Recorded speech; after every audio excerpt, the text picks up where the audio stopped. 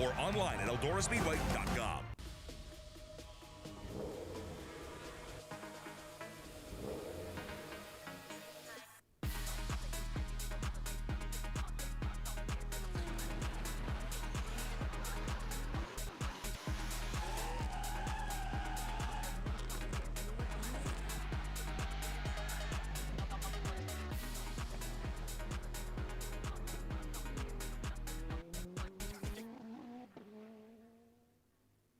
We started in Brooklyn in '78 and quickly learned we weren't building exhaust. We were building excitement.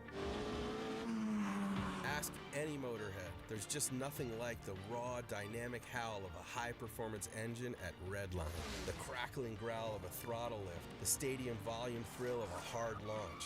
We gave drivers what they wanted. That same roar of victory on their way to work that they heard at the races. Almost 5 decades later, nothing's changed.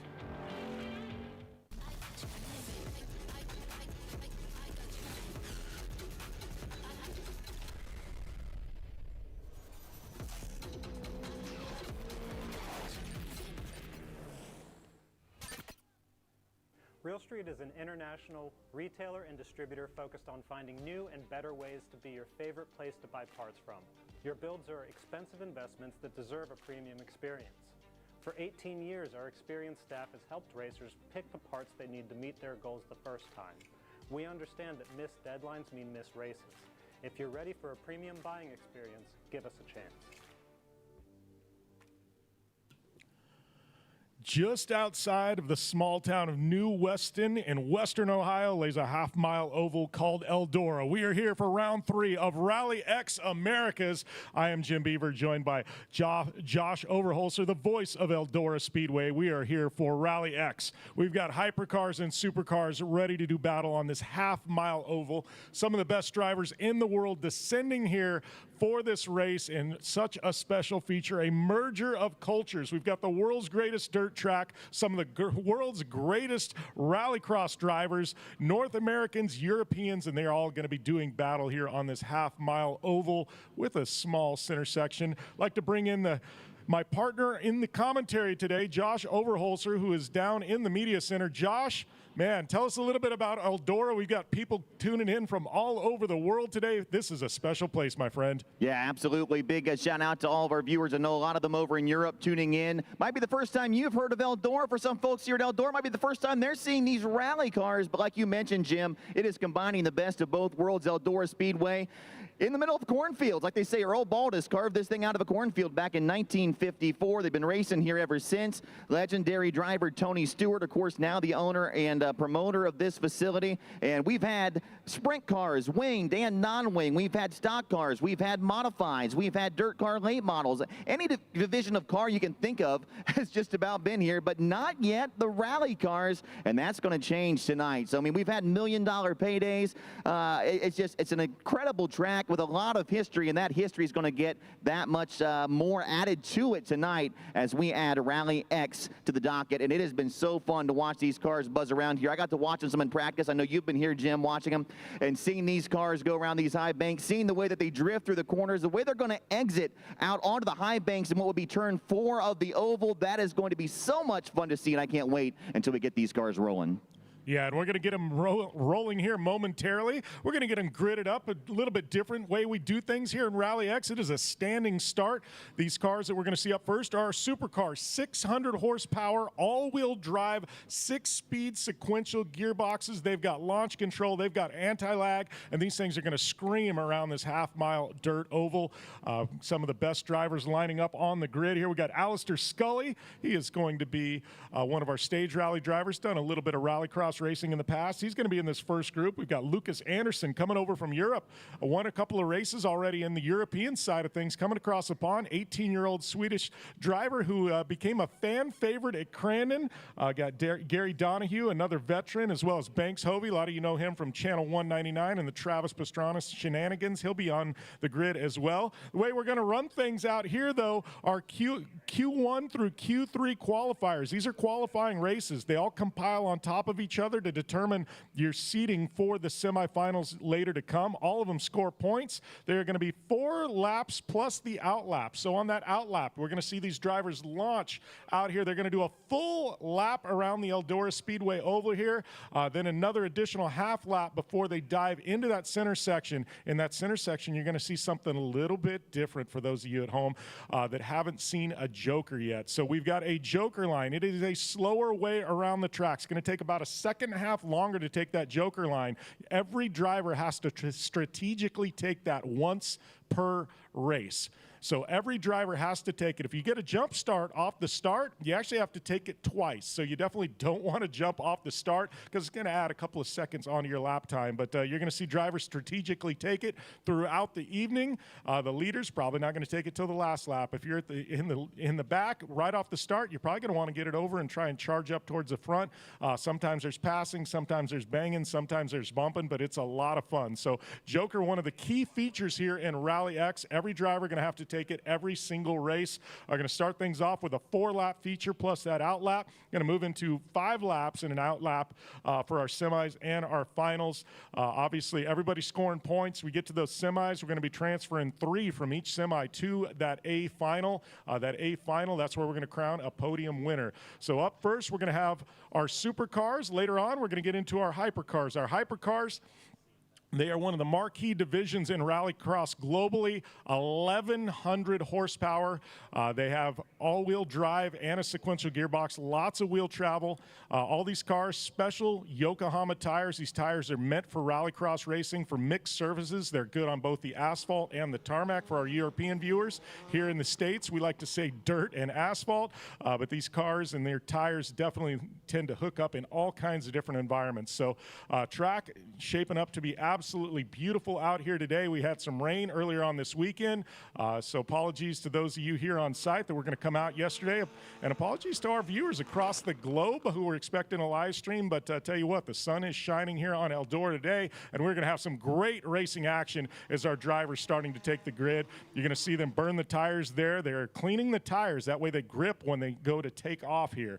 So we're going to have 4 drivers in this first heat, this first qualifying heat. We're going to be scoring points and seeing who moves on later on into the final. But right now, every single lap counts, every position counts. It all compiles your points into your grid position in those semifinals. So like I said before, Alistair Scully in the pole position on the inside. We got Lucas Anderson out of Sweden in that second spot. Gary Donahue, the veteran, there in the outside of row number 3. And Banks Hovey, the wild man, there in the Real Street Tactical car on the inside of row number 2.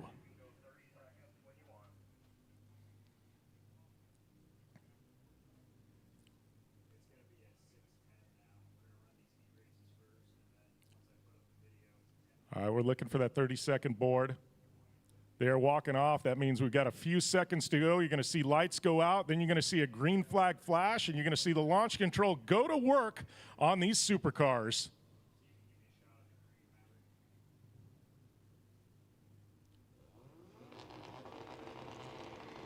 Lights out. We're ready to go green here at Eldora. Looks like Lucas Anderson with the hole shot. Alistair Scully on the inside. Look at that. Lucas Anderson sliding all the way to the top. Big lead. 4 car lengths over Alistair Scully in the second spot. Gary Donahue there in the third. Banks Hovey trying to reel him in there in the 4th spot as they're through turn number 3 into turn number 4. And what a lead that Lucas Anderson has over this field. Looks like Banks Hovey there going to get around Gary Donahue for the 3rd spot. But right now, going up to the lead, it is Lucas Anderson going to dive into this center section for the first time today. We're going to see how he manages this road course section. Got that car drifting. Looks like we've got 1 driver possibly into the Joker.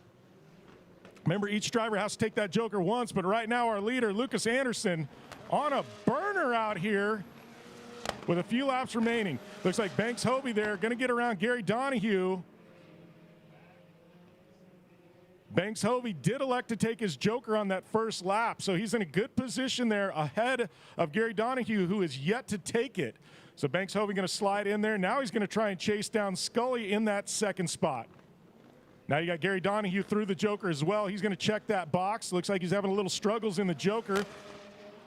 Filling in for Ramet Sirna out of Estonia. not able to make it out. Scully in the green APU 191 in the second spot, trying to chase down Lucas Anderson, who is absolutely flying out here. All right, so we've got our second place driver through the Joker. Banks Hovey going to try, oh, big spin by Scully in the Joker. Clips one of the tires. We'll see if that ends up being a penalty. We got Donahue now trying to chase down Scully. Big mistake by Scully, going to drop him back to third. Hovey, who started out in fourth, all the way up into the second spot. But right now, the man on a mission is Lucas Anderson in the one ethanol car. Huge lead over the rest of the field. He's going to take the Joker on this final lap. He should have plenty of time to clear the rest of the field. He is through clean. Looks like a little over rotation, leaving the Joker. Lucas Anderson with a big slide up. White flag is going to be out.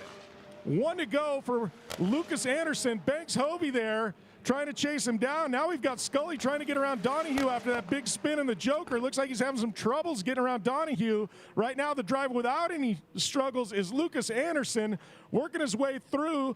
All drivers have taken the Joker, so right now they're going to finish up as they sit unless there's a mistake. But Lucas Anderson continuing his winning ways in Rally X. As the checkered flag flies, he's going to take home that Q1 heat win. Is going to be Banks Hovey taking home the second spot in the Real Street Tactical car. Gary Donahue third, and after the spin, Alistair Scully going to take home that fourth spot.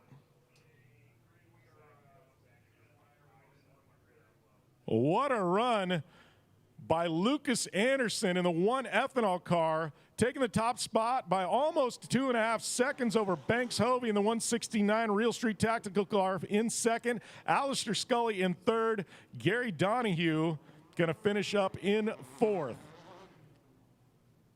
Remember, we've got 3 rounds of qualifying heats. All these drivers, every lap counts, every second counts. They score what we call intermediate points, so it's almost like a points battle within the overall event. All that matters for placement once we get into those semifinals. Also count for some points towards the championship.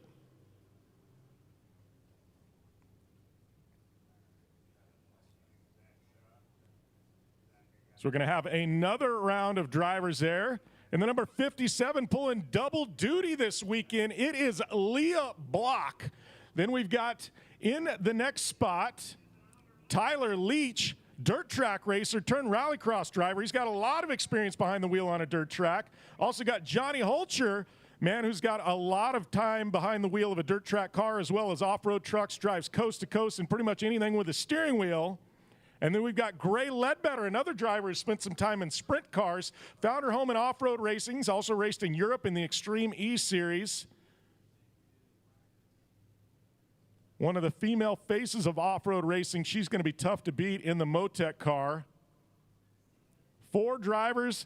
This one's scheduled for 4 laps plus the out lap. Revved up. We're looking for the green flag. It is out. Who's going to get the whole shot here at Eldora?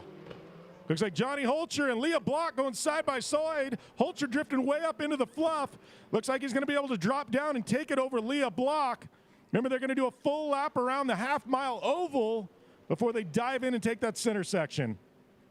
Right now, Gray Ledbetter looks like she's trying to make a move there on Leach. Leach having some struggles. Leah Block starting to reel in Johnny Holcher. Looks like every single corner, Leah Block gaining about a half car length there on Johnny Holcher. Whoa, Johnny Holcher with a big slide up. Makes a mistake. Leah Block side by side. They're bumping and banging through that center section. Looks like Gray Ledbetter, smart move. She's going to get the Joker out of the way. Look at that. Leah Block with a little bump on Johnny Holcher. Oh, and then a big spin by Leah Block. She saves it, hits the wall. Wow, she's going to stay in it, try and regain into this field. Mistake there by Leah Block in the number 57. Looks like she's got something broken on that car. Looks like the left rear after that wall smack. That's going to be all she wrote in this heat race for the number 57. Going back up front, though, Johnny Holcher fighting through the war, comes out on top. Going to come down the front stretch, click off yet another lap. As that's all going on, Tyler Leach and Gray Ledbetter have both stamped their ticket through the Joker. Leah Block's going to be a DNF in this one. Right now, though, they're work is going to be cut out for him to chase down Johnny Holcher as he's got a commanding lead over the rest of the field. Oh, spin there by Gray Ledbetter heading into that center section. Mistake there. It's going to make it tough to catch Tyler Leach with a couple of laps to go here. As a white flag out for Johnny Holcher, our leader. One ethanol car. Johnny Holcher looking strong here. No, he said he was struggling earlier yesterday in some of the practice sessions. Looks like he's got it figured out. Is he going to dive in, take the joker? Plenty of time to clear Leach in that second spot. Leach not going to be able to get around him. Johnny Holcher with 1 to go. We'll see if he can make it through this last corner unscathed. And he does. Johnny Holcher taking the top spot in this first qualifier. It's going to be Tyler Leach, the dirt track veteran, in the second spot. Gray Ledbetter, after that semi-spin, going to take home the third spot in the Motec car. Great run there by Holcher. A lot of fireworks early on. Leah Block bumping and banging with Johnny Holcher, not making it easy on him. Bumped a little bit too hard. She kind of spun there into the wall, ended up causing some damage to the left rear of her car. Johnny Holcher survived it, though. Going to transfer on with top points in this one. All these drivers, regardless of who is in their heat, are also competing against drivers in the other heats. So it's all about time. The time Johnny Holcher has is going to go up against the drivers in each and every heat as well. So not only are you battling against the drivers in your own heat, you're battling against the drivers in the other heats as well for the top spot.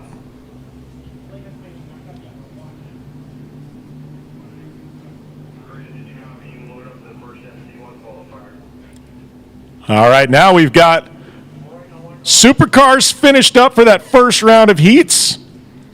That means the hypercars are up next. Hypercars 1,100 horsepower, just shy of 1,100 horsepower.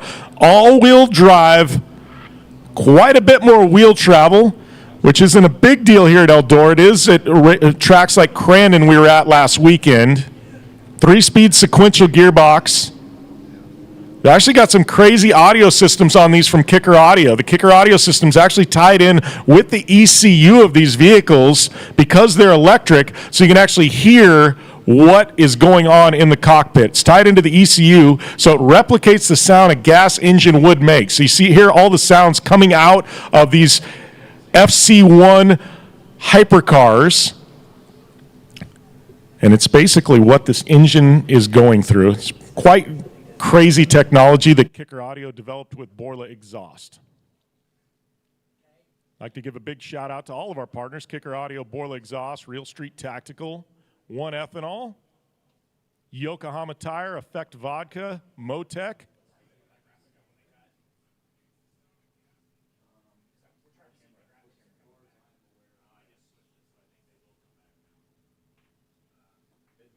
Getting a look there at 2 of our drivers, waiting on a third.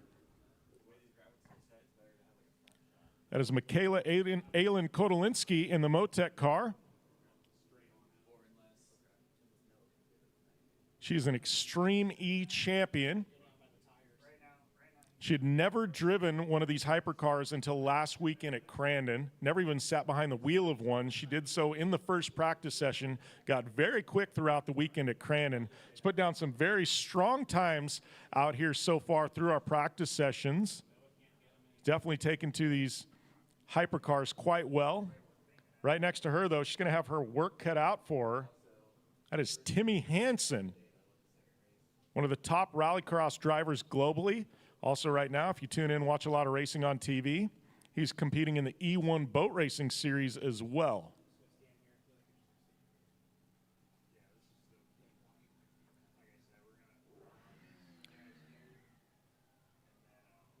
She's doing that tire cleaning. That way when they go to launch, the tires grip a little bit better.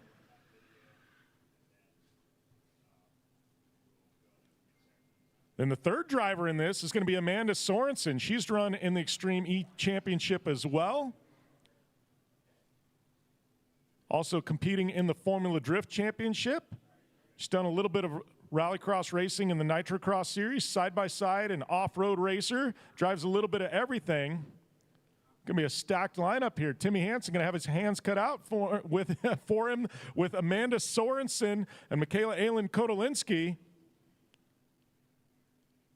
Grid girl's going to walk off, which means lights are going to go out, and we're going to go racing here with our hypercars. Going to have 3 heats of 3. Lights out. Who's it going to be in this one? Timmy Hansen looks like a slight edge.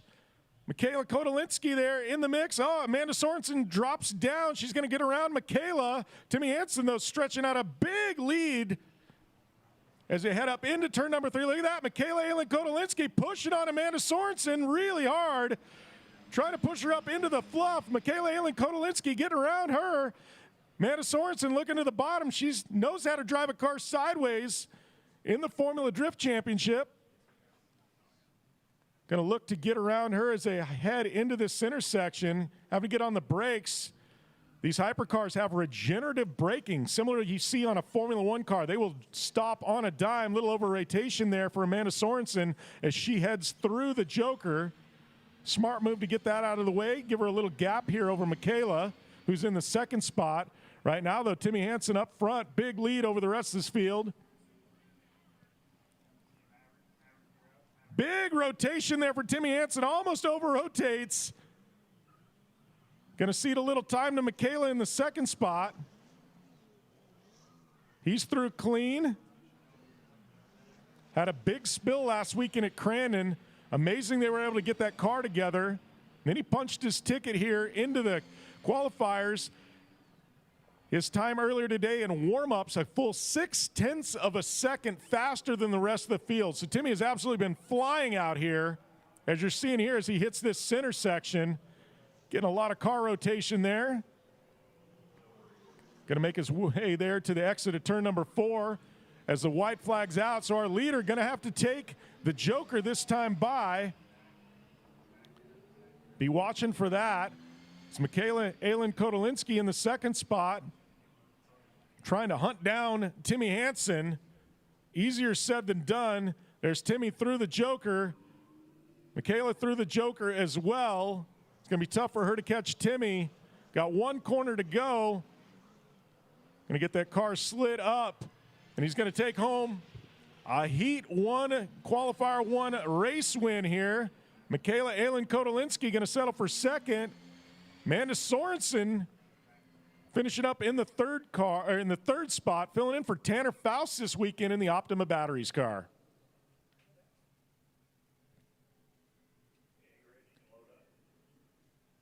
Seen quite a bit of rubbing out here so far. I'm liking it here. Hypercars on the track here. Timmy Hansen, once again, top honors, 3.3 seconds over Michaela Aylin Kotolinski. Amanda Sorensen a little bit off the pace there, 8 seconds back, 5 seconds back of Michaela. Timmy Hansen going to be real happy about that moving into the second qualifying race.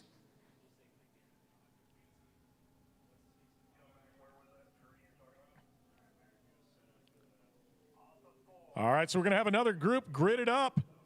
This is going to be heat race number 2 for our hypercars. Going to be Robin Larson, multi-time champion there on the grid. Also winner last week at Crandon. Jimmy Henderson, Mr. America. He's going to be there in the United Rentals car in the middle spot. Leah Block there in the third spot as well. So stacked field here. Larson, Henderson, Block.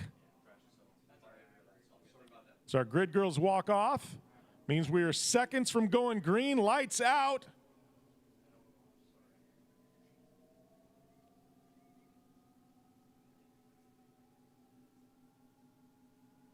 And we are green.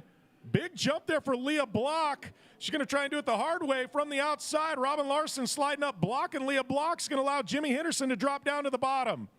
Henderson now side by side with Block as Robin Larson going to get a little pressure here early on. Look at Jimmy Henderson all the way to the bottom. He's done some dirt track racing in the past. Said it's been a while since he has, though. So he's going to try and get around Leah Block. But right now, Robin Larson, loving those two battling behind him. It's allowed him to stretch out about a 3-car length lead. He's going to be looking to go through that infield for the first time into the brakes. Leah Block with a pass over Jimmy Henderson, way over rotation. Jimmy Henderson get around Leah Block. Remember, she's pulling double duty this weekend. She's already had a look at this course. But right now, Robin Larson, he is out front with a big gap over Jimmy Henderson in the second spot. Looks like Leah Block with a little mistake may have stalled the car out. She's having some tough luck here in this first round of qualifiers, both in supercar and hypercar. One driver that isn't having tough luck, though, is Robin Larson there. Big lead over Jimmy Henderson. Works his way through that center section. Big slide there into turn number 4's exit. Jimmy Henderson trying to hunt him down. Neither of our drivers have elected to take the joker yet with a handful of laps remaining. Robin Larson may think about it this time by. Looks like he's got a big lead over Jimmy Henderson. I don't think he's going to do it, though. Henderson probably will take it this time. Going to try and have a push lap on the final lap. He does. Jimmy Henderson does elect to take the joker. Now he's going to try and reel in Robin Larson on this push lap as Robin Larson going to take the white flag, but Jimmy Henderson really going to have to push here to try and make up some ground on Robin Larson. Easier said than done. Multi-time champion in Nitrocross in these same cars. One of the best drivers in the world when it comes to hypercar. And Robin Larson there taking a peek at the joker. He's going to have plenty of time to clear Jimmy Henderson. Up, bumps a tire there. Little mistake by Robin Larson. Resumes the track there at the exit of turn number 4. He's going to take the checkered flag and top honors in this one. Looks like Henderson going to take home the second spot. Leah Block with that mistake on that second lap. Not going to be able to finish this one. Robin Larson doing what Robin Larson does. Winner at Crandon. Carrying that momentum over here to Eldora. Stamping his name on top of this heat race with a victory and 4.2 seconds over Jimmy Henderson in the number 44 United Rental Cars in the second spot.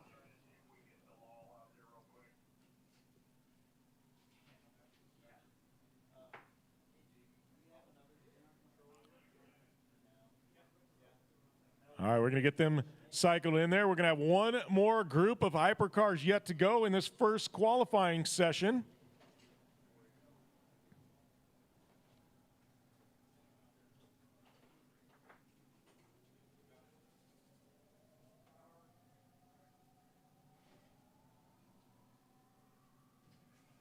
Robin Larson pulls in there. Going to get his car checked out, cleaned up, take him in the back, get a nice recharge.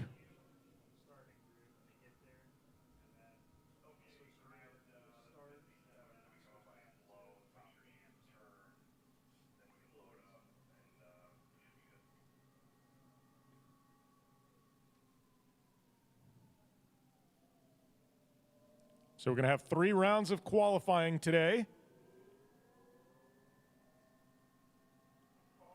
That's going to lead us to our semifinals and our finals later on this evening. So we see our next group of hypercars getting gridded up. That's Kevin Erickson there in the Kicker audio car, living loud. Tommy Hallman in the Set Promotion car, taking a victory at Crandon. The Borley exhaust car is going to be Oliver Erickson. Those of you wondering, yes, Kevin and Oliver are brothers, a couple of the best drivers in the world. They are brothers. Oliver, the younger brother to Kevin. But let me tell you, as we've seen throughout both the European leg of the series as well as RallyX Americas, these two brothers, they absolutely have no problem with elbows out with each other. Definitely fun to watch. Right here, this one, 3 of the best drivers in the world getting ready to battle. Oliver Erickson, our points leader in Supercar. The RallyX series over in Europe.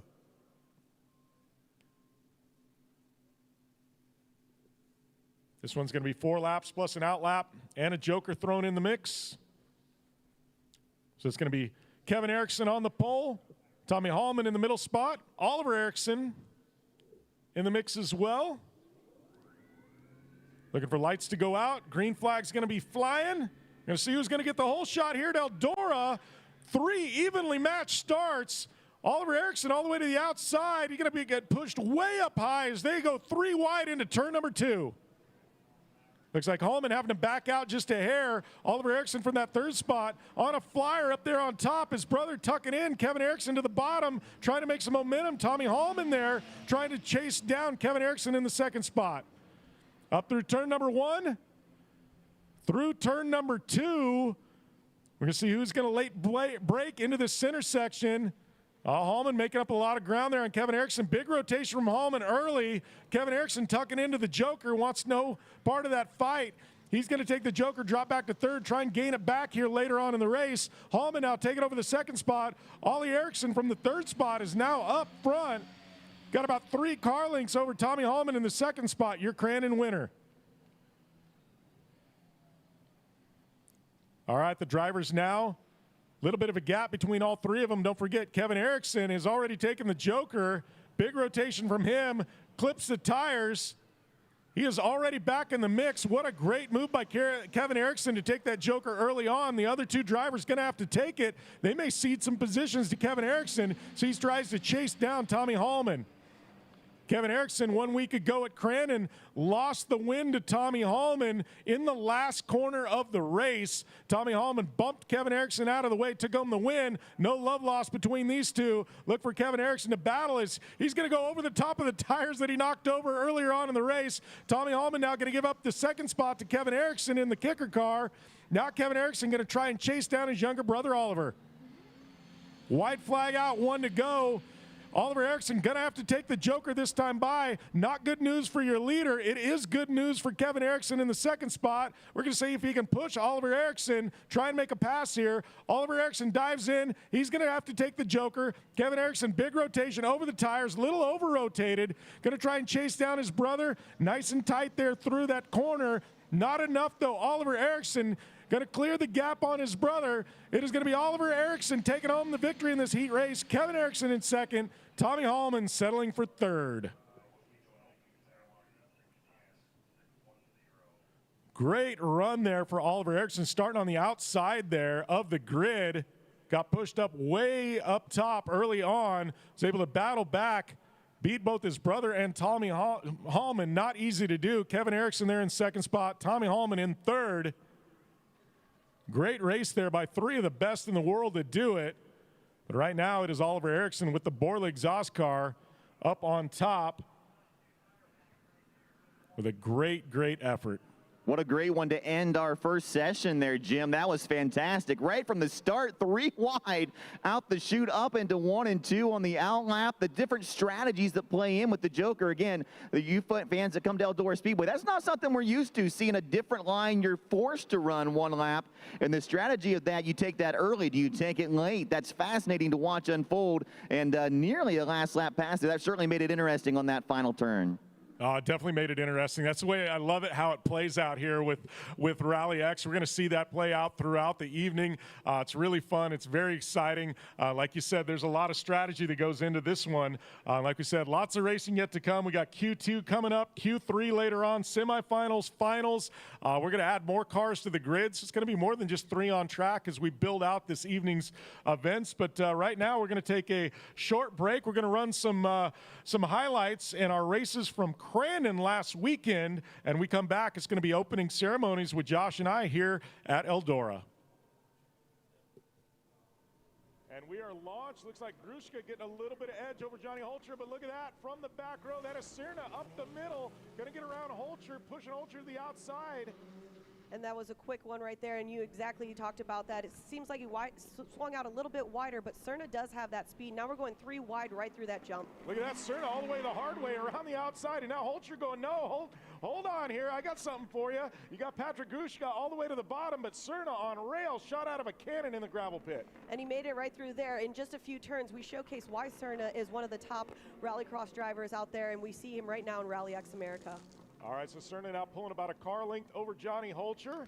Remember, this one's slated for 5 laps. We will see that mandatory Joker at some point. Look for Grushka to take it this time by possibly. Yes, Grushka going to jump in, get that out of the way. He was in third. Smart move by Grushka. Now he's going to try and do a very fast push lap, rejoin this field, so he's got a shot there at Johnny Holcher. But right now, about 7-8 car lengths ahead is Cerna in this B final.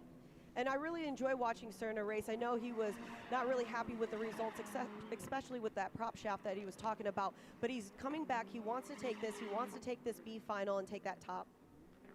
Yeah, and we've got another set of semifinals and finals yet to come later on this afternoon. So Cerna is getting some seat time. He's going to come out gloves swinging this afternoon. But right now, he's got Johnny Holcher to deal with. Johnny starting to reel in Cerna just a hair. Some of that short course background and that those laps he's been able to burn here at Crandon coming into play. And what I really enjoy about Cerna now, this is his first year racing in the FC2 or Supercar in Europe. So he began under the season classified under the Pro-Am division, but he's worked his way up and showcasing why he's worked his way up and why he deserves to be in this class. Yeah, it looks like he's getting a little bit bigger gap now over Johnny Holcher. Both drivers gonna have to take that joker at some point. Got 3 laps to go here as Cerna trying to click off another one into the gravel pit. A little bit of a high line. It looks like they keep pushing up.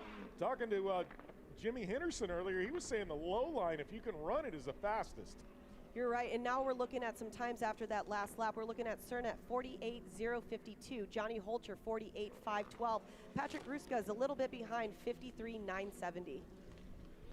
All right, so Cerna now driving on the bottom. Holcher now in as well. Both these drivers yet to take their joker. Thought Holcher might take it that time by. He did not. We're coming down into the barn corner. Cerna with a commanding lead over Holcher at this point.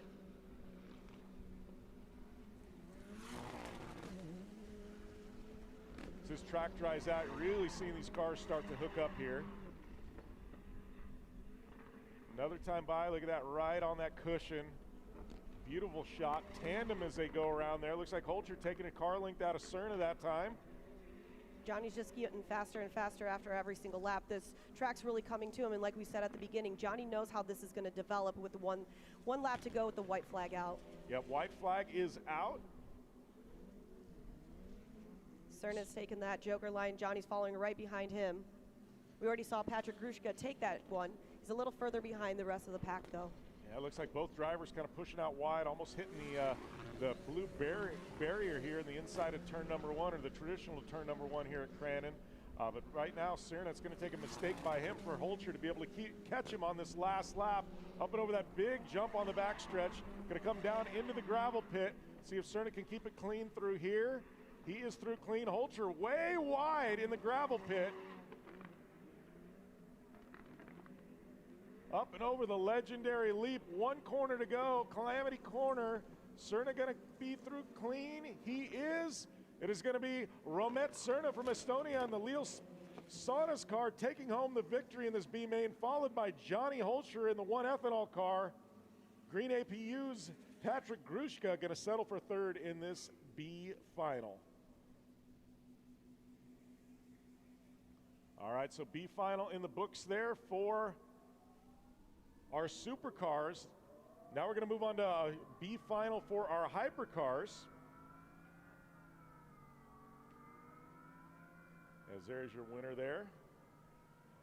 So officially he will take home 7th place honors. The top 6 from the semifinals made their way into the finals.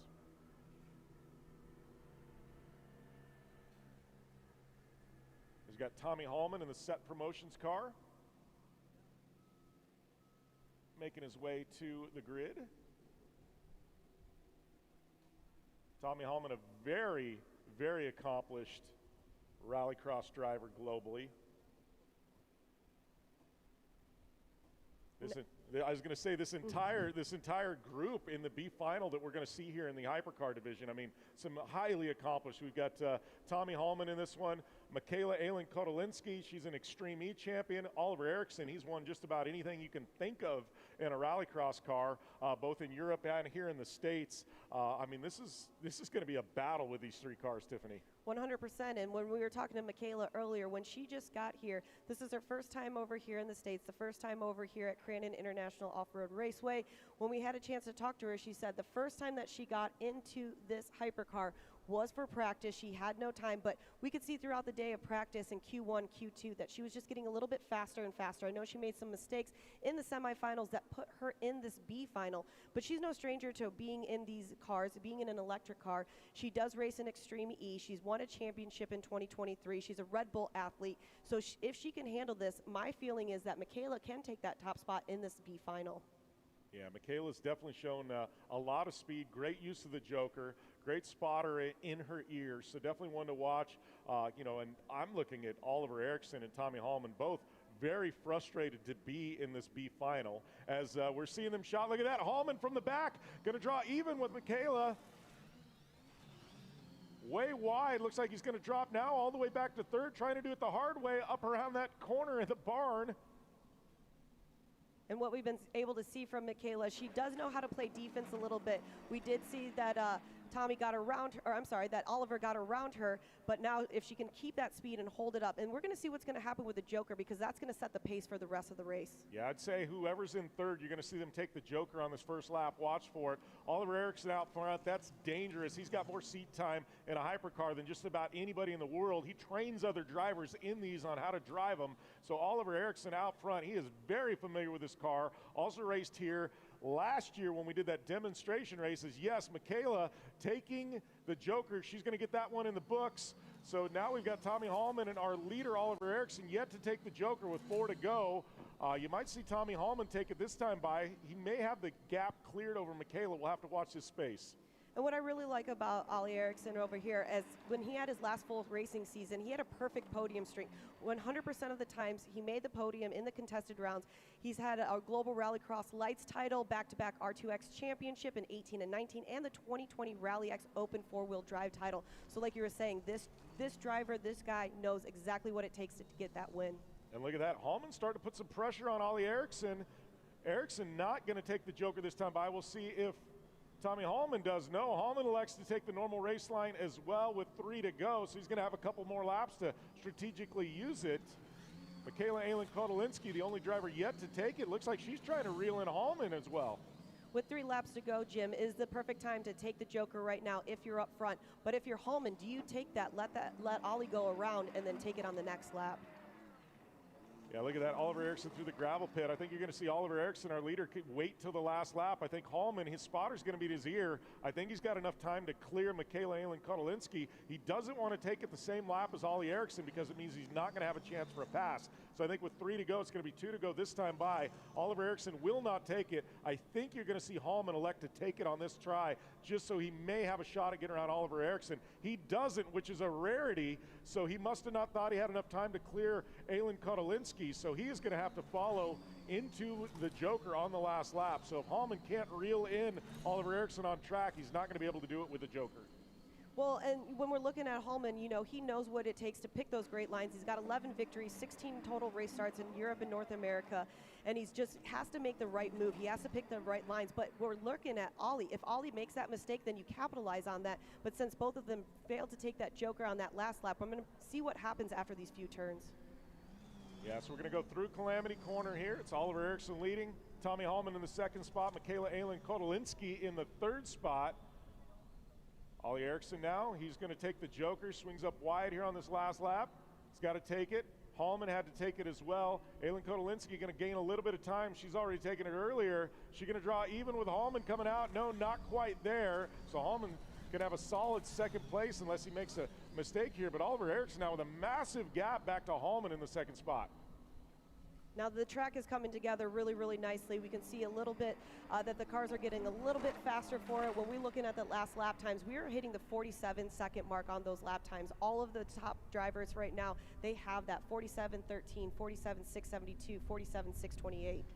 All right, so 1 to go here. 1 corner to go here, and it is going to be Oliver Eriksson in the Borla exhaust car taking home the victory. It's going to be Tommy Hallman settling for second in this B main, and Michaela Kotelinski settling there for the third spot in the Motec car. Oh, look at that, some celebratory donuts, 1,100 horsepower celebratory donuts in the boiler car there for Oliver Erickson. We're going to see him back, and I know Ollie very well. He's going to have a little chip on his shoulder come semifinals and finals later on today. Same with Tommy Hallman, and a big shout out to Michaela Aylin Kodolinski. First weekend ever racing a hypercar and throwing down some great laps.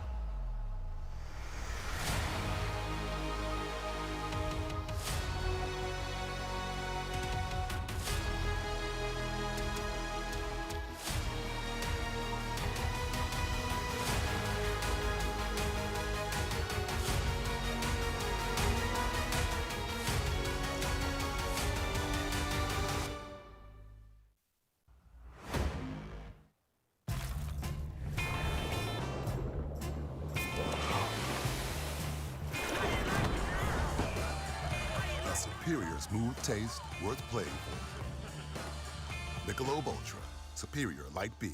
At Casey's, we're too nice to say no. It's why we said yes to delivering pizza and delivering people to the pizza. Pizza time. Now, buy any large pizza, get a large single topping half off. It's not crazy, it's Casey's.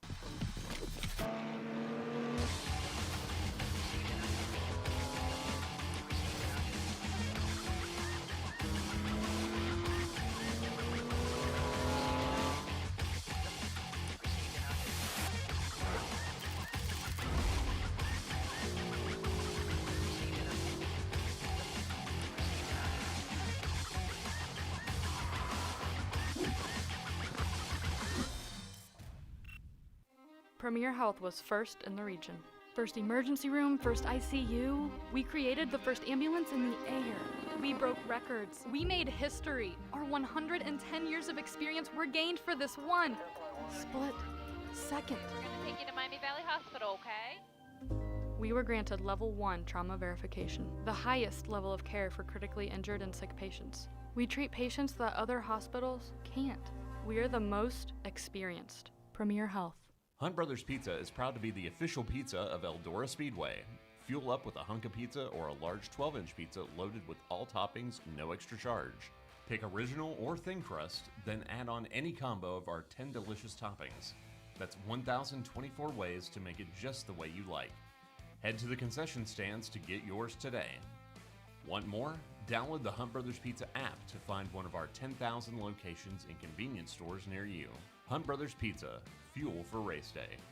To celebrate our partnership with Eldora, we've sent our own Brad Baker for training, so maybe one day he'll be able to ride the oval. Apple Farm Hey, wait. Are these race suits like astronaut suits? You know, like long races when you gotta go, you just like go? Yeah. Haha, cool. So learn more and catch the action. See Apple Farm Service at the next race. Just go to applefarmservice.com/Eldora. I don't think these are like an astronaut suit at all.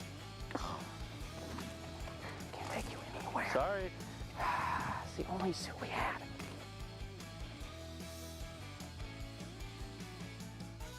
Hey race fans, picture this, a tap house with 46 taps where you make all the choices, paying by the ounce as you try all of your favorites on our unique self-serve pouring wall. Sure Shot Tap House offers something for everyone, from crafts, ciders, and seltzers to old favorite domestics, bourbon, and wine. Oh, and let's not forget our awesome beer-inspired food menu. So race fans, while at Eldora, be sure to check out the Sure Shot Tap House. Online at SureShotTapHouse.com, just right down the road in Greenville. If you're like me, you take pride in a great-looking lawn. And my pride begins with my ride, a Grasshopper mower. Whether you roll it off the trailer or out of the garage, you'll get the power to effortlessly tackle tough terrain, mow around obstacles, or cut through thick grass and overgrowth. You'll trim, vacuum, mulch, and more, all from a driver's seat that's as comfortable as your favorite pair of jeans. The exclusive Powerfold deck even makes cleanup and storage a snap. Whether you're a pro or just want to mow like one, make a Grasshopper mower your ride and your pride. Some say vodka tastes like nothing, but nothing tastes like this. Impossibly smooth, pure, and unfiltered. Effect is distilled in one of the tallest column stills in the world for those who hold their vodka to the highest standard in taste. Effect is vodka, elevated. Well, good evening, race fans, and welcome to Eldora Speedway. On behalf of Tony Stewart, Levi Jones, and everyone here at Eldora, it's my privilege to give you the official welcome as we get set for racing here with rallycross cars at the Big E, the RallyX series here. We've had a lot of different things going on at Eldora Speedway over the years, and now we get to add to that storied history with these rallycross cars. And you fans here in attendance and those watching at home on Flow Racing got to see a taste of it so far with one session of qualifying. We've got a lot more racing to come. But pre-race ceremony's up first. To begin things off, give a warm welcome to our lovely Miss Eldora Speedway ladies, Miss Abby and Savannah. They'll be on Eldora Speedway social media, so make sure you follow all of Eldora Speedway social channels. If you see them around, stop and say hello, get a picture. They also got their own Eldora Speedway merch you can buy as well. At this time, folks, with opening ceremonies, we ask everyone to please rise, remove your caps as we bring up our track chaplain, Mike Unger, to offer today's invocation. Let us pray. Lord, we thank you for another beautiful evening you've given us, and Lord, we thank you for these new people, the cars, the drivers, the crews that are here with us tonight. We just ask you to keep a hedge of protection over them. And Lord, at this time we especially thank all the men and women who have fought to give us the freedom to be here and do what we all love doing with the racing, Lord, and also be with the first responders as they give of themselves. So Lord, just be with us tonight, and we praise you for all that you do for us. In Jesus' name we pray. Amen. And please remain standing as we welcome to the stage Lindsay Roberts of Eaton, Ohio, as we honor America with the singing of our national anthem. Oh, say, can you see by the dawn's early light what so proudly we hailed at the twilight's last gleaming, whose broad stripes and bright stars through the perilous fight o'er the ramparts we watched were so gallantly streaming, and the rockets regular, the bombs bursting in air, gave proof through the night that our flag was still there. Oh, say does that star-spangled banner yet wave o'er the land of the free and the home of the brave.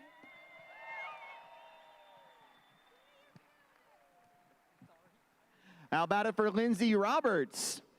Great job there on our national anthem. All right, folks, well, it is time to continue on with the racing this evening. Race fans, what do you say? We got some of the best rally car drivers from all over the world here. Are you ready to see more racing? Come on, I said we got the best rally car drivers here from all over the world. Let them hear you, race fans. Are you ready? Much better. We've got a lot of great racing coming up. We'll send it back up in the tower to Jim. Thanks a lot, Josh, man. If that doesn't have me amped up, I don't know what does. That first round of heats, it was absolutely electric.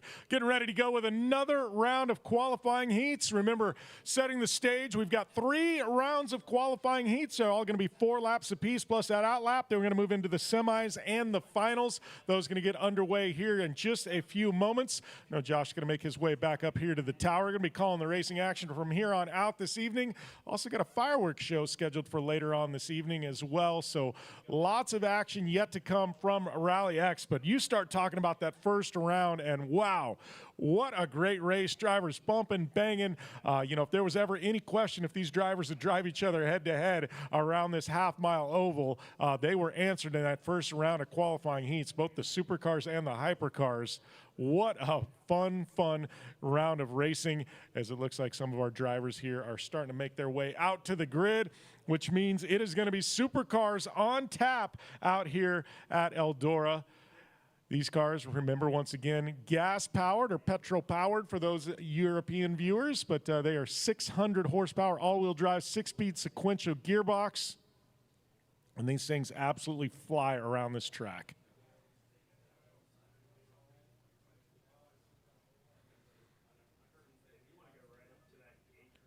Going to have 2 qualifying heats here of 4 drivers apiece. That is going to be the first group here. Looks like we're going to have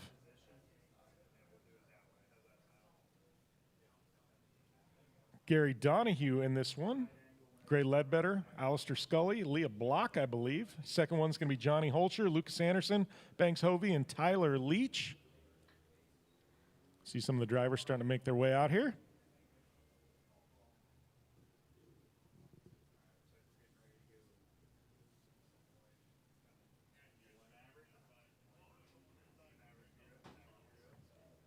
So look there at Gray Ledbetter. Car looks like it's been through a bit of a war, because it has. Back-to-back race weekends. This girl will drive anything with an engine. Also see her in the 199, Channel 199 series, doing some shenanigans there with Travis Pastrana and company. That is Gary Donahue filling in for Romet Sirna out of Estonia. One of our European drivers came over here from the European Series to race there at Crandon. Had to fly back across the pond. Definitely missing Romet Sirna in this one, but great to have Gary Donahue filling in.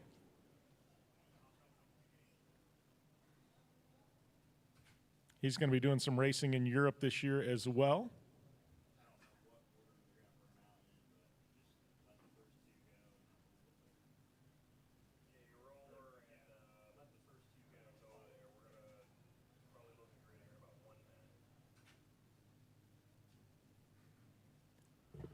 Doing some last-minute checks, making sure everything's good to go.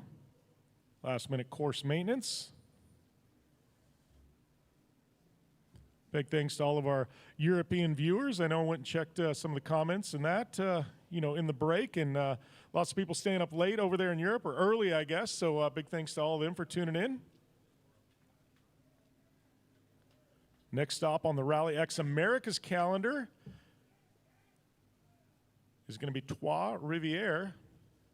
That is in Quebec, Canada. It's going to be in August, but drivers here, we're going to move on to Niesum there in Denmark, as well as around in Germany in August on back-to-back weekends. So lots of racing yet, both the RallyX European Series as well as RallyX Americas. I want to give a shout out to all of our partners here: Motec, Effect Vodka, Nova Motorsport, Yokohama, Real Street Tactical, One Ethanol, Kicker Audio, Dry and Reinbold, Borla Exhaust,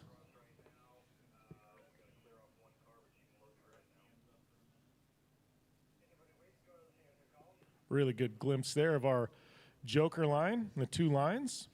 This is right as you come into the corner heading in there. Go to the right, it's the Joker line. Go to the left, that's your traditional race line. Got Gray Ledbetter, going to light up some Yokohama tires here momentarily. Get those things nice and clean. Alistair Scully, going to be doing the same.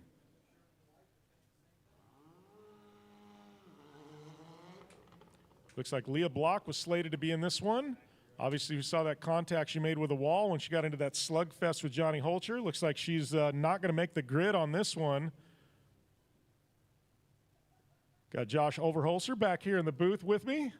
Josh, I mean, you got your first taste of rallycross racing there in those first heat races. You were down below. What'd you think? That was awesome, getting to see those drivers. You know, there's so many things that are similar, but so many things that are different. You know, we're used to those rolling starts, just starting out of the zone there, how fast those cars accelerate. And like I talked about, the strategy, when do you run the Joker? That's something that we're not used to seeing. Now, we're used to seeing different lines. You can run the top, you can run the bottom, the catfish line, but seeing the different strategy come involved, when do you take it, when don't you, the launch out of the start. So much excitement in that last qualifying session there, I think, really showed us when they were 3 wide coming out, entering the high banks. That was just great to see, and I can't wait to see what we see as we get even more cars out on the track and rolling. Yeah, we move our way up to those finals. We got 6 cars out here, and they're in 3 different grid spots. You go 2 by 2 by 2, and it really is exciting. Looks like our 30-second girls have moved off the grid, so we're going to see a light flash. It says ready to race. The light's going to go out, and then it's not on a timer. Anywhere from 2 to 5 seconds later, you're going to see the green. And there is the green. Looks like Scully on the outside, going to try and tuck in there. Gray Ledbetter in the mix as well. She's going to slot back to third. Looks like Scully getting bounced out of the way by Donahue. It's going to allow Gray Ledbetter all the way to the bottom. Look at her late break into things. Scully now coming in hot as well. Looks like Gray hesitated going up there into turn number 3. All right, so they're up through turn number 1. Going to go look down to turn number 2. Donahue with a little bit of a lead over Scully. Scully looking to the bottom. They're going to tuck into this center section here.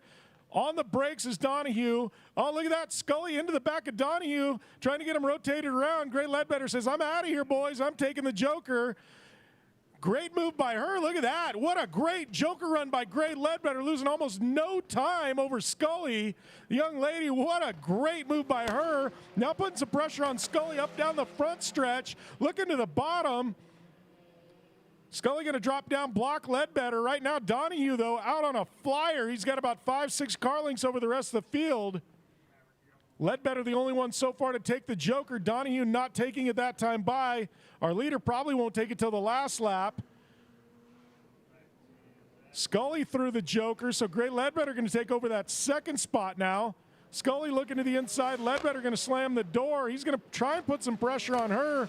Right now, though, all eyes up on that leader. That is Gary Donahue with a big commanding lead over second and third. He has yet to take his Joker. We'll see if he does this time by. Should have plenty of time to clear the field. His spotter telling him, you do. We're going to see if he does. Ledbetter now getting pushed by Scully. Scully and Ledbetter, a little contact there into that corner. Donahue clears the field. We're going to have white flag out. All 3 drivers, missed shift by Ledbetter. She returns in it out at turn number 4. Right now going up front, though, Donahue. Wow. Quite a bit of difference than we saw in the first heat race. Going to see him take this center section one last time. Nice and careful, going to tiptoe through. Looks like he's being overly cautious. Well, trying to get the rotation there. Looks like Scully in the background was putting some pressure on Ledbetter. Sliding way up top is Donahue. He's going to be very happy with this result. Taking home top honors in this one. Ledbetter second, Scully in third. Wow, what a race that one was, Josh. Yeah, that was awesome. And like you talked about, Ledbetter lost hardly any time going through the Joker. And that was one of the most impressive runs I think we've seen through the Joker section thus far. Yeah, that was a very good use of it. And, you know, sometimes when you're in a heated battle early on, you'll take it and get yourself some breathing room. She did that, but she was so quick and efficient through the Joker that it really didn't lose her much time at all. She taking home the second spot, Scully third. But what a run by Donahue. Was kind of a non-factor in the first round of heats. And he's saying, hey, I'm here to play. Don't count me out. And tell you what, going into this third round of heats, he's going to be one to watch. So you got Johnny Holcher there in the 1 ethanol car. That is Banks Hovey, goes by Banksy, Real Street Tactical car. Great livery on that car, by the way. You get a chance to see it up close and personal. It's a beautiful livery they designed. So a couple of 1 ethanol cars. Right now, though, Lucas Anderson, the one to watch. This kid has been on an absolute flyer, both in Europe and here in the States. Became a fan favorite at Crandon. The young Swede shows up on the podium, wins, wearing an American flag cowboy hat and a set of pit vipers and yells out, I love America. And let me tell you, Josh, the crowd loved it. That's a way to win over the American fans, right?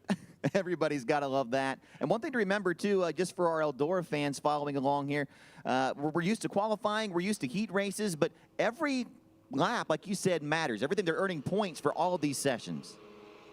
Absolutely earning points. Every position, every second, every lap counts. As it looks like that is going to be Lucas Anderson getting the whole shot once again, pushing Banks Hovey up top. Johnny Holcher going to slide into the second spot. And look at that. Oh, wow. Banksy all the way to the bottom, putting a little pressure there on Johnny Holcher. It was almost like Johnny had a brain fade, thought he had to take that center section this first time by. We do a full flyer lap before you do take it. Love that they're allowing him to do one full lap here, Josh. Yeah, great for them drivers to get to experience what every other driver at Eldora gets to experience, one full lap around the high banks and then get into your traditional rallycross sort of racing. But, yeah, great to see a full normal lap that we'd see here with the sprint cars or late models. Yeah, and I don't think it's often you see all-wheel drive cars around this track Not either. very often. All right, so green flag out right now. It is Lucas Anderson out of Sweden leading Johnny Holcher, a young American driver who drives just about everything with a steering wheel. He's done some dirt track, a lot of off-road racing, done some rallycross in the past. Might learn a thing here from Lucas Anderson as he takes the main line. Holcher going to take that joker, going to try and have a push lap. Once you take that and you slop back, we call it a push lap. You really try and push so you can regain some time. And now he's got his hands set full with Tyler Leach there. Tyler with a little bump on Holcher down to the bottom. Oh, bump again in turn number 1. Gloves are off out here at Eldora. I was going to say more than just hands full. We got contact coming out of the chicane there in 3 and 4, and we've got contact in 1 and 2 as well. Look at that, a little more contact. Leach goes, you know what, I'm out of here. And then Banksy gets into the back of Holcher. We got 3 cars just absolutely elbows out. You know, it's funny, too, because both Leach and Holcher have some dirt track experience. All right, so white flag is out here. And look at that. We got Leach and Banksy bumping there into turn number 1. And Banks has absolutely no problem getting into a slugfest. This kid will fight just about anybody behind the wheel. Banksy almost didn't make that corner with that contact. No, he was a tough one there. He's dropping back a little bit. The one driver that's not, though, Lucas Anderson, another heat race victory. Going to be Johnny Holcher in the second spot. Tyler Leach in third, and Banks Hovey, Mr. Excitement, in the 4th spot. Banks Hovey, we're actually going to see him. He's going to be one of our freestyle riders later on today. So he's pulling double duty, running both a rallycross car, and we're going to see them flipping and jumping and doing all kinds of stuff on the FMX track later. Yeah, looking forward to that, and that was exciting to watch there in that session as well. I know it didn't get the result that Banks wanted there coming in 4th, but certainly added to the excitement factor, no doubt. Oh, definitely did. And Lucas Anderson, once again, this kid is so efficient and so clean behind the wheel of a rallycross car. First time he's been in this division, and this year we've seen him in Europe. He's had a couple of victories over there in the European RallyX rounds. And coming here to America, we saw him pick up a round win there at Crandon. We had a doubleheader weekend, and he is just absolutely on a mission and making his presence known. Young driver out of Sweden, and I got to tell you, globally, we're expecting some really big things out of this kid in the coming years. All right, so we've got 2 heat races in the books here for our supercars, which means we're going to move up to our hypercar division next. 1,100 horsepower electric vehicles. 0 to 60 times faster than a Formula One car, Josh. That is unbelievable. And I tell you what, standing down there, getting to watch them right from by victory stage earlier, their acceleration is just unbelievable, which we all know that with electric cars. Everybody's got their opinion on electric cars, but the torque and the acceleration on electric cars when they take off, it is just absolutely unbelievable. Yeah, 0 to 60 in something like 1.6 seconds, faster than an F1 car. Outside of NHRA, these are the fastest cars 0 to 60 on the planet in modern motorsport. So picture one of the fastest roller coasters you've been on, and picture having your head forward when it takes off, then amplify that, and that's what these drivers are feeling on launch. Yeah, and I've spent some time testing these cars, and I got to tell you, they are a heck of a lot of fun to drive. And I don't want to say easy to drive, but they're so fast that it makes you feel like you're a good driver even when you're not. Trust me, behind the wheel of one of these, I think I'm good, but I'm nowhere near as good as these drivers. As we've got 3 really fun ones here. We've got Jimmy Henderson in the United Rentals, Pro 4 off-road racer. Had a little dirt track experience, he was telling me in the past. We've got Amanda Sorensen, Formula Drift driver, also off-road driver, Extreme E driver. And then we've got, needs no introduction, Miss Leah Block there in the Optima Batteries Rockstar Energy car. This one's slated for 4 plus that outlap. Lights out, green flag. Who's going to have the whole shot? Leah Block looks like she got it. She's going to be able to hold on. Jimmy Henderson to the bottom. Leah Block had some struggles in those first heat races. Looks like she is going to seal the deal over Jimmy Henderson going into turn number 3. Henderson looking to the inside, nothing there. Block doing a great job of blocking, no pun intended. So it is Block, Henderson, Sorensen. Sorensen hanging tight in this one. Had some struggles in that first heat race. Looks like she is on pace here.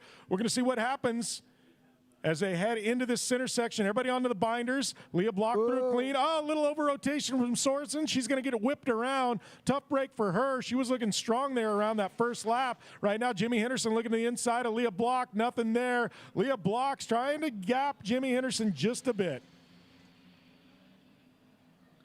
All right, so now up through turn number 1. Jimmy Henderson dropping about 2 car lengths back. The key corner on this is this corner where you head into that infield section. A lot of drivers having some struggles. Leah Block pushing wide. Jimmy Henderson coming in too early. Now he's going to take the joker because the car wasn't set up right to make the main line. Leah Block going to get a big gap over him now. In contact with the second place machine with that tire stack. See, the top tire comes off in the joker line. Yeah, and it depends on how you hit that. If the stewards assess a penalty, I don't think any penalty will be assessed on that one. Looked like just a small mistake. But Leah Block looking very strong after some struggles in Heat 1. Now she's going to take the joker. Spotter telling her, you got the field cleared. Oh, mistake by Leah Block. And Jimmy Henderson going to get back into it. There is going to be a penalty on Leah Block for missing that corner. Jimmy Henderson now taking over. Leah Block looking to the inside. She's going to be assessed some kind of time penalty on this one. Jimmy Henderson inheriting the lead here. Leah Block in second. Now Amanda Sorensen going to be taking over that 3rd spot. But if she can get up with this group of leaders, she may be able to take second with a time penalty that will get assessed to Leah Block. So Leah Block now taking the joker again. So that may have been her penalty, is to take a double joker. She made a little bit of contact with that infield barrier wall also coming through that section. Yeah, so struggles continue here for Leah Block. Looks like she's going to take home the 2nd spot, though. Amanda Sorensen going to take home that 3rd spot in this one. A lot better run for Amanda Sorensen. Had that little mistake early. Able to put down some good lap times. But Jimmy Henderson, Captain America, keeping it clean in the United Rentals number 44 heat race victory. He's going to be really excited about that. Leah Block in the 2nd spot. Amanda Sorensen in the 3rd. Gonna have 2 more rounds of heat races here with our hypercars.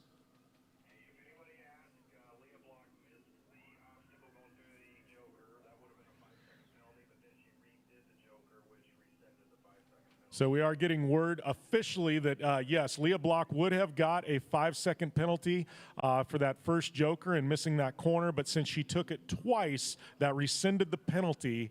And she is going to be finishing in second with no penalties assessed after taking the double joker. So good move by Leah Block into the 2nd spot. She's going to be happy with that result. And now we're going to have another group of drivers on the line. Looks like in this one, we're going to have Michaela Elin Kotolinski out of Sweden, Kevin Eriksson out of Sweden, Tommy Hallman out of Finland. 3 drivers in this one, 4 laps, plus that outlap. Everybody going to be taking the joker. Going to see if Michaela Elin Kotolinski, the newcomer to this division, has got something for a couple of veterans, 2 of the best in the world in Eriksson and Hallman.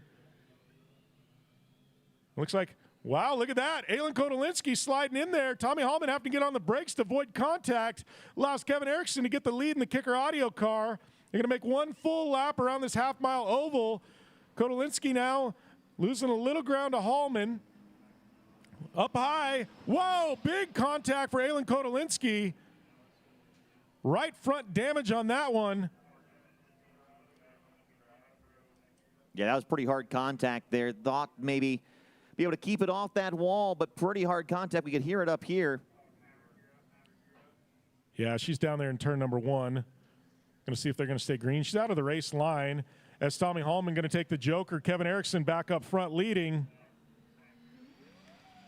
4 laps to go. Looks like we are going to stay green flag racing. She is up out of the race line. It's going to keep things moving here. Tommy Hallman has taken the joker. Kevin Erickson has not taken the joker yet, so our leader is going to have to take it. Looks like he's looking at it. Spotter's telling you may have Hallman cleared. Oh, look at that. Hallman with a great push. He's going to have the momentum coming out of this corner, see if he can make it a race. Looks like Kevin Erickson, though, going to seal the deal. Not going to happen. Tommy Hallman now going to have to chase down Kevin Erickson. Easier said than done with a couple of laps remaining. Like I said earlier in the day, Hallman and Erickson had a battle at Crandon into the last corner. A lot of contact. Hallman was able to get the best of Kevin Erickson. Kevin Erickson with a little chip on his shoulder heading into this weekend, saying he's not going to allow it to happen again. And right now he is making a case for that as he is leading Hallman with about another lap and I'd say a quarter to go. White flag going to be out for Kevin Erickson, 1 to go.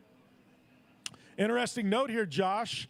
When we race in Europe, there's no white flags. I went over there the first time calling commentary. I got a little confused at a couple of the races. I go, white flag's out. The white flag never flew. And they're like, hey, we don't have white flags in Europe. Okay, interesting. All right, so Kevin Erickson now getting some pressure from Tommy Hallman. Looks like Hallman has reeled him in a little bit, maybe taking a car length out of him. But it's going to be smooth sailing for Kevin Erickson in the Kicker Audio car. Going to finish up with the victory. Tommy Hallman in second. Great time there by Hallman.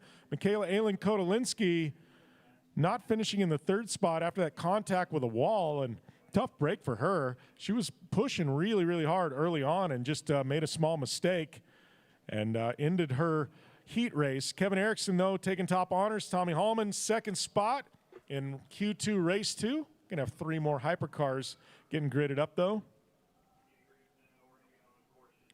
Partners at Kicker Audio gonna be real happy about their boy Kevin Erickson taking home the victory.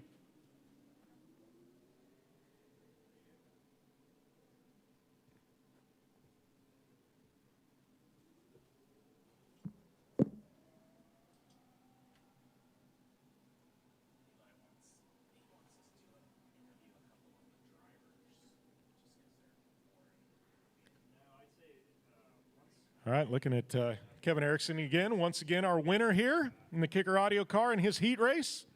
We're going to have 3 more drivers going to be slated to go do battle around this half-mile circuit here in Eldora, Ohio.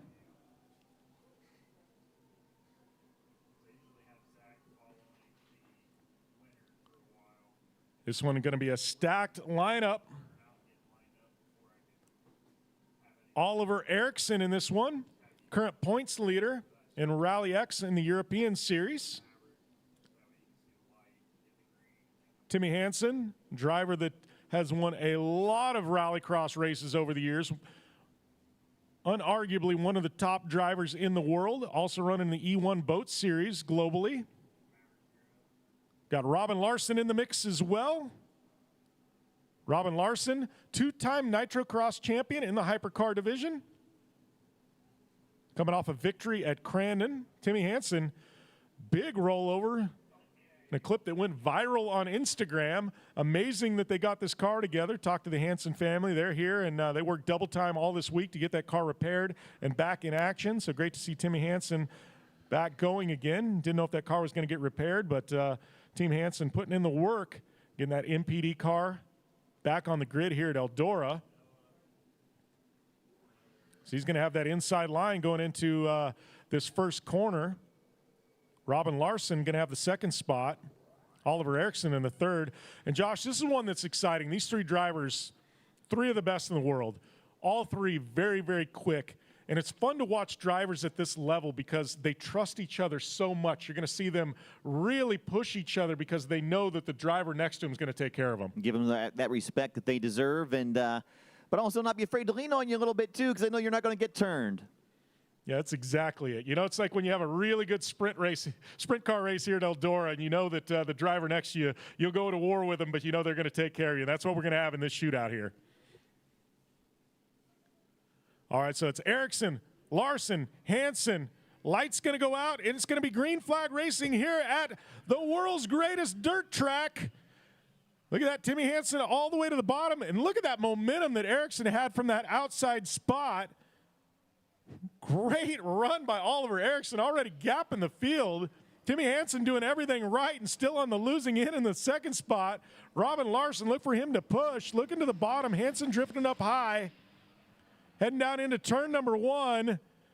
Looks like Hansen's taking a little bit of time out of Oliver Ericsson in the Borla exhaust car. See if they can all get rotated into the center section well. All three through clean. Robin Larson smartly taking that joker, going to get it out of the way.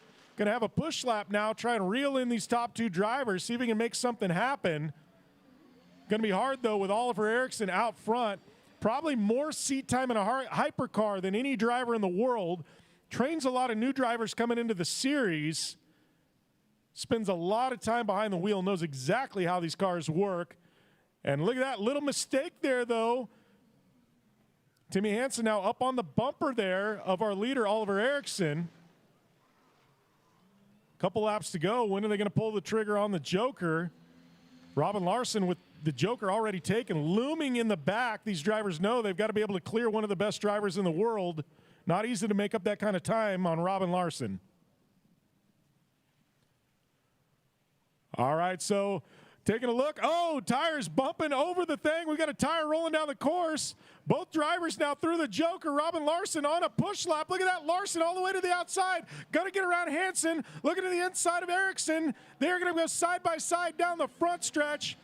White flag out. We got a shootout here for this hypercar heat race. All right, Robin Larson, what's he got left in the tank? How's he going to get around Oliver Ericsson? Coming into turn number 3. Ericsson looking to the bottom. Look at that little contact by Larson, trying to push him around. Nothing there. Oliver Ericsson. Now we got Timmy Hansen in the mix. 3-car battle with 1 corner to go. Oh, look at that. Larson trying to spin him. Contact. Nothing there. Oliver Ericsson got to hold on. Drag race to the finish. Larson edges out Hansen. What a race. Oh, my goodness. 3 cars, throw a blanket over them. We've got tires going everywhere. We've got passes in the joker section. Bumpers coming out back out onto the high banks. That's what you come here for right there, race fans. That's what you come here for. Wow. And, you know, we talked about it and said we got 3 of the best in the world, and they're going to push hard, and that's exactly what we got. Oh, wow. You know, and that's it. We just had 3 on course. Wait till we have 6 later on. Oh, man, what a great one that was. We are going to take another short break here at Eldora. We are going to be back in about, I believe, 35 minutes. As we go to this break, though, we are going to go to a series that we're producing out of Europe called the Unfiltered series. It's a series on social media. And then we're going to go and run into some of our finals from Crandon yet again. And we're also going to give you a glimpse of some of the divisions we run in Europe that we're bringing over here to the United States in the future, both our 2-wheel drive and our cross car divisions that we're looking at bringing over here to the North American side of things. So we're going to take a short break here for about 30, 35 minutes, and we come back, we're going to have Q3 races here at Eldora. And now, a 10-minute exclusive sneak peek of the upcoming episode of RallyX Unfiltered. The gearbox explodes, so tomorrow it will be end for us. But we take the risk. Siab and Honker, there was a lot of pressure on something happened on the car. We have to prepare it all ourselves. It's a lot of hard work for people to 2 cars, but yeah, we managed to do it. I would not be competing if I wasn't aiming for top positions, but to be realistic, I haven't had the pace yet, but this will be the best opportunity for me. Oh, big roll, Omen, huge. I know this track with both of the cars, so we'll see. Massive crash for Adam Omen in the background.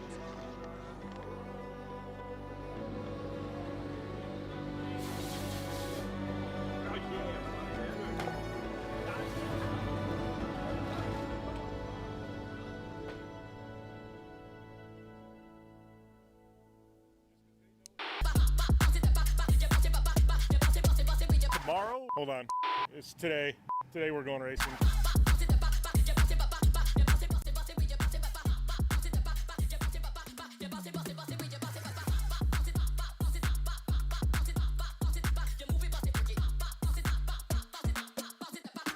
Victor, special weekend for you. A lot to do this weekend after the few races with a lot of misfortune. A lot of local drivers here also are really fast. What is the plan for the weekend? It's a crucial weekend for you already. Yes, it is. I need to I had an engine breakdown in TR. One race is missing, so I need to be on top every last race of the whole season. So yeah, but we do it like we always do, heat by heat, lap by lap. Try to be up there in the top. A lot can happen, so you never know. So keep on pushing, keep on grinding. So we'll see. Thank you very much. Thank you.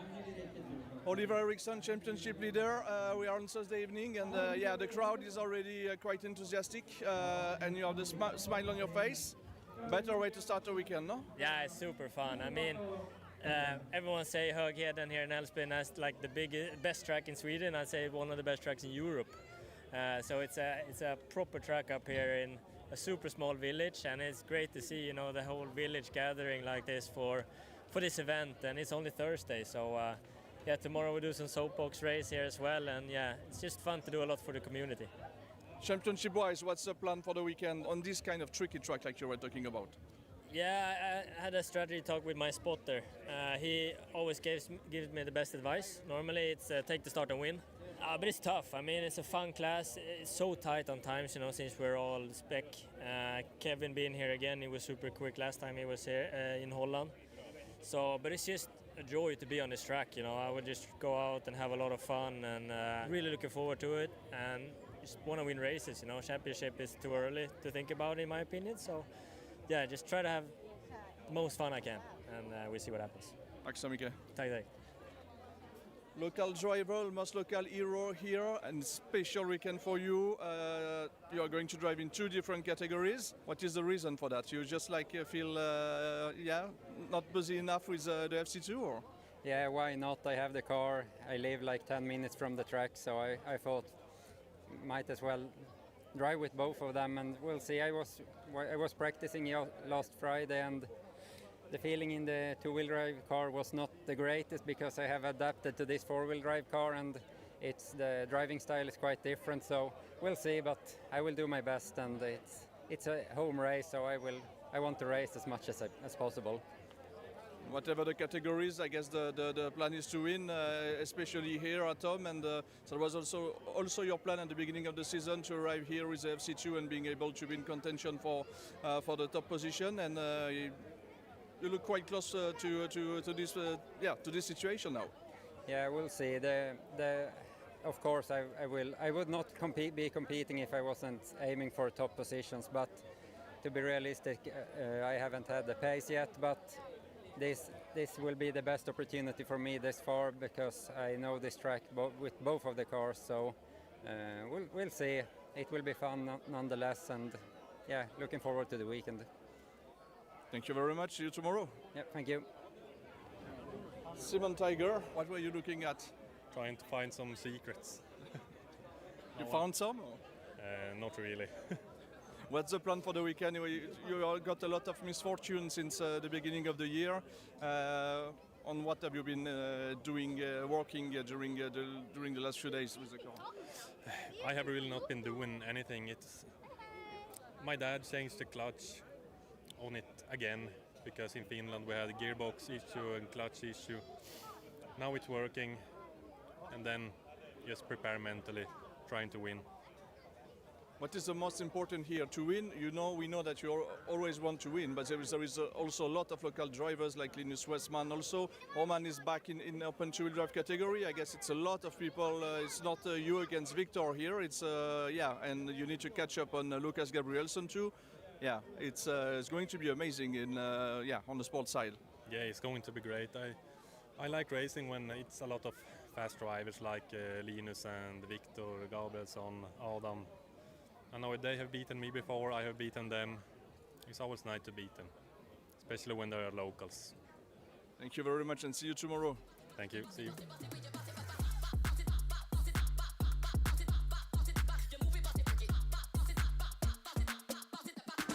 All right, we're here for the grand finale of the inaugural RallyX Soapbox Derby right here in Alsman. We've got Team OMSC with their car they just built today, and we've got one of the veteran teams. They've got an old Red Bull Soapbox car. They're getting ready to do battle head-to-head on the streets of Alsman. You want to watch this one. This one's going to get out of hand. We're going to have bumping. We're going to have banging. We're going to have two of the best soapbox cars in Sweden doing battle right here. Okay, so you're in the final here, head-to-head. You obviously, this car's got a little history. What's going through your head right now? I don't know. I didn't expect to be in the final. It's a big, heavy car, but my engines did good. Big horsepower? Yeah, plenty. Well, good luck. Thank you. All right, Kevin. You're in the final here. Yeah. Your push crew, they're going to be a little tired. Everybody else had a break. Now they got to go back and push right back to back. Yeah, you know, it's like NASCAR. I think I have to, you know, pit crew there. Here's my push crew. So, I mean, they did all the work for me in this one. First win of the year in the qualifying here. So let's see if it carries over for tomorrow. All right.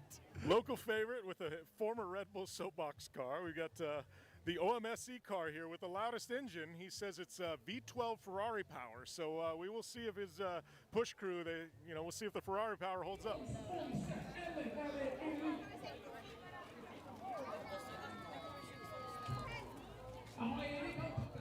There, head to head, coming down the hill.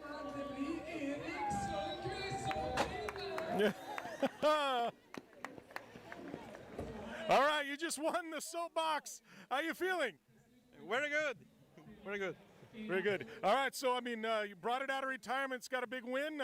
We got to see it again next year, huh? I think so. Defend the title. Yes, of course. Oh, we're doing donuts, celebratory donuts. So I think the problem was you lost your V12 Ferrari power. Yeah, I think you know my push crew here, they were a bit tired. He did a great job the first round, but you know it was only like a 5 minute 5 minute rest, so he lost some power. So you know, well, the car felt good. Just you know, we lost one cylinder, I think, in the V12 to a V11. I think the crew they probably deserve some cold beers after this one. I think so as well. So fun day. You know, P2, we take it, yeah? We had too bad start, less traction, it was wheel spinning too much, so we need to improve that for the weekend, so otherwise it's perfect. So we're going to see a new OMSC car for next season, for the soapbox. For sure, this is the FC0. FC0, you've heard it here in Alsman, FC0, new class for RallyX.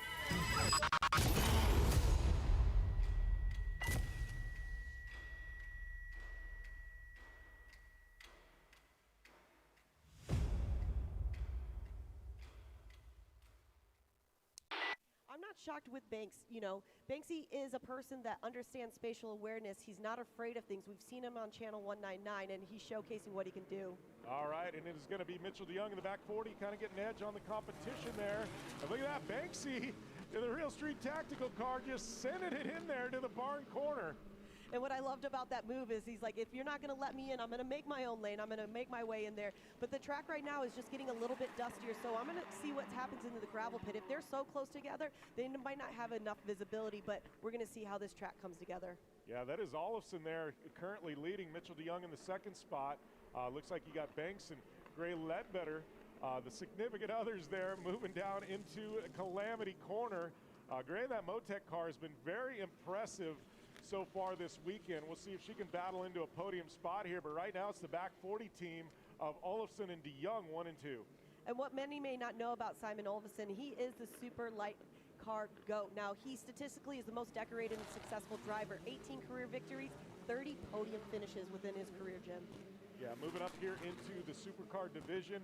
These cars loosely based on a supercar lights platform, formerly racing here in North America, still active in Europe, but right now he is absolutely on rails here in the second spot. But Mitchell DeYoung finding a way to get around his teammate, and I tell you what, a Mitchell DeYoung that's out front with clean air is a dangerous Mitchell DeYoung. What an accomplished driver here in North America when it comes to rallycross. And Mitchell DeYoung, just like Romet Cerna, Romet did take the sim racing, but DeYoung, he is a world-known rally sim racer champion as well, and he's showcasing what he knows about Crandon. Yeah, DeYoung is a very accomplished sim racer in multiple disciplines as he continues to lead out here. DeYoung has won at Crandon before, been 14 years, but he has been a pro buggy winner here. Also won a cup race in pro buggies, so definitely no stranger to Crandon. He has been a champion here in the Midwest in pro buggy as well. Moved out of the pro buggy division and went rallycross racing globally for the last decade plus. But DeYoung said it's great to be back here at Crandon, and obviously things are working in his favor as he leads over his teammate Olofsson currently here in the Supercar A final. And what else is great about DeYoung is that back in 2013 is when he came onto the professional scene in rallycross. He was X Games medalist as a rookie, completely dominating the next year in 2014. He won 7 out of 9 starts as well. And there his teammate Olofsson electing to take the Joker, probably a wise use of that. Is he going to be able to have the field cleared? He does. Gray Ledbetter now getting a little pressure from Banks Hovey. Banks to the bottom. Looks like he's going to get around Ledbetter momentarily. Ledbetter going to look to the inside, try and get it back around Banks. Looks like Banks running way wide out there in the fluff. Well, we're also noticing that we are missing one of our drivers out there, number 5 of Tyler Leach. It looks like, unfortunately, he's retired and pulled off as well. But there are a lot of action still happening up front with Simon Olofsson right now. We've got Banks Hovey right behind that, Gray Ledbetter, and Lucas Anderson. All right, so now Olofsson getting a little pressure there from Banks Hovey. Gray Ledbetter dropping back behind Hovey a couple of car lengths, but Lucas Anderson, surprised, sitting back there in the 5th spot. Been a dominant force in Europe as our leader, Mitchell DeYoung, now taking on this final lap the Joker. Right now, Banks Hovey looking to get around Olofsson. Gray Ledbetter now having to take the Joker as well. She's going to drop back to the 5th spot. Lucas Anderson going to pick up 1, but right now out front, Mitchell DeYoung looking pretty with about half a lap remaining. Mitchell DeYoung, for some reason, you know, he's really coming into this, picking the correct lines, understanding where it comes through. As they come through the gravel pit right there, earlier you said, Jimmy Henderson said it was a little bit more moisture down there. Seems like it's really coming out, but the dust is coming in. Having limited visibility, it looks like, for Banksy. Yeah, definitely some limited visibility here, but looking to the bottom, 1 corner to go. Oh, a little bump there. Banks Hovey into Simon Olofsson. Olofsson exiting stage left. Is going to be DeYoung at the stripe with a victory. Hovey going to take 2nd. Olofsson not going to sit well with him. He is going to finish up in the 4th spot behind Anderson. No, excuse me, 5th spot. Looks like Ledbetter taking home the 4th spot. So Simon Olofsson, oh, that was a tough one.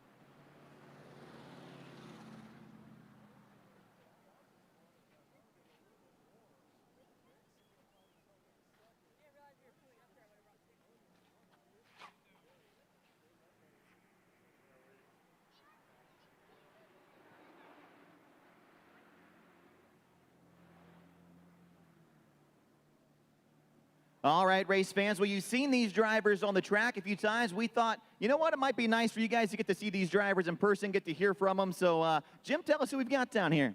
All right, so we got a couple of our special drivers here. Timmy Hansen, former world champion, one of the best rallycross drivers in the world. He's also running in the E1 boat series over there in Europe, and also, I guess, Miami as well. Gray Ledbetter. Gray, you've driven pretty much everything with a steering wheel. I know you've done, what, sprint cars, I mean, off-road trucks, Extreme E, I mean, you're a little everything. Yeah, for sure. It's an honor to be at Eldora. I raced sprint cars about 3 years ago for a couple years, and this place is iconic, and to be able to race this rally car here, which I raced when I was 14, is absolutely insane.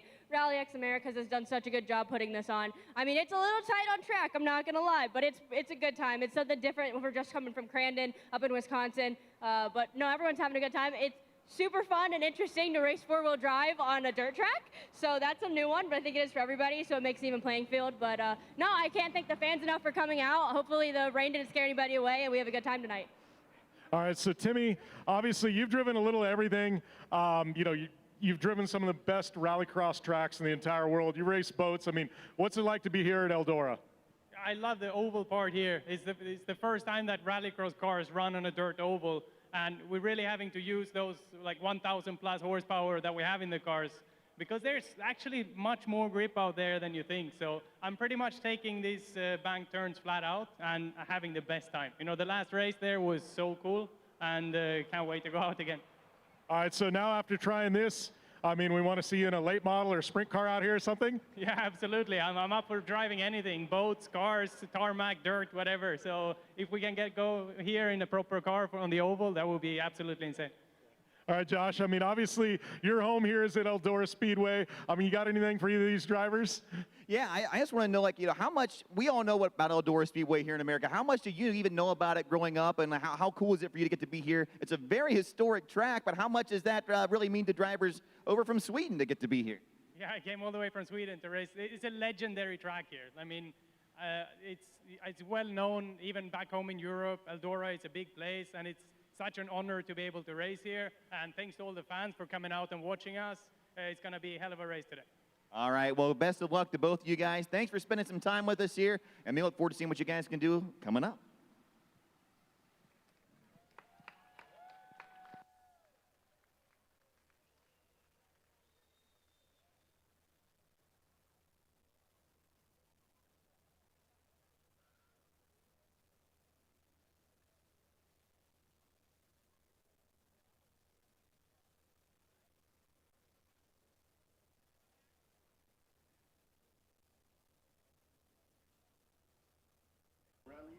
All right, we are gridding up for open two-wheel drive final, and this is some heavy hitters, some of the best in the world here in open two-wheel drive. Mannix on the pole, Johansson, one of the favorites as well, outside of that front row. We've got Bex and Volders. Bex had a great run so far this weekend.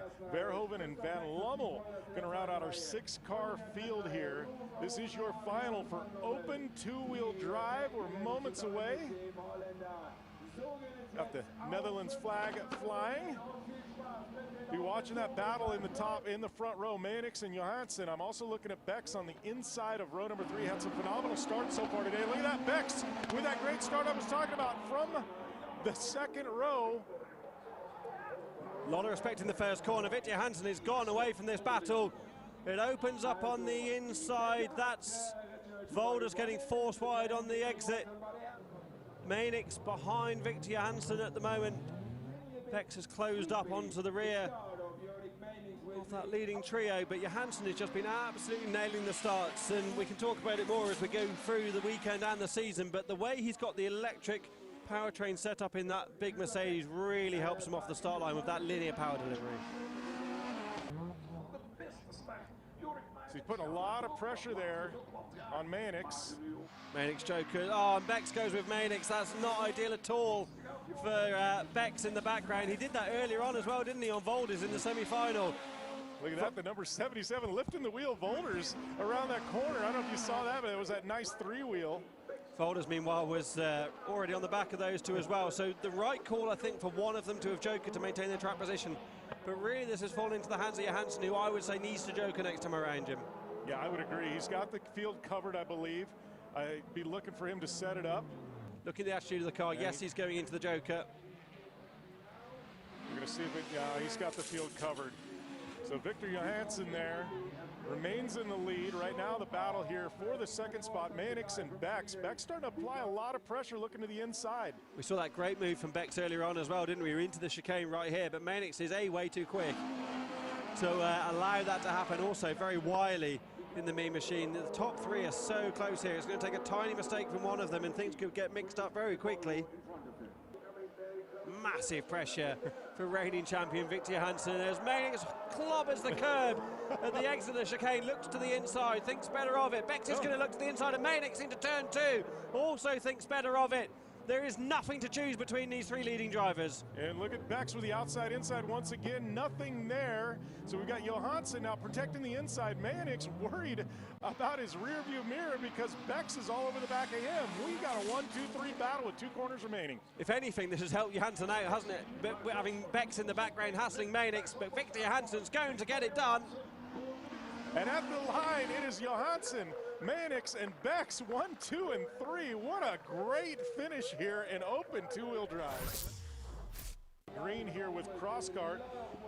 We got Eek Merstad on the pole position. Great effort by him thus far today. Van Hoof, Tree, Isak Cetra there in the mix as well. We've got Vlasic and Huka rounding out our 6. Great start from Eek Merstad. Look at him moving the car around already into the opening corner. Van Hoof piling the pressure on to the rear of the speed car wonder. Van Hoof would love to add to this list of local winners that we've had so far already this afternoon. Van Hoof, a great line there. The outside-inside move very far on the outside and tried to dive in. Really made up some ground. Ricky Hukar losing out just like his brother there in the turn 3 hairpin. Oh no, Merstad's dropped it from the front of the field. Thomas Ig Merstad with all that confidence and all that car control gets going again just ahead of Vlasak, but that is a massive mistake from Thomas Ig Merstad from the prime position in this race. What a shame for the Norwegian. And right now Van Hoof flying out there, Tree in the second spot. Really using up every bit of this course is the number 3 of Van Hoof. The line choice is something different. We haven't seen that. Really just laying down some laps. Van Hoof into the Joker. Tree's going to be on the inside here. Not going to be enough for the JC Race Technic driver who won a few times last year and is now right on the back of the race leader. A couple of days testing in Estering in Germany this week will really have helped Tree get in the groove, and he is right on the tail with a single lap to go here at the Euro Circuit. We got lots of pressure being applied by Tree to Van Hoof. Like Ollie Eriksson said, there's no real route through on the inside. Tree already moving to the outside, going to carry the momentum through turn 2, looks to the inside into 3, he's going to go for it. Tree on the brakes, small contact, gets the job done. What a move from Vettel Tree. Beautiful pass there by Tree through one of the tightest corners on this circuit to take away the lead with only a handful of corners remaining. Van Hoof going to have to settle for second today. Wow, textbook. And as Oliver had said, you set it up a couple corners early. He did that to perfection out here at the Euro Circuit. In the heart of Ohio, we've been serving our neighbors for over 120 years with reliable voice, video, and broadband services that keep you connected. Trust us that we're committed to keeping your service fast, secure, and uninterrupted, whether you're working, streaming, or just staying in touch. Trust us because we're more than just a company, we're your neighbors, keeping you connected through every step and stage of life. Join our family of over 10,000 satisfied customers today. NK Telco, your connection to what matters most.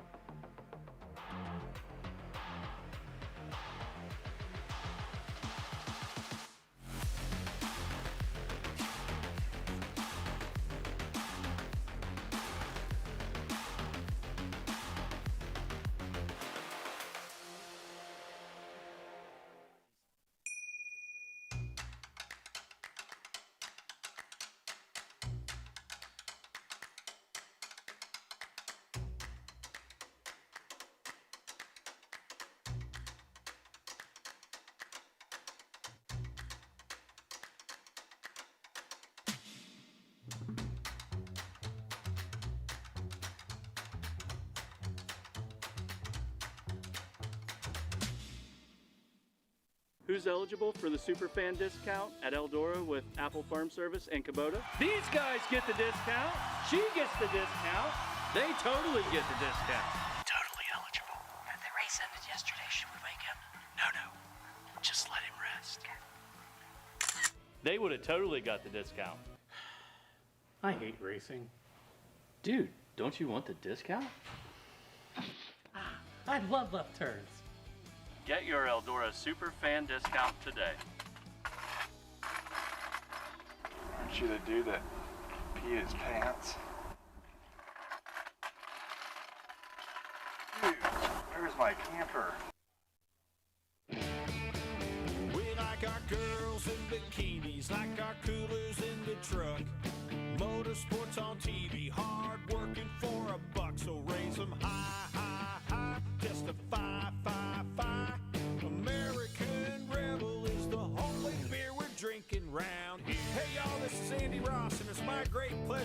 introduce you to America's patriotic beer. American Rebel is the only beer we're drinking round here. I can't believe this, Chad. First, we forgot the keys, and then we forgot the gas for the pressure washers? Yeah, when are we ever gonna catch a break?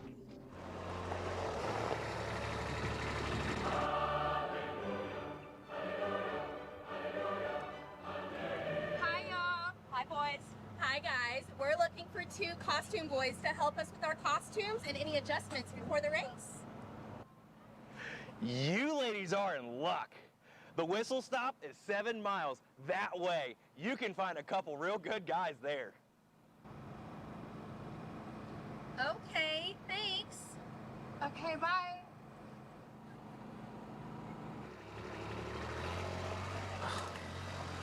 Do you realize what you've just done? Ladies. Oh, excuse me, ladies. My friend, he's a little slow. The whistle stop is that way.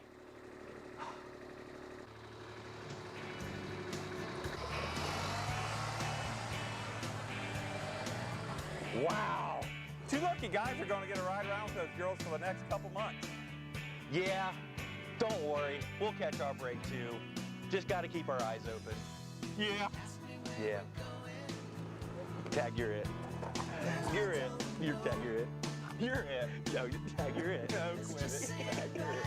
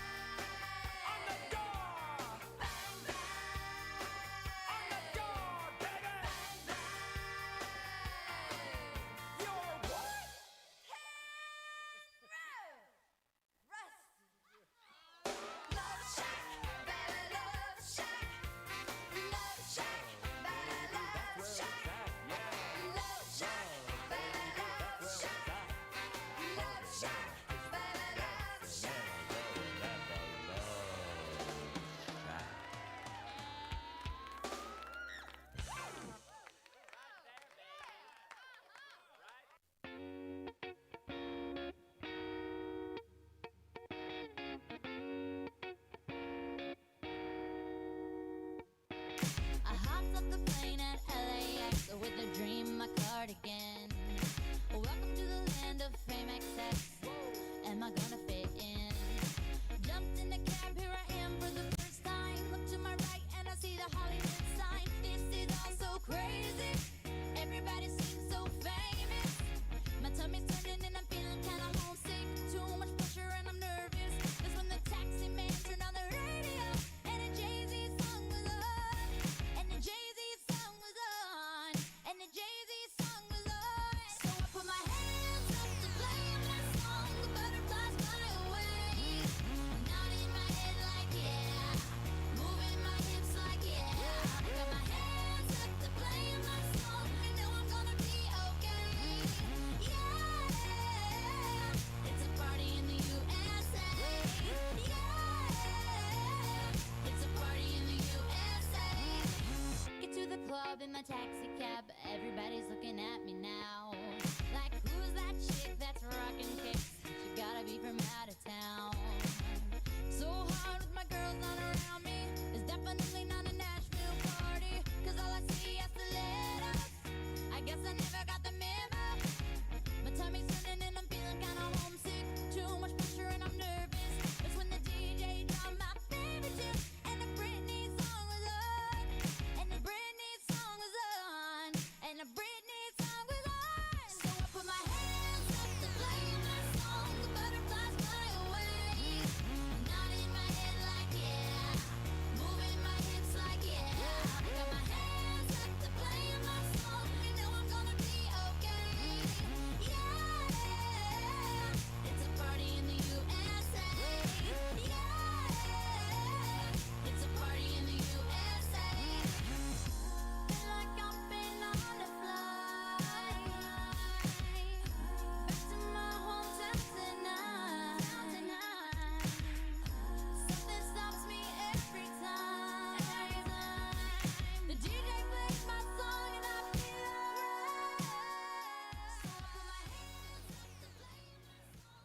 All right, well done, race fans. Looking good on our fan cam, including a couple at home.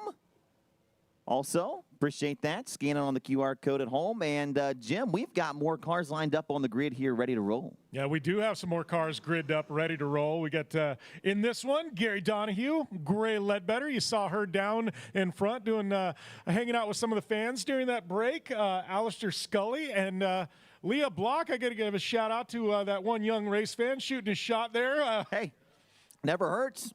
Yeah, I love Leah Block, and you know what? Hey, shoot your shot, buddy. You never know. But Leah Block is back in this one.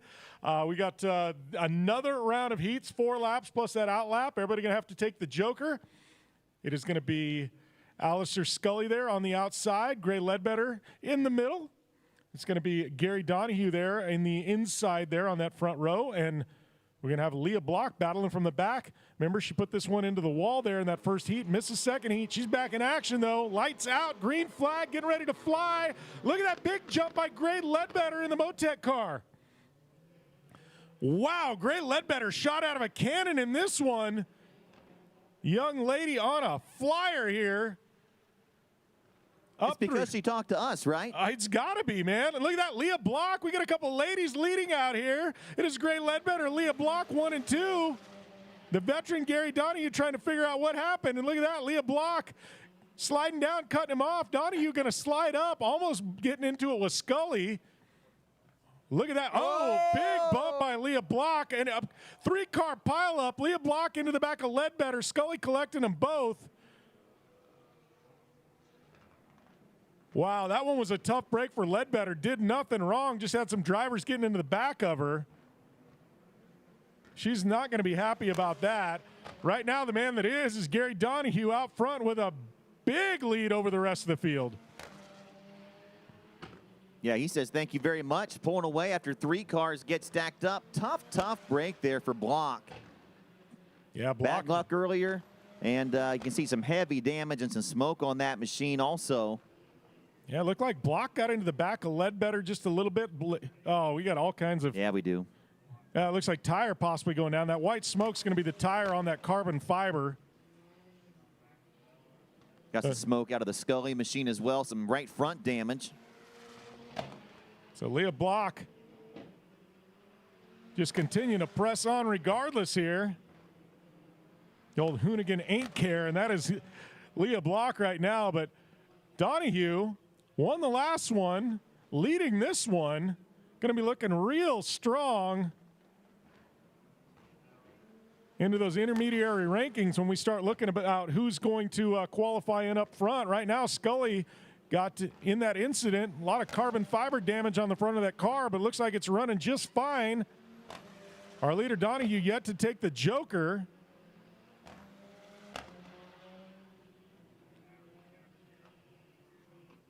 I believe Donahue took that last lap. Yeah, it looks like he did. It looks like our timing and scoring just a little bit slow to update there. So Donahue, great call there, Josh. Going to take home the checkered flag in this one. Definitely some damage on Scully. Like you said, Jim, looks mostly cosmetic just on that front right. Yeah, looks like it. Car was running just fine. Leah Block crossing the finish line. Gray Ledbetter finishing as well. Man, excitement in that one as well. We had a great race there, and then three-car pileup heading into that center section of the course, and definitely made it tough for three of these drivers. Gary Donahue, that man right there, stayed clean, walked away with a victory, and a 7-second gap over Alistair Scully in the 191. Filling in for Patrick Grushka this weekend. Yeah, exciting coming out of the whole shot, and really the first lap and a half on the big track, pretty good. When they had tried to hit that inner portion of the racetrack for the first time, just a little stack up between the second and through fourth place machines, and unfortunately, Block looks like to be taking the worst of that there. A lot of damage on that 57. Yeah, she got into the back of Ledbetter, which caused the damage to the front of her car, and then Scully come in the back and hit the back of Leah Block, causing the damage to the rear of the car. She was just kind of sandwiched in there, and a bunch of mishaps. Is she going to pull back into the paddock?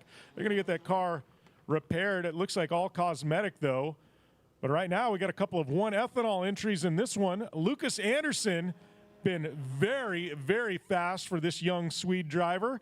In the middle there, it's going to be Johnny Holcher, driver that drives just about anything. Tyler Leach, first season behind the wheel of one of these supercars, coming over from doing a lot of dirt track racing. Been pretty quick so far this evening. And then we got Banks Hovey, the wild card in the Real Street Tactical car. Going to see him in action on a FMX bike later on this evening doing a show. Right now, he is going to have to put in some effort to get into the front of this one. Lucas Anderson, this kid has been bad fast. He has been very hard to beat, both in Europe and the United States, coming off a big victory at Crandon last weekend in that number 99. The rest of these drivers going to have their work cut out for him to chase down Lucas Anderson. Couple of 1-ethanol cars, 1-ethanol. All these cars in the supercar division running on 1-ethanol, one of our great partners here in the RallyX series, as well as Real Street Tactical, Boyle Exhaust, Kicker Audio, Dryer and Reinbold, Yokohama, Nova Motorsport, Effect Vodka, make some really good cocktails. Motec, handling all the engine management, both in the supercars and the hypercars. The Eldora safety truck just finishing up a little bit of work, checking out the track. Might have had a little bit of debris there from some of those incidents in our last heat, but pulling back on the infield, and we'll get ready to roll here in just a few. 50-50 winner share, $2,862. Still some time to get your tickets, and that will continue to climb. But again, one lucky fan going home with over $2,800 as of now, supporting the Eldora Speedway Foundation, Racing for Relief, and we're getting ready to roll. All right, looking for the light to go out. It's going to go green, and there we go. And look at that. Looks like Lucas Anderson with a jump on the rest of the field. You don't want that young driver to get out front just like he did. Tough to chase him down. Johnny Holcher going to have his work cut out for him to chase down his 1-ethanol teammate. Don't count out that wild card, though. Whoa, hang on. Look at that. Hovey almost got around Josh. Saved it. Wow. That was a scary one there for Banks Hovey. And scary for Leach also. Leach had to get into the binders, and then, yeah, quick exit to the right, was able to dodge Hovey. But right now we got Lucas Anderson diving in, got Johnny Holcher in the second spot. Only difference in those two cars, green roof is Johnny Holcher, black roof is Lucas Anderson. A couple of drivers there through the Joker. That is Leach and Hovey. Going to get those done early, try and battle back and get into this thing. Right now, though, Johnny Holcher trying to figure out what he's got to do to chase down Lucas Anderson. So Anderson going to look into this center section. Well, a little bit slide up wide. Good for him. It looked like your second place driver, Johnny Holcher, making the same mistake. Holcher going to go through the Joker. We're going to see if Leach can chase him down. Looks like Holcher going to have Leach covered, I believe. Leach now with his hands full with Banks Hovey. Banks looking to the inside of Leach, trying to grind back some time on Tyler Leach after that mistake on that opening flyer lap. Everyone through the Joker now except for your leader, Anderson. Yep, taking it this time. Yeah, a couple laps to go, taking it a little earlier than normal. Knows he's got the field cleared. Smart move by him. And we got a driver missing the infield section. Yeah, looks like Tyler Leach may have some problems. That's going to relegate him all the way to the back of the field. Don't know what quite happened there. If he just had a mistake, but that's going to be a massive time penalty. He's going to finish up in a 4th spot. Right now, Lucas Anderson up front on this final lap. Going to take it clean through those corners. No mistakes. Looks like Leach still trying to battle there for the 2nd spot, even after that big mistake and missing that center section. Lucas Anderson going to take home top honors in this one, followed by Johnny Holcher. Great effort into 2nd. Hovey and Leach there in 3rd and 4th. I think Leach is probably going to be relegated to 4th in that one after missing that entire center section of the course. See what kind of time penalty he gets assessed. But Lucas Anderson, top honors. Johnny Holcher 2nd, Tyler Leach, and Banks Hovey, I believe, are going to flip-flop 3rd and 4th position. So we've got our supercars in the books here, which means we've got a couple of heat races for our hypercars. Going to have 3 heats coming at you for hypercars. But Lucas Anderson in that one ethanol car, undefeated so far here at Eldora through a couple few heat races. Pretty sporty there. Looked to have him pretty well covered in that last session. Looks like he's got a mud flap flying off the back there. Yeah. Probably the least amount of damage we've seen to one of these cars so far this evening. I want to remind you, race fans, you had a good time tonight. We're off for a couple weeks, but coming up in the middle of July, we've got a great race for you with the Kings Royal. 4 nights of racing. We'll kick things off on Wednesday, July 15th with our double down duels. Then we go into the Kings Royal program. The Joker's Jackpot on Thursday, the night before on Friday, and the Kings Royal Saturday, July 18th. Going to be a great show. If you have not gotten your tickets yet, you can go to EldoraSpeedway.com or stop by and visit the fine folks here tonight to get your tickets. Got another family fireworks night coming up Saturday, August 1st. Always a good time. Great fireworks show. We got fireworks coming up tonight, too. We've not talked about that yet, Jim, but we do have fireworks. Maybe some on the track, and we'll have some after the races also off the track. So going to be a good time once we finish the racing here this evening. Yeah, look at this one. We've got Leah Block, Amanda Sorensen, Michaela Aylin Kotelinski, 3 ladies out here. Uh-oh, jump start there on Amanda Sorensen. Now you got Michaela still sitting there on the grid. This may end up being a restart. I don't know what happened there. Michaela now going to get out racing, so a false start and then a no start. Man messed up with the launch control. So the only one mistake-free is Leah Block. Yeah, we got a red flag out. That's going to be a restart. I figured as much. Going to get these drivers regrouped. So we'll try it again. Yeah, we're going to re-rack them and restack them. Try it again. So we talked about some upcoming events here for Eldora. Again, you can go to EldoraSpeedway.com to view the full upcoming schedule. And I know with Rallycross, a lot more exciting action coming up, both stateside and over in Europe as well, right, Jim? Yeah, take a little bit of a break here in July. Then we go racing in Europe. Some of these drivers going to be competing in both series, both in Europe and here in North America. We also have that, it's a global finale we hold in Portugal that has a best of North America and in Europe. But before we get to that, we've got some races in Denmark as well as Germany. Those are going to be the first couple of weekends in August. Then we move back here stateside, actually North American side. We go up to Trois-Rivières in Canada, in Quebec. Beautiful city, one of the best rallycross facilities in the world. NASCAR actually running some races there as well. So a beautiful road course facility there right at Three Rivers. So that one is going to be coming up in mid-August. And we move back to Crandon in Wisconsin, and that's going to be Labor Day weekend. And then finish things up once again with that global finale in Portugal. You get to rack up the air miles, don't you? Delta's loving me right now. That's right. But yeah, some great racing. And, the special part about this is we've got a lot of these European drivers coming all the way over here to run in RallyX. I think that's something really special, being able to get them here. It's not cheap, you know what I mean, for them to come here and, with all the transportation logistics costs. So great to have them here at places like Eldora, be able to showcase what a world-class talent looks like. And then obviously we've got some North American drivers that are going to be heading over to Europe for that global finale. So going to be really exciting to watch. Obviously, we're on Flow Racing today, also Racer Network, YouTube.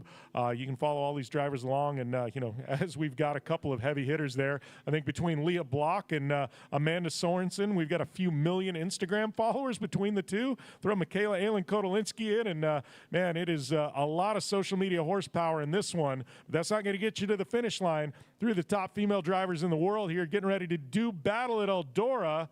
About 30 seconds out as our grid girls walk off.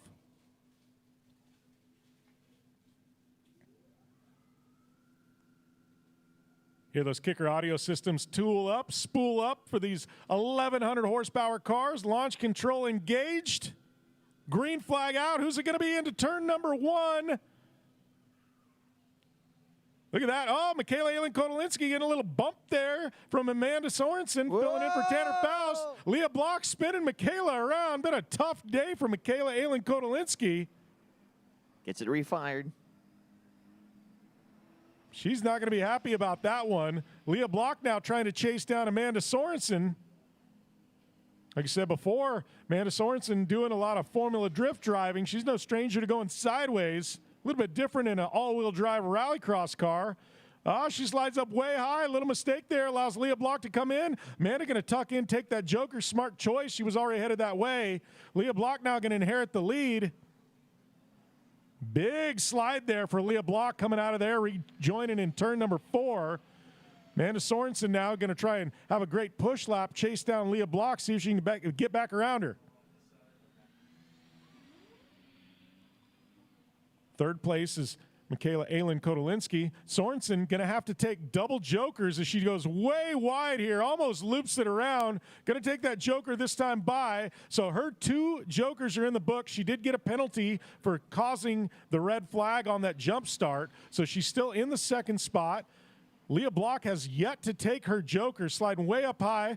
Michaela Aylen-Kotolinski now in the third spot. She's got to take her joker yet after that big spin. All right, the Leah Block still electing not to take it, even with the field covered. Interesting choice by her with a couple laps to go. The Rockstar Energy Optima batteries car. Went over to Europe, did some Formula car driving with Williams F1 for a couple of seasons. Great to have her back here stateside racing. Right now, Michaela trying to chase down Amanda for that second spot. Leah Block. One more time through the center. She is going to take that joker this time. Plenty of time to clear the field. Gets that car rotated and spun around there. Great bit of racecraft there by Leah Block. One corner to go. She's through clean. Going to be looking for that checkered flag. Victory for Leah Block here in heat race number 3. One of the fan favorites out here. Amanda Sorensen going to be second. Michaela Aylen-Kotolinski winding up in that third spot. But right there, the 57 of Leah Block. She's got to be really excited. Having some struggles so far this weekend, but it's got to give her a little mojo heading into those semifinals. Yeah, she needed some luck to go her way after some of the heats earlier on, and a nice, smooth, clean run there, and a first-place result. Gonna have 2 more rounds of hypercars yet to come.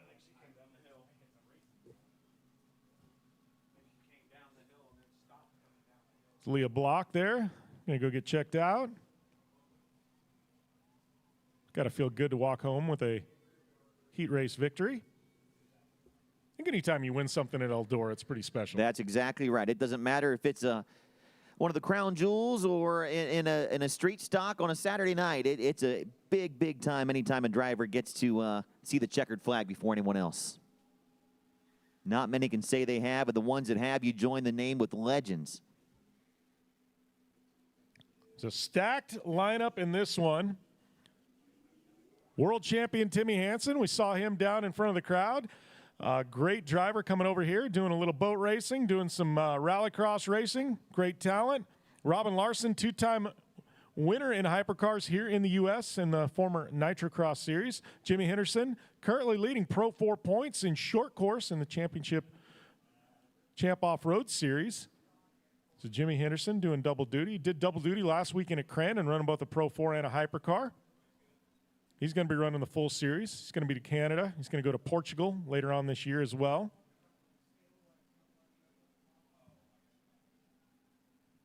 Done a little dirt track racing in the past, too. Jimmy Henderson has. Told me he's having to brush off the skill set this weekend. He goes, it's been a few years since I've been behind the wheel of a car on a dirt track. And he goes, let me tell you, 1,100 horsepower and all-wheel drive is quite a bit different than your traditional dirt track car. No doubt. All right, lights out. We're going to go green. Who's it going to be? Henderson, Hansen, Larson. And it looks like, well, Larson getting into it there with Hansen pushing him up. Jimmy Henderson going to tuck to the bottom. Now Larson trying to battle back. He's going to get around Henderson. Larson with the lead going into turn number 3. Henderson down to the bottom. Hansen drifting way up high. Henderson going to retake the second spot over Hansen. Hansen now trying to figure out a way to get by these 2 blockades he's got. Looks like he does have some quicker speed. Now looking to the bottom of Henderson. They're going to have to brake going into this infield section. Larson with a clean bit of braking. Henderson as well. And look at that. Timmy Hansen now going through that joker. Smart use of the joker by him. Get it done early. Now he's going to have a push lap. Try and battle back with these drivers. All right, so Larson with a couple of car links over Jimmy Henderson heading into turn number 1. Henderson taking a little bit out of him through turn number 2. These cars that regenerative braking can stop really, really quick. Oh, look at that. The leader taking the joker early. Didn't see that one coming. You don't see it very often. Henderson going to get around, inherit the lead now. Larson into the second spot. Hansen into the third. So Henderson, our leader, the only driver yet to take the joker. That was a risky move by Larson to take it that early, but he did. Pretty good time, though. Yeah, I was going to say, we'll see if he gets it back with a couple to go here. Henderson going to have to take it at some point. Henderson now taking it. So yeah, Larson gets it back. Larson gets it back. Is Henderson going to be able to hold off Timmy Hansen? Looks like he does. So 1 to go here. Now Henderson going to have his work cut out for him with one of the best in the world, Timmy Hansen, breathing down his neck. Yeah, Larson gets away there with Henderson taking the joker last time, and let's see what that battle for second does. All right, looks like, look at that, Timmy Hansen all over the back of Jimmy Henderson. Going to have one corner to make something happen. Looking in, look at that rotation early. Going to be a drag race to the finish. Jimmy Henderson edging out Timmy Hansen by about half a car length. It was a great battle. Clean bit of driving by all these drivers. Yeah, that was a great race right there. A few lead changes with the joker coming into play. Hansen trying to get back by Henderson there. Great battle for second on the final lap. And great racing by 3 great racers. And like you said, good, hard, clean racing there from those 3. Yeah, look, it looks like just a little bit of mud, rocks, a little bit of damage there. But Robin Larson, like I said, he's been very fast out here. Just such a clean, efficient driver. Doesn't make many mistakes. Doesn't open the door very often. Doesn't tear up the cars. Everything you want in a race car driver, that is Robin Larson. It's the reason why Dennis Reinbold and Dryan Reinbold really pushed to bring him over here from Europe. And I know, you know, he had said we've got the Dennis Reinbold trophy after he passed away. But, you know, Robin said, he goes, been instrumental in my career. He goes, here I am, you know, a European driver coming over, competing, winning championships in America. And it took somebody like Dennis to make it happen. So great to have Robin Larson here. But this one, Timmy Hallman, Oliver Eriksson, Kevin Eriksson, couple of brothers in this one in the Boyle Exhaust and Kicker Audio car. Throw in Tommy Hallman in this one, and we have a group of heavy hitters. And the Eriksson brothers, they race each other very, very hard. This is going to be fun to watch. Yeah, what do you say? You always want to beat your enemies, but a lot of times you want to beat your friends or your family even more, right? People think you cut them more slack. Oftentimes it's the exact opposite. No, it's bragging rights in the Eriksson family and the Eriksson household.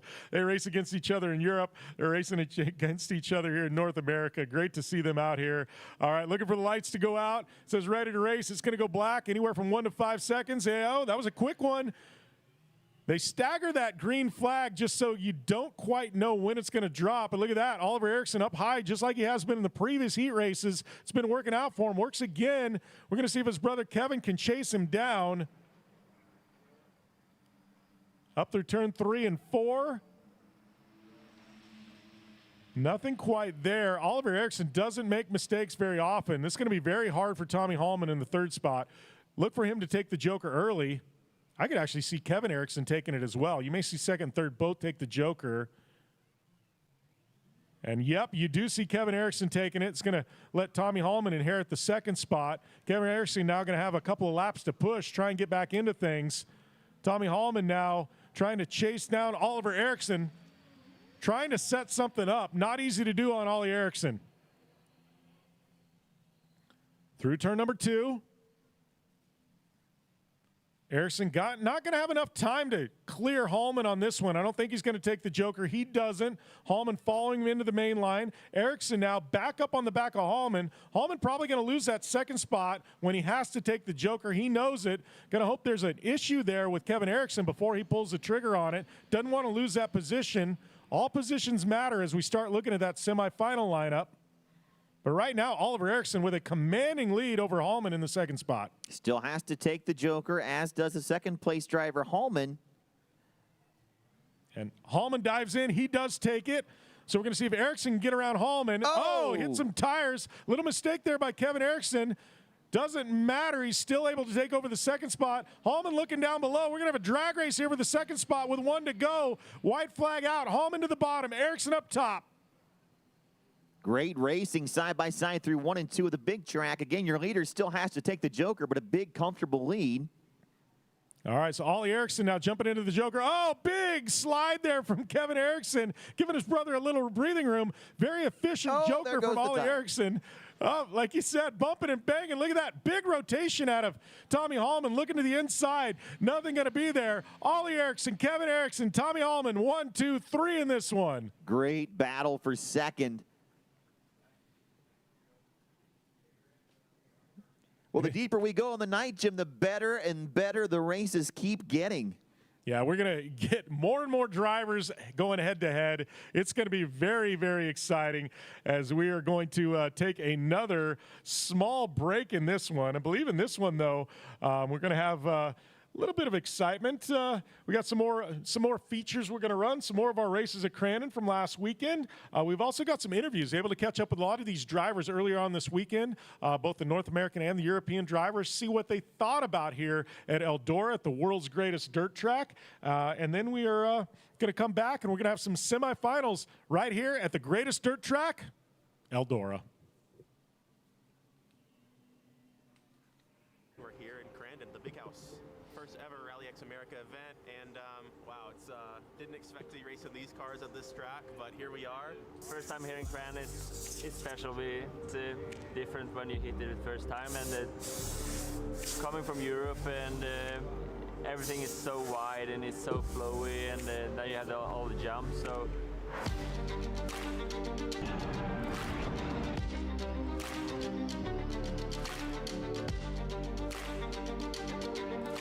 I've done now 3 rounds in that FC1X. It's quite a unique car, being all electric, but with so much power and torque.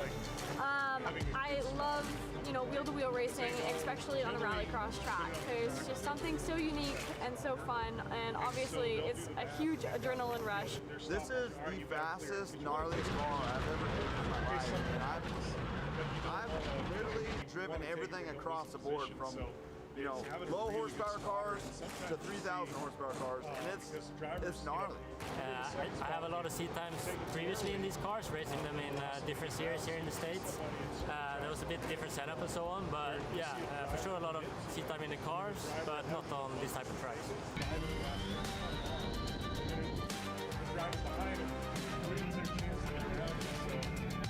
There's a lot of strategies. It's kind of fun. To have rally cars out here is just a monumental thing, to bring a whole nother type of love of motorsport. To be able to see rallycross back in the U.S. is incredible for one, and two, it's just to be here of all places. They said it in the movies.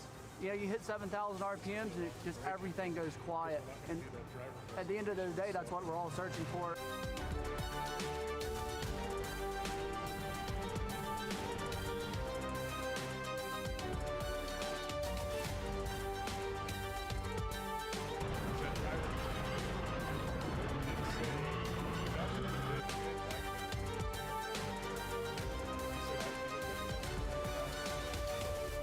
To win here in RallyX Crandon, I think it takes consistency for sure.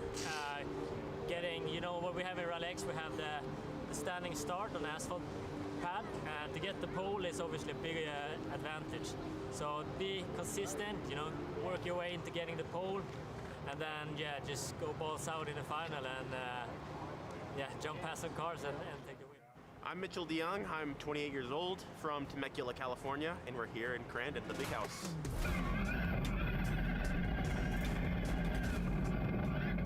Yeah, first ever RallyX America event. It's super cool to be out here. It was 14 years ago that I was actually here racing a pro buggy, and wow, didn't expect to be racing these cars at this track, but here we are.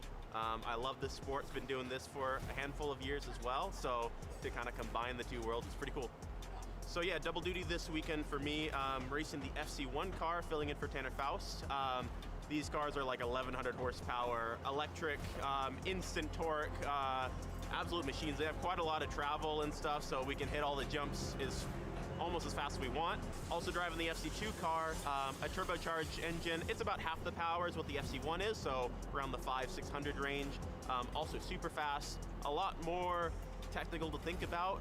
You need to think about turbo lag and all of that stuff. We have anti-lag, so lots of cool pops and bangs when you're off the throttle going into a corner. So that's pretty neat. But yeah, completely different worlds. Still rallycross, still trying to go as fast as you can though. Yeah, typically we'd have both on-road and off-road, but like you said, it's all off-road here, so a little bit different than normal. Coming from an off-road background, I actually quite like that. It's nice, it's some big jumps as well. And yeah, it's good fun. You need to kind of throw the clean and tidy driving out the window and just full send everywhere. Try to find grip on the cushion and not take a tire off the bead with all the ruts and stuff. So it's a fun one. Driving the FC1 here is really good. It's pretty nice to have all that power. It's absolutely ridiculous. We pretty much leave it in our highest gear and are just managing it with the throttle the whole time, just because we have so much power and torque, more than we can really put to the ground. So it takes a bit of finesse with that, but it's nice to have that power. If you need to get in a slide real quick, you just smash the throttle. Welcome to Crandon, and thanks to everybody tuning in on Racer Network. Jim Beaver, Tiffany Stone. We are here with RallyX Americas, and let me tell you, we are at the big house. We're at Crandon, one of the most iconic off-road venues in the entire world, and we have debuted RallyX this weekend here at the big house. Tiffany, this has been an amazing weekend of racing, and we've got a lot yet to come from the RallyX community. You're absolutely correct, and if you've never been to the big house, if you've never been to Crandon, this is an iconic short course track.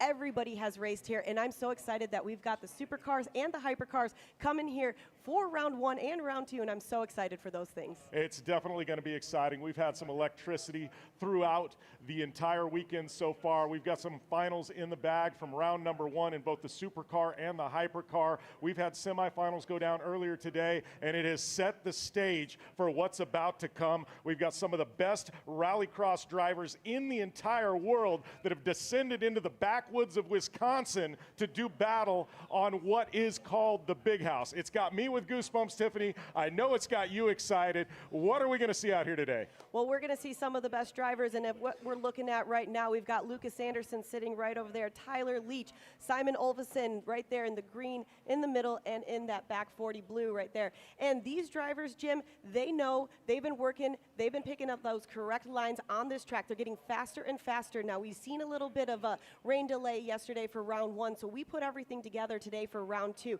And with that being said, that means these drivers have a lot more time out there. They're seeing how the track is developing. This is a perfect one. Now, Crandon, they have put a perfect track out for these finals. They have definitely put a perfect track out for these finals. So to let those of you tuning in at home know what's going on here, we are going to have our supercar finals. Now, supercars, you're going to glimpse there. That is one of the back 40 motorsports cars. They call these the FC2 division in Europe. We're calling them supercars here. They are supercars, 600 horsepower, all-wheel drive, 6-speed sequential gearboxes. These things can absolutely light up the tires when they take off. They have launch control. They have anti-lag, and these things absolutely scream around the short track here at Crandon. Then moving on later on this evening, we are going to have our hypercars in action. Hypercars, some of the craziest, most advanced race cars on the planet this side of Formula One. These things are 1,100 horsepower, 0 to 60 times faster than any race car outside of the NHRA. They've also got regenerative braking, lots of wheel travel, and these things absolutely scream, Tiffany. You're right, but let's talk a little bit about round 1, what we saw earlier. Since we did have that rain delay yesterday, we pushed everything out this morning. They had our drivers out there, and that gave them the pristine track. Nobody was on it. It was nice and clear, and our drivers like it. Gray Ledbetter, she said that this was going to be the perfect track for her. She's no stranger to Crandon, just like we have with Jimmy Henderson and Johnny Holcher. They know how this track is going to come together. They know how it's going to develop, and I'm really excited to see this. Now, earlier today, we saw right now number 99 of Lucas Anderson take that second spot in round 1. He capitalized on a slight mistake, and here at Crandon, that's exactly what you need to do. There's going to be some limited movement for passing. You're definitely going to have to figure out the strategy for Joker, but if you can capitalize on somebody's mistake, that's going to take you to the top.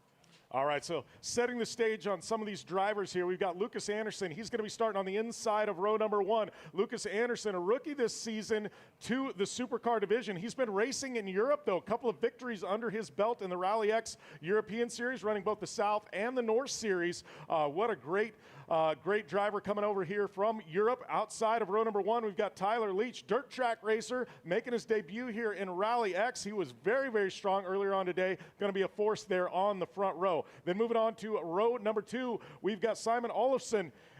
He is a supercar lights driver, one of the most decorated supercar lights drivers in history. Moving up to the supercar division, he has been very, very fast here at the Big House. Outside of row number 2, you off-road fans know her. If you're a fan of North American motorsports, you've heard the name Gray Ledbetter. Punching her ticket into the finals earlier on today. She's going to be in the Motec car. That's that black and yellow and white car. Then moving on to row number 3, we've got Romet Cerna out of Estonia making his debut here in the United States. He's been a force in Europe all season long. Great to have him here at the Big House. And then outside of row number 3, a guy that has won a lot of races here at Crandon, Johnny Holcher, doing double duty this weekend, both in Pro 2 and as well as Supercar. So 6 cars on the grid. This one's slated for 5 laps. We also have that Joker in the mix as well. This one is going to be absolutely electric. We're waiting for these cars to get fired up. Lights are going to go out, and you're going to see that launch control go to work as they are shot down the front stretch into the barn corner here at Crandon. Engines rev, lights out. The final is underway. Looks like Lucas Anderson with a slight edge over Tyler Leach. And we're seeing Simon Olvesen make that pass over Tyler Leach going into second. Yeah, it looks like Gray Ledbetter getting bumped around there as well. And look at that, Ramet Sirna moving his way from the back row all the way up. He knows he's got to push hard, get around traffic early. You don't want to get hung out to dry here at Crandon. So going there into the gravel pit, it is Anderson up front, Olofsson in second, and Ramet Sirna in third. And what's really great about Ramet Sirna, when we did have that rain delay yesterday, there's an iRacing sim racing with Crandon's track down below. So Ramet was one of the drivers that did head down there and put some laps in. All right, so Lucas Anderson takes that top spot through lap number 1. We're going to see who dives out, takes the Joker here early on. So far, none of our leaders have elected to take it. That is 4 or 5 cars through. Nobody's taken the Joker yet. Right now, though, Lucas Anderson with a commanding lead. Looks like Leach possibly there in the back did take the Joker. Oh, little spin there by Olofsson, and it looks like Sirna got into him after the spin. Looks like it's going to collect Sirna as well. We're going to see if they're able to continue on. Now that's a tough break for Sirna and Olofsson as well. They've been having a hard time here for round 1 and 2, but now we've seen Gray Ledbetter head up in there. She's battling right now with Johnny Holcher. Now look at that, Holcher getting around her in the gravel pit. Gray gonna battle back, saying no, no, no, watch yourself there, Johnny Holcher. As Gray Ledbetter up and over the big leap, we've got them side by side going into Calamity Corner. Now if we're looking at 2 of the drivers right now from Supercar, these 2 drivers right here have some of the most time on Crandon. Both of them, they love this track. Johnny Holcher was talking about how he's really looking forward into it. He was upset about some of his times earlier and where he was for round 1. So coming back right now for round 2, he is with a drive and he knows how to do it. Yeah, a little frustration from Johnny Holcher earlier when we caught up with him. Felt like he could do better, and he's really doing better here in the 1 ethanol car here in this final for Supercar. As we get a look there as Johnny Holcher working his way down the backstretch, trying to reel in Lucas Anderson, who is absolutely on a bender out here, flying into the gravel pit. And when we're talking about Lucas Anderson, now he's already had Supercar success. In 2024, he competed in this class in Europe, and he did have that breakthrough race victory on dirt in Denmark. So I think he's really knowing how Crandon's coming together, and it's showcasing it. Yeah, a little bobble there from Johnny Holcher, possibly a broken car maybe. Looked like he almost went into the barricade there. Maybe a tire going down, causing him to slip up a little bit. Or excuse me, that wasn't Johnny Holcher, that was Lucas Anderson, both of them in the 1 ethanol cars. Now, what I really like about Johnny Holcher right here, he's been talking to us all weekend long, how difficult it's been going from Pro 2 to the Supercar. It's a 2-wheel drive vehicle into an all-wheel drive vehicle, and he says that it's a delicate balance of what he needs to do. So it's really nice to be able to watch him do that. All right, so Lucas Anderson up front, backing it in there. Beautiful shot as he carves his way around the gravel pit corner. Going to be chased down by his teammate in the 1 ethanol car, Johnny Holcher. But right now, Lucas Anderson with a commanding lead. A couple of victories to his credit in Europe already this season. Trying to have another one stamped here at Crandon as he's looking beautiful coming through there. White flag is out. You're going to see him take that Joker this time by. And when we're looking at it, though, right now, Johnny Holcher has the best lap time. He's got 49.640, where we've got Lucas Anderson with a flat 50. So if Johnny can be able to do that, and if Lucas makes a small little mistake, Johnny keeps that time, he's going to be able to capitalize on that mistake. All right, now looking back in the distance there to third battle, Tyler Leach get the best of Gray Ledbetter as of now. So we got about a half a lap remaining. It is Lucas Anderson continuing to lead. Johnny Holcher laying chase. I don't know if Johnny Holcher's going to have enough time. It's going to take a mistake by Anderson. So we head into the gravel pit. And what I really like about Leach, if you've known him and if you know anything, he started racing in the dirt when he was 6 years old with midgets. So he knows how to take this track. If we're starting to see blue groove at all, he'll be able to take that and know what exactly it's going to happen. All right, so into Calamity Corner. It is going to be checkers flying here. It is going to be Lucas Anderson with a victory here in Supercar to start things out in RallyX Americas here at Crandon. Great effort by him. Johnny Holcher going to hold on for the second place. Holcher going to be very excited with that after his finish there in round number 1. Tyler Leach, the rookie, coming in here this weekend with a podium finish. All right, race fans. Well, we're getting closer to getting cars back on track here to continue our program. But first, we've got a couple more drivers down here, right, Jim? Yeah, we got a couple more drivers, a couple of fan favorites here. Robin Larson out of Sweden, multi-time champion in hypercars. We got Leah Block, needs no introduction.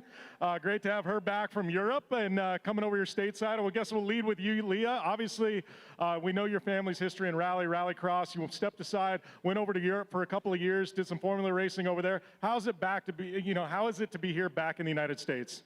Well, it's a lot less traveling, so I like that. The 10-hour flights from here and back to Europe, it was a lot, but I enjoyed my time and had a lot of experience. You know, it's a once-in-a-lifetime thing to go over racing on Formula One tracks, but I'm really happy to be back, really happy to be racing rally here in the States, as well as rallycross. I mean, I love go door to door, 4 laps, give it your all. It's really fun. Yeah, well, you were in Ohio not too long ago, right, for some stage rally stuff. I know you're right at the top of the leader rankings there. And how is that jumping back and forth between rally and rallycross? Honestly, they're completely different in my mind. You know, stage rally, it's about endurance. It's about, you know, driving at that 99% for most of the time. Here, you just 100% foot to the floor. You know, if you got to bang doors, you got to slide up someone's inside, and it is what it is. I've already spent a couple of, you know, dollars out of my pocket this weekend, unfortunately.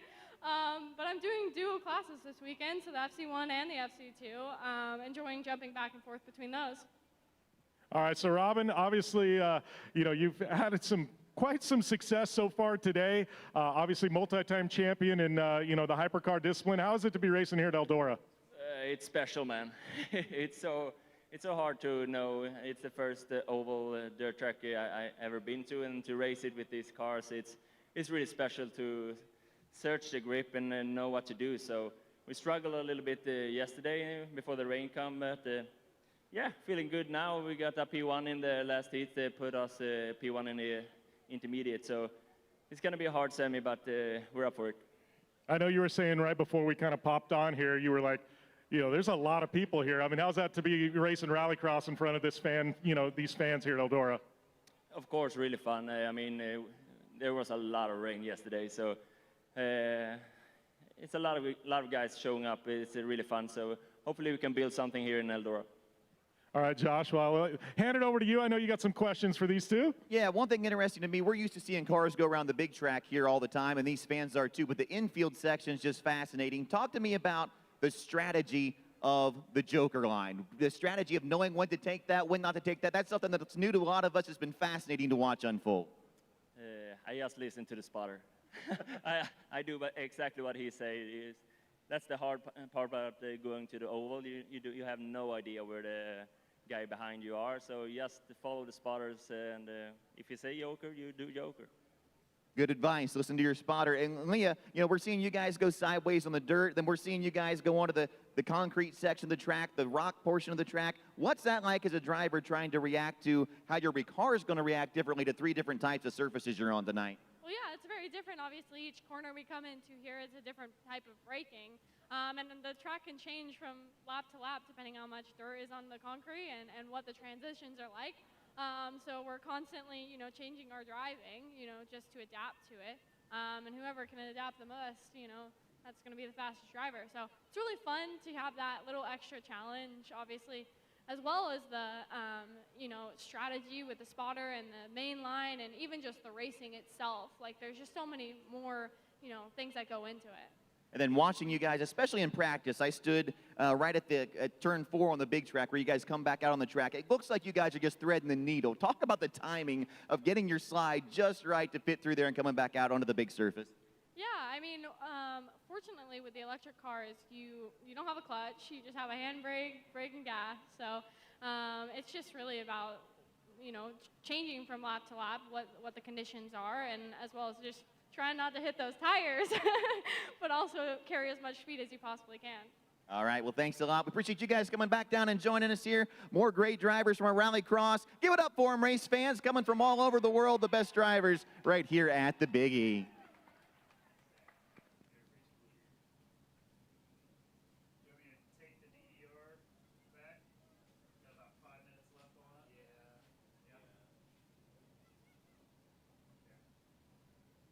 Leone, welcome to the show. I know you've been following Rallycross since its inception here in the United States. Here we are with RallyX Americas. What do you think is going to happen here? Oh, man, I don't know what's going to happen here. Both Robin Larson and Tommy Hallman have been incredibly strong this entire weekend. Tommy had some issues in the last semifinal, but Robin's been strong all weekend, so we'll have to see if he can go 2 for 2. Yeah, there we've got Kevin Erickson, one of the fastest drivers in the world. He's had some struggles here and there in that kicker audio car. I think we're going to see Kevin Erickson emerge through. Jimmy Henderson, he has been absolutely electric, no pun intended, with these FC1 hypercars, but he has definitely shown his stuff. We've codenamed him Mr. America. He is signed up to do the entire series here in the RallyX Americas series. He's going to be traveling up to Canada to Trois Rivières, also going to the finals in Portugal, our world finals. We're going to see what he can do. Lights out. We're going to see who's going to get this whole shot. Looks like we've got Larson and Hallman, as well as Jimmy Henderson, 3 wide. Henderson almost making a spin there. Henderson going wide, trying to go around the outside, but it's Kevin Erickson who looks like who takes the lead. Yeah, Jimmy Henderson elbows out from the second row up into the second spot. Kevin Erickson, the kicker audio car, living loud into the gravel pit. Into the gravel pit, Kevin Erickson, Jimmy Henderson, Robin Larson, Oliver Erickson, Tommy Hallman, and Michaela Allen Kodolinski in the back, sending over the Polaris flyweight jump and into Calamity Corner. All right, so Kevin Erickson looking in his rear view. He's got a spotter in his ear. Jimmy Henderson on the hunt. We're going to see on the end of this first lap if anybody elects to take the Joker. Larson spins in front of Oliver Erickson. Spin there for Larson, a tough one there. Oliver Erickson looked like he's through the Joker as well, all the way on the top. So resetting this order, we've got Kevin Erickson, Jimmy Henderson, Larson there, and it looks like we've got Erickson and Alan Kodolinski in the mix as well. The interesting thing between Erickson and Henderson is this is going to be the driver who knows the car best, as he was the guy who developed the FC1, versus the driver in this field who knows the track best. So what do you think, Jim, car or track? I think it's a merger of cultures here. We're going to see which culture comes out on top. Is it off-road? Is it rally? We've still got a few laps to determine that, but Kevin Erickson, he's a tough one to pass. He can make that car really wide there as Jimmy Henderson continues to hunt. I think you're going to see Jimmy Henderson. Yep, he does. He slips up, takes the Joker. He's going to try and get that time back. Is Tommy Hallman now going to inherit the second spot? Henderson into the wall coming out of the Joker. That's going to open the door for Michaela Allen Kodolinski. Yeah, door flew wide open as he goes into the wall there, right at the outside of the Joker. Alan Kodolinski now in a podium spot, sneaking right in there. Right now, though, it is Jimmy Henderson trying to battle back. Wiper blades going on the windscreen. This is a wild ride for Jimmy Henderson. And we have got Tommy Hallman charging hard trying to catch Kevin Erickson. Tommy, one of the best drivers in the world on the sim, on iRacing. So, again, what do you think, Jim? You know, he's making up a lot of time real quick. Yeah, he is. Tommy Hallman, a man on a mission right now, hunting down Kevin Erickson. It looks like Hallman now knows he's making a move there. He's going to go up the Joker. He's going to try and get that back. He's going to have a push lap now to try and reel in Kevin Erickson. Kevin Erickson's spotter going to be in his ear saying, push, push, push. You've got to clear the gap. It's generally about 1.5 to 2 seconds longer to take the Joker. And you see how important that clean Joker is. It made all the difference between Tommy Hallman and Jimmy Henderson. That's how Tommy Hallman's in second right now. Yeah, Tommy Hallman making some great strategic moves. Jimmy Henderson down on the bottom, talking to Jimmy Henderson earlier on in the weekend. He said, this is different than a Pro 4. He says, with the hypercars, it's a different line every single lap. He says it's changing lap to lap. He says, Pro 4s, you kind of just send it in there and it sticks. He goes, hypercars, you got to be real selective with line choice. Looks like Kevin Erickson's going to have to take the Joker here. Yes, he is. Can Kevin Erickson maintain that lead, come out front? Looks like he may have the field cleared. Almost clips the wall there, getting a little slippery coming out of that Joker. Tommy Hallman now back into things. You got Jimmy Henderson in the mix as well. We're going up and around. We're going to go down the backstretch. Kevin Erickson trying to keep it clean and hold off Hallman. Just in front of Tommy Hallman there. Looks like a good about 5-6 car length gap. Michaela Allen Kodolinski having some issues pulling off behind the field. But we've got Kevin Erickson sliding wide. Tommy Hallman to the inside. Yeah, look at that. Side by side, we're going to go up and over that Polaris legendary leap. It looks like Kevin Erickson going to be hold off Hallman. As Hallman got something in this last corner. Doesn't look like there's going to be anything there. Oh, it looks like it's going to be a drag race. Yeah, Tommy Hallman. Wow, Tommy Hallman at the checker bumps Kevin Erickson out of the way. Takes it. We're going to have to see what the race stewards say about that one. But Tommy Hallman getting real wide there, motocross style, and bumping Kevin Erickson out of the way, which isn't going to sit well. You see the hands go up behind the windshield of Kevin Erickson's kicker audio car. Not happy about that one. Tough one there for Kevin Erickson. That one's not going to sit well as we head to Eldora next weekend, Chris. We may have to see what the stewards say, Jim, but 0.0 0.097 seconds, according to the tracker. Take a look at the replay here. Hallman to the inside, trying to set up, trying to keep it tight. They bounce, they bounce. I don't know, Jim. I don't think that was, I think that's a racing deal there. That's pretty side to side to me. But I'm not in the officiating booth, and I would not envy anybody who is right now. No, we're going to see how that one wraps up. So we're going to come back. We're going to dissect things when we return to Crandon and RallyX Americas as we just wrapped up our hypercar final when we return here to the big house. All right, here with Leah Block doing double duty this weekend at Eldora. Obviously saw you last weekend at Crandon, back in Rallycross. How is it to be driving both a supercar and a hypercar this weekend? I mean, it's pretty awesome. I get double the seat time, double the racing, double the chance of podium, so why not? It's great to be able to bounce back between them. You know, they're so different, yet the lines are so similar on the track. So, you know, combustion, trying to shift down. This morning I forgot that you have to, you know, clutch in to use a handbrake in a combustion car versus electric. You only have 2 pedals, so it's a lot of things to figure out, but I've been switching quite good this morning, so I'm excited to keep it rolling. All right, so let's talk about coming back to Rallycross. We saw you in Nitro Cross a couple years ago. Obviously, did some stuff in Europe and Formula Cars. Seen you in Stage Rally. How's it been back behind the wheel of a Rallycross car? I mean, honestly, it's awesome. These hypercars are super fun. Like the electric, there's so much torque, so much power under your foot. So I loved wheel-to-wheel racing too, especially when you can bang doors. So I'm really happy to be back. And then also having a great field, you know, amazing drivers, like some super unique tracks. I mean, going to Crandon, seeing that community, and then coming to Eldora, like these are iconic U.S. tracks. So it's nice to be racing here. Yeah, and it's funny. I mean, you've been in Europe in a pressure cooker environment. I feel like here in the paddock, I've seen you and everybody else. It's like old home week. Everybody's friends. Yeah, everybody's friends. Everybody's just here to have a good time, and I think that's what's so fun about a series like this. You know, it's like nobody's going for $1 million at this point. Like we're just here to have fun and do what we love.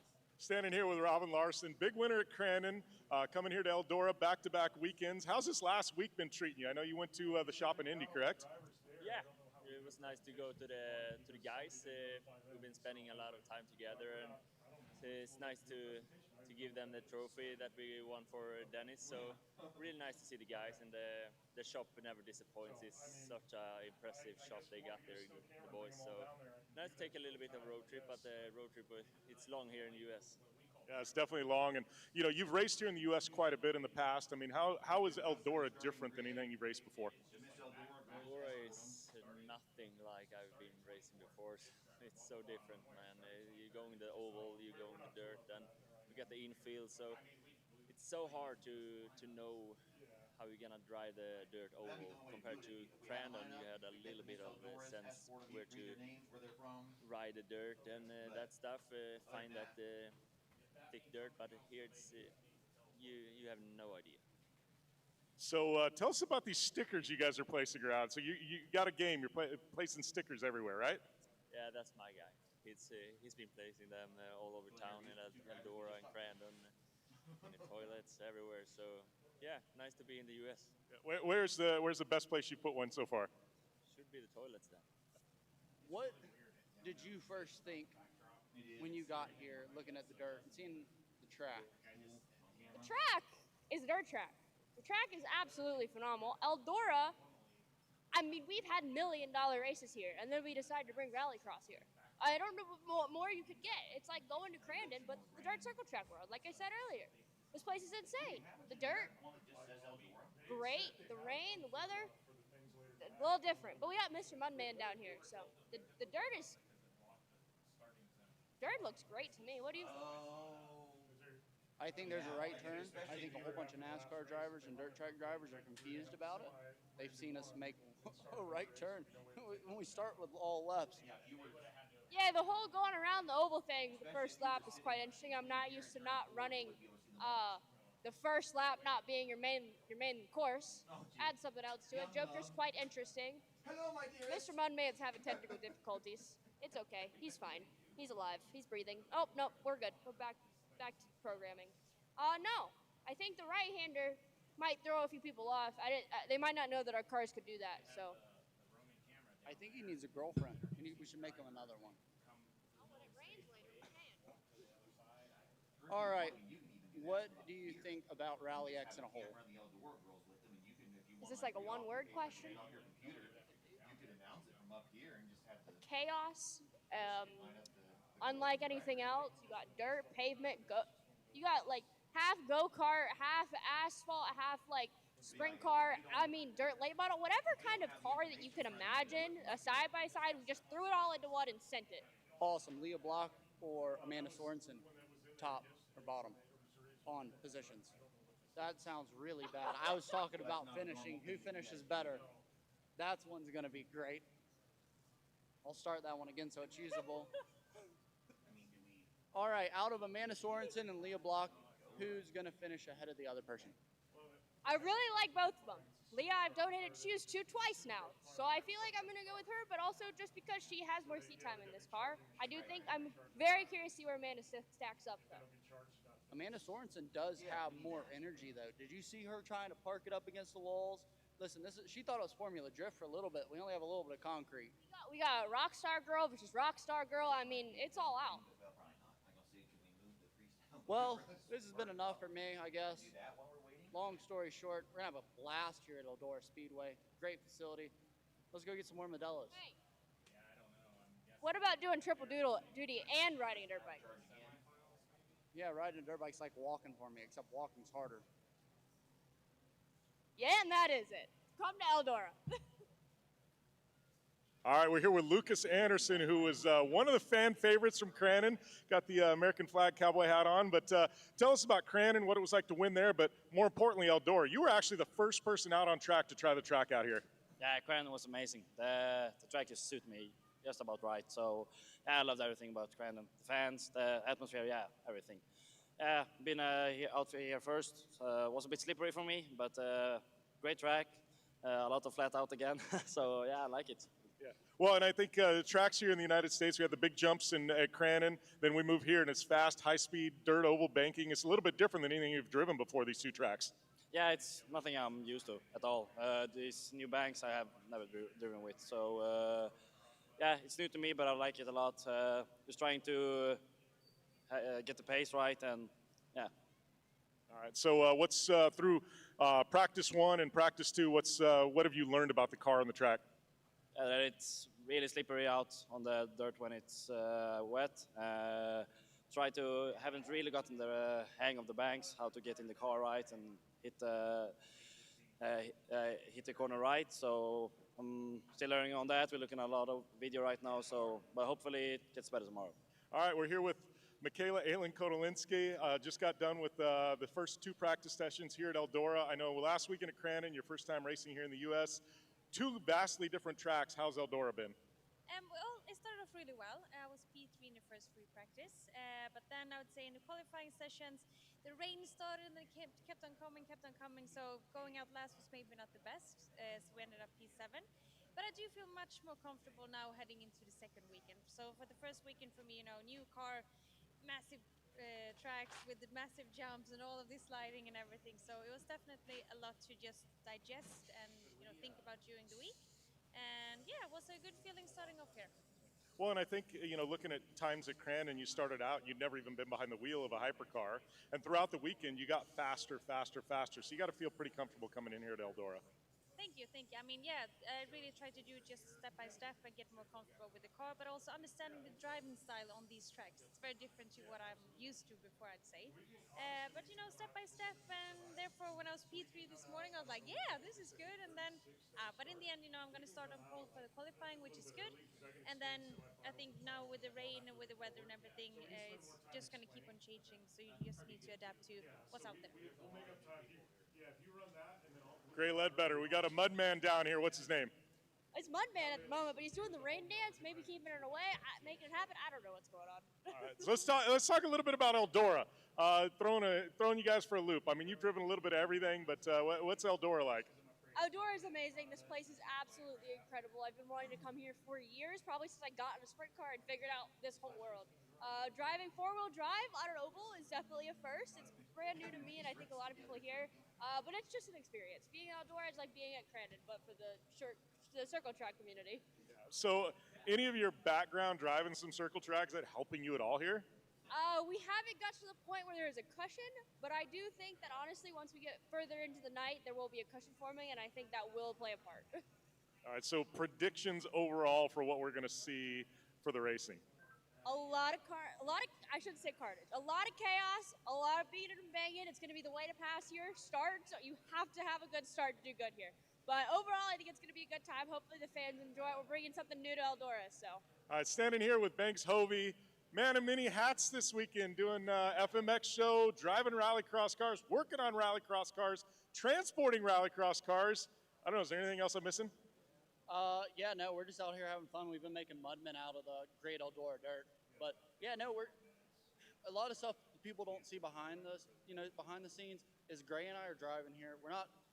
We've been lucky enough to even get the chance to get to try and drive.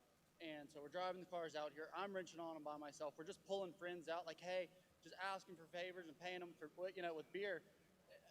I couldn't ask for any better group of people to be around. All right, so let's talk a little bit about Eldora. You got out a couple practice sessions. How's this one? I mean, this is high speed, backing them into corners, sliding dirt track style. How's that feeling for you? You know what? I think everybody was a little skeptical at first, but dude, this dirt out here is amazing. And when it cakes up, and it's like it is now, everybody's a little concerned about the rain, but it's got so much traction. Even for me, there's no way. And then just go sling it in, it just sticks. So predictions for this weekend?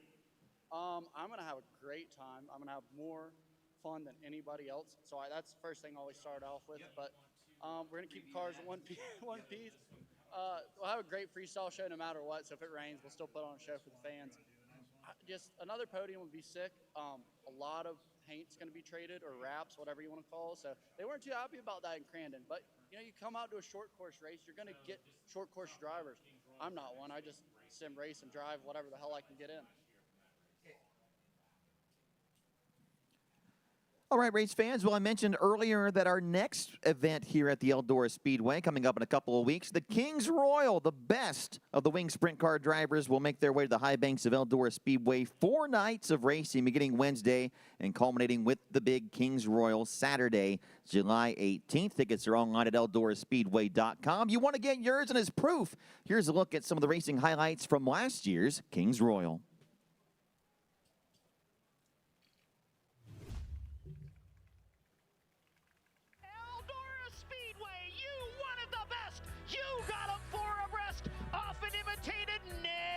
Duplicated, the greatest show on dirt, the world of outlaws, NOS Energy Drink Sprint Cars! 24 drivers, 40 laps, $200,000 to win. The 42nd Kings Royal is underway at the Eldora Speedway. They race side by side into turn 1. Casey Jedrzejczyk on the bottom, Anthony Macri to the top, and he will take the lead down the back straightaway, and Brian Brown follows him into second. Brown will go to the bottom side of the speedway. Anthony Macri off turn number 4. He leads the opening lap. Dietrich holds on to the 3rd spot. Jedrzejczyk working the bottom side of the speedway. Yellow lights are coming on. We've got trouble down in turn number 1. Ohio represented in that 4th spot as we put the right feet back down and we go back into racing. Some contact here on the front straightaway on the restart. Everyone keeps it straight. Sheldon Hodenshield will have to take a look at the nose on that car. Got into the back end of somebody. Brian Brown a bit for the lead on the inside of 3 and 4 pools. Even with Anthony Macri, can't complete the pass, but stays with them again on a lower line in corners 1 and 2. On the restart, Rico Abreu up to 3rd. Ashton Torgerson into the 4th spot. Now Danny Dietrich runs in 5th. Carson Macedo now coming after the 57 of Kyle Larson, and Hodenschild's off the pace on the back straightaway.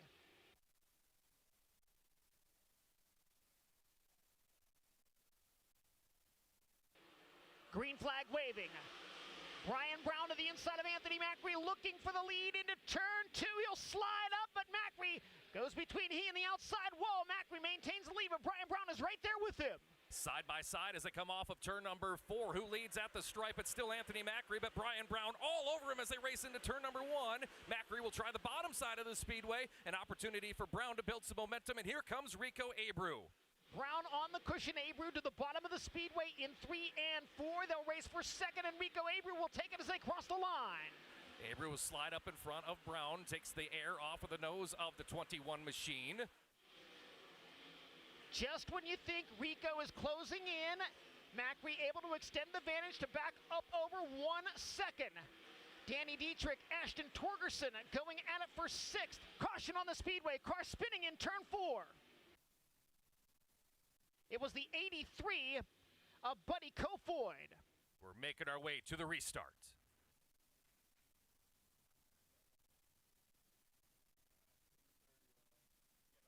Kyle Larson into the 3rd spot and now coming after Abreu for 2nd, and he'll take it by a half a car length out of corner number 2. He'll go down, blocks the advance of Rico Abreu, side by side off of turn number 4. Rico back into position number 2, puts Larson back to 3rd. 3 wide for the 4th spot, and maybe some contact at the end of the front straightaway. Brian Brown, Ashton Torgerson, Ryan Smith were battling. Rico Abreu, half-second quicker last lap than Macri. Macri just hit the wall again in turn 1. Anthony Macri tapped the wall with the right rear corner of the 39M. This time by 3 to go in the 42nd Kings Royal for Anthony Macri, looking to go flag to flag in this one. They're closing in on Corey Day, who works the high side of the speedway, so if it stays true to how it's running now, Macri's going to have to get off of the cushion at some point here in the closing 2 laps in the Kings Royal. Logan Schuhart by Ashton Torgerson to move to the 8th spot. Schuhart from the inside of row number 11 at the start. Macri will move down a little bit, getting into 3. He sees the white flag. Final lap underway. Anthony Macri continues to lead over Rico Abreu just over 1 second. Macri off of turn number 2.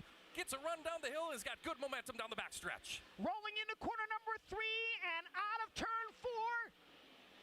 Call him King Anthony, the 42nd. Anthony Macri, flag to flag at Eldora Speedway. Rico Abreu 2nd, Kyle Larson 3rd, Brian Brown 4th, and David Gravel from 19th to 5th. Anthony Macri going to do some donuts as a king at the Eldora Speedway. Man, I don't know. Shit, I'm about to cry. Man, I don't know. This is honestly really special to be able to start where we started, and you know what, me and my parents and you know, everyone that put all the time and effort into this thing. Never in a million years did I think I'd be standing up here and winning a crown jewel that's worth $200,000. But this is badass. By the power bestowed upon me, I now crown thee King Anthony the 42nd. Eldora Speedway, King Anthony Macri the 42nd. So there you have it, race fans. Be here to see who will be crowned King number 43 here at Eldora Speedway coming up in just a couple of weeks. EldoraSpeedway.com. Get your tickets now. Going to be a lot of fun. Going to be a lot of fun, too, as we move into our semifinal portion of the program here tonight with our Rally X series. And we're adding a couple laps. And now, Jim, this is where things get serious. This is where we decide the starting lineups and who makes the big show. Yeah, this is where it really counts. Before it counted because it counts for some points for the championship, but it also counts for your seeding here in the semifinal. But it really counts now in the semifinal because if you don't finish the top 3 in your semifinal, you're out. You don't get to go. You don't get to go to the main event. So in the hypercar, we will have a B final with 3 drivers. But in the supercar, because we've got 1 less car, if you don't qualify through, there's no B final. You just go home. So a few drivers going to get knocked out. They're not going to be happy about it. They don't want to go home early, but it really counts. So, you know, we saw some really nice racing. We saw a little bumping, a little banging. Tell you what, you get to those semifinals and somebody knows they're going home. They don't have a shot at that final. Gloves are off, man. It is a slugfest. Going to be fun to watch here as we roll into that portion. See the work area down there for the RallyX cars making their final adjustments before we get them lined up here. Set to go onto the high banks of Eldora Speedway and the infield. I tell you what, it's been a fun evening to watch. I've really enjoyed watching the infield section, the Joker section, like I talked about with Leah, the 3 different racing surfaces. And as a driver trying to plan for, okay, you're on dirt, now you're on concrete, now you're on gravel, and how that car is going to react on those different surfaces, threading the needle around turn 4 as those cars slide back up onto the racetrack. Just so much different disciplines than what we're used to seeing here at Eldora Speedway and seeing some of the world's very best get to do it. It's been a great addition to the Eldora Speedway schedule. Great to see so many fans coming out here and checking it out at the Big E also. I know we're going to get a motocross demonstration here coming up a little bit as well. You can see they're getting that set up. That's going to be fun to see. And we got fireworks coming up at the conclusion of the racing tonight also. So lots of great things going on here at the Eldora Speedway. One lucky fan will go home with probably north of $4,000. Let's see if we can get that up to $5,000 before we draw our winning ticket. So if you have not gotten yours yet, stop by here. The main ticket booth is right behind us on the front straightaway at the base of the scoring tower. Get your 50/50 tickets there, or you can pull out your smartphone, go to Eldora5050.com if you're anywhere in the state of Ohio. As a matter of fact, if you're watching at home on Flow Racing, you can go to Eldora5050.com, get your tickets, and be entered to win your share of what is currently winner's share, $3,932. So we got 50/50, we've got fireworks, we've got racing, all coming up here in just a few. Looks like we're starting to get some cars gridded up there. Looks like we've got one. That is Mr. Lucas Anderson making his way out. Looks like his teammate in the 1-ethanol car. Those of you watching on the screen here can see he's getting ready to get fired up as well. So semifinals, they're going to be 5 laps plus that out lap, so a total of 6 laps, 1 joker.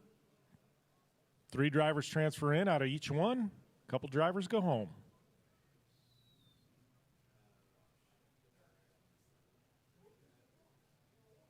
We are going to have some FMX during the next break.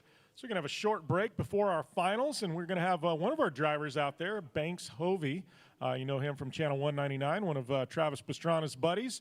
He's going to be throwing down on a freestyle show with Zach Kleptowski. So they're going to be throwing down here on the ramp with their landing bag. Banks, actually an X Games silver medalist as well. So a man of many hats, also wrenching on the cars. You'll see him doing a little bit of everything. Just stoked to be out here at Eldora.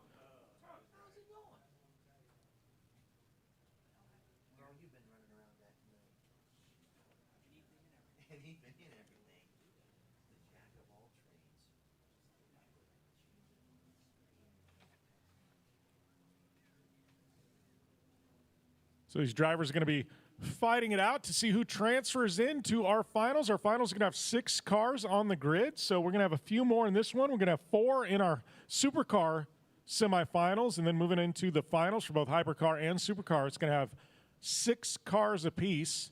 We're bumping the laps up to a total of 6, 5 in that out lap, so 6 laps in both the semifinals and finals. So a lot of action here to come. A lot of great racers getting ready to go at it. Drivers coming from last weekend at Crandon. A few of our winners last weekend at Crandon. Obviously here in action, we had Tommy Hallman taking home a victory in hypercar at Crandon. Also, we had Robin Larson taking home a victory in hypercar. Out of the supercar division, Lucas Anderson, been very strong out here today at Eldora. He took home a victory as well there at Crandon. Mitchell DeYoung, one of the top sim racers in the world, actually is not here today. Took a victory there at Crandon because he has got a Porsche Cup race in the sim racing world. So actually makes a living both as a real world race car driver and a sim racer. One of the few drivers, I think, in the world probably making a living at both. But miss him out here. I know we'll see him probably in action there at Trois Rivières, Canada, our next North American round. Those of you want to make the journey up to Crandon, Wisconsin, Labor Day weekend, I can tell you, you're going to have not only the best in the world of rallycross, but the best in the world of off-road as well. Great time there. Sleepy town of about 2,500 people swells to 70,000 over Labor Day weekend for one of the biggest off-road races in the world. Quite fun up there in Wisconsin in the backwoods. And Jim, looks like we've got most of our field of cars out near the starting grid now. You can see a couple of them on the big screen, and those of you watching at home on Flow. It looks like that is Tyler Leach there. Interesting about him, his brother actually raced some rallycross in the past. Tyler said he had a broken leg the last time There was a series here in North America, and he said he was not able to race. His brother did. Tyler, coming from a dirt track background, raced a lot on short tracks around the country. First time he was actually ever behind the wheel of a rally car in a race was a week ago at Cranon, and you know, by the looks of things, he's taken to it quite well. And I think if there's a way to ease your way into racing Rally X, I would say Eldora is probably it if you got a dirt track background. If you got a dirt track background, it's a good place to be. He's going to have his hands full, though. That number 99, that is Lucas Anderson. Been ridiculously quick. Moving up into the supercar division in Europe earlier on this year. He's taken a couple of victories over there in Europe. Now moving over here stateside, took a victory at Cranon. Young kid, 18 years old. Shown to be just a world-class talent. Going to be really exciting to see where that young driver's career takes him. Tyler Leach there with his tire cleaning burnout. Going to have Gary Donahue in the number 8. That car last weekend, driven by Romet Sirna out of Estonia. Driver that's competing full-time in the European series of Rally X. Gray Ledbetter there in the Motec car. Woman of many hats.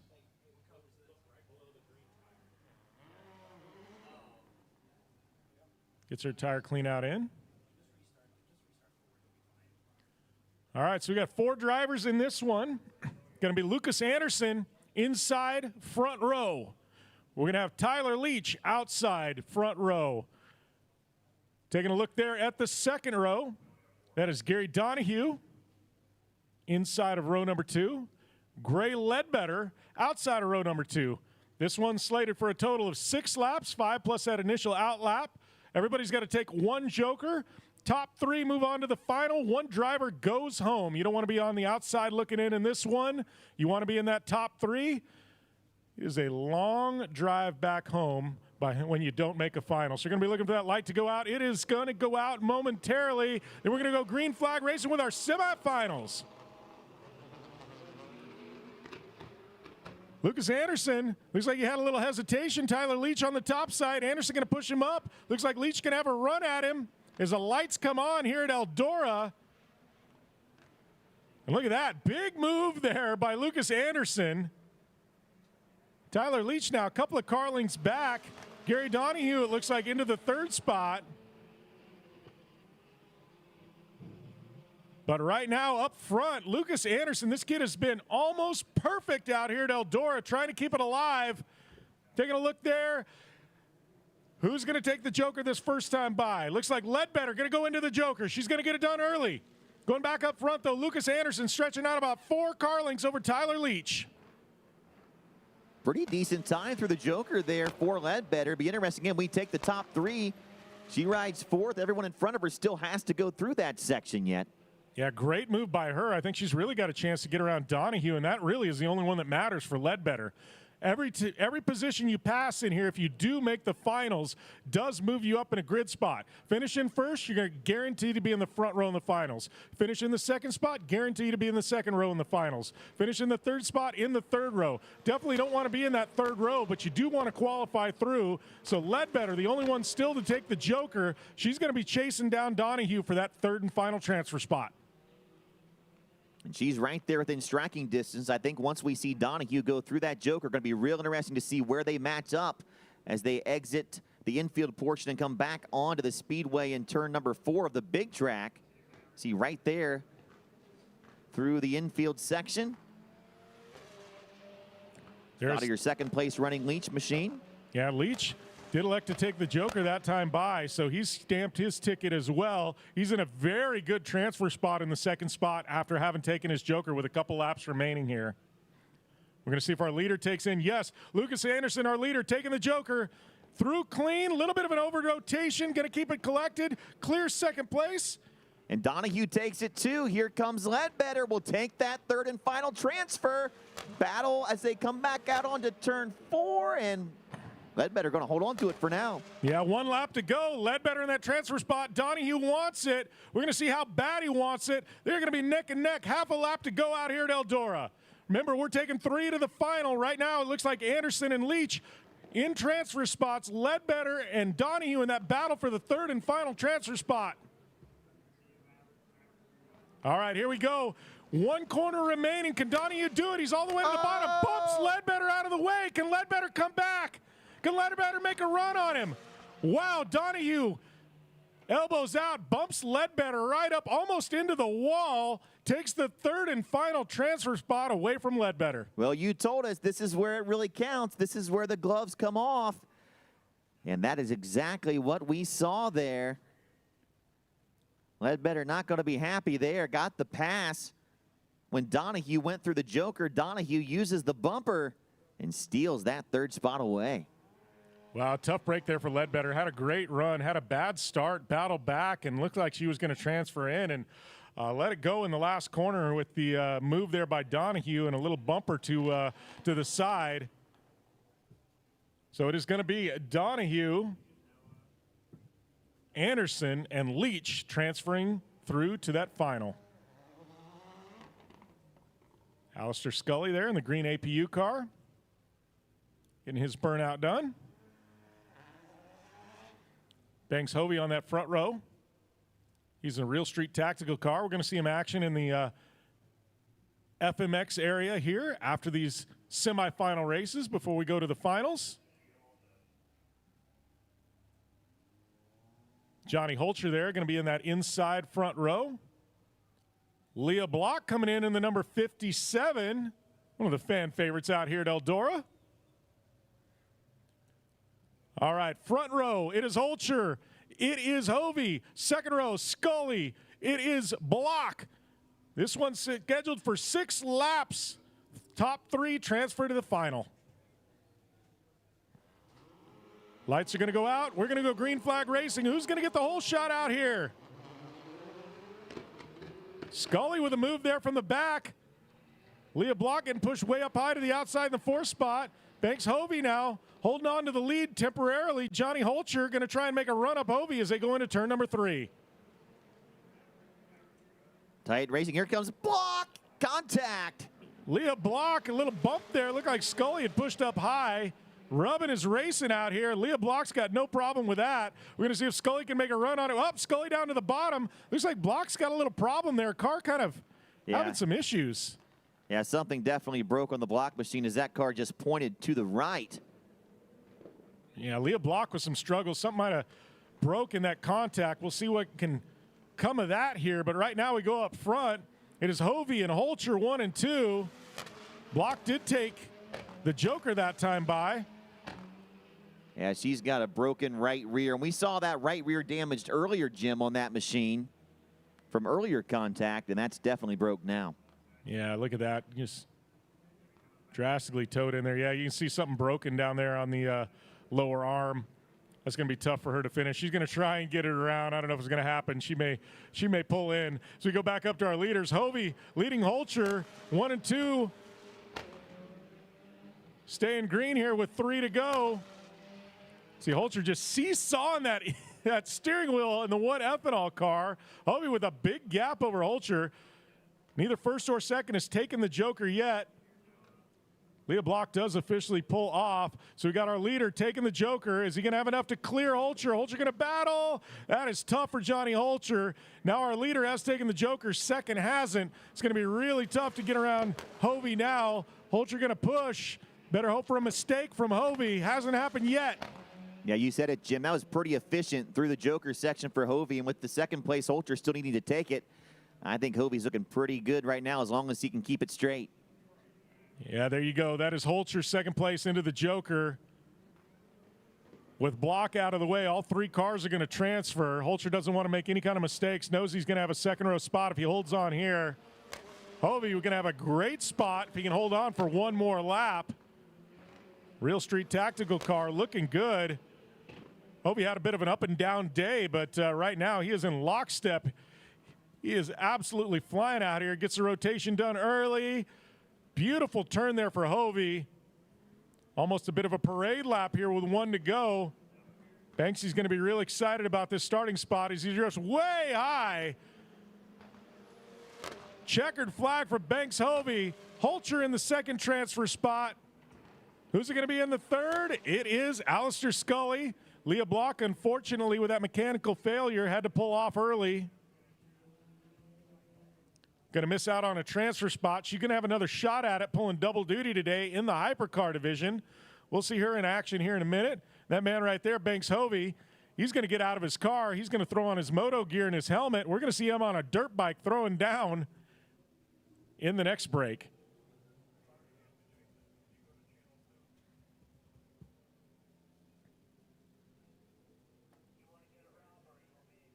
Those of you that don't follow Banks on social media or watching the channel and 199 stuff on YouTube, I got to tell you, he has definitely got a personality. He drives just the way he acts in real life, and that is quite fun, let's put it that way. Entertaining, I think, would be the key word here.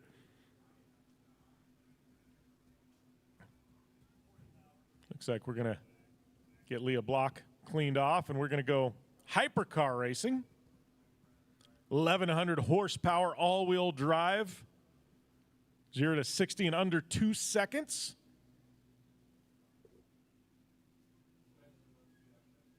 Yeah, bringing out equipment to get the Leah Block supercar machine removed from the Speedway, and then we'll proceed with the hypercars.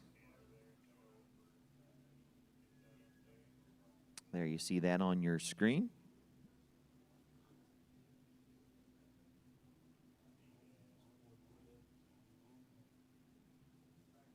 You got the big equipment coming out. Looks like we're going to scoop her up.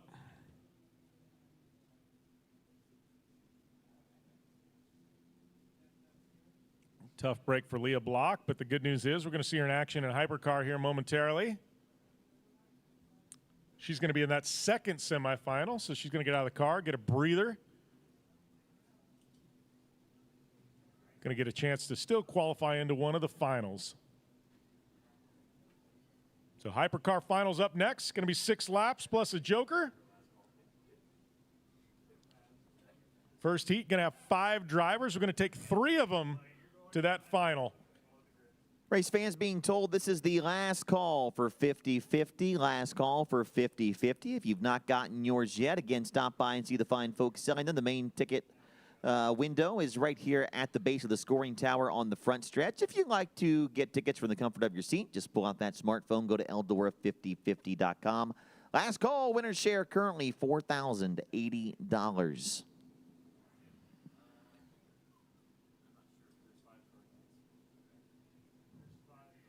Going to have 5 cars in this one. This is a semifinal here. We're going to take 3 to the final later on this evening. Front row, that is going to be Robin Larson, multi-time champion. Outside of row number 1, it is going to be Kevin Erickson in the Kicker Audio car. One of the fastest drivers in rallycross in the world. Then we've got Tommy Hallman coming off a big win at Crandon last weekend in the set promotion car. We have Michaela Aylin Kotolinski in the Motec car there in the 4th spot. Bringing up that 5th spot in the Optima Batteries car, it is going to be Amanda Sorensen.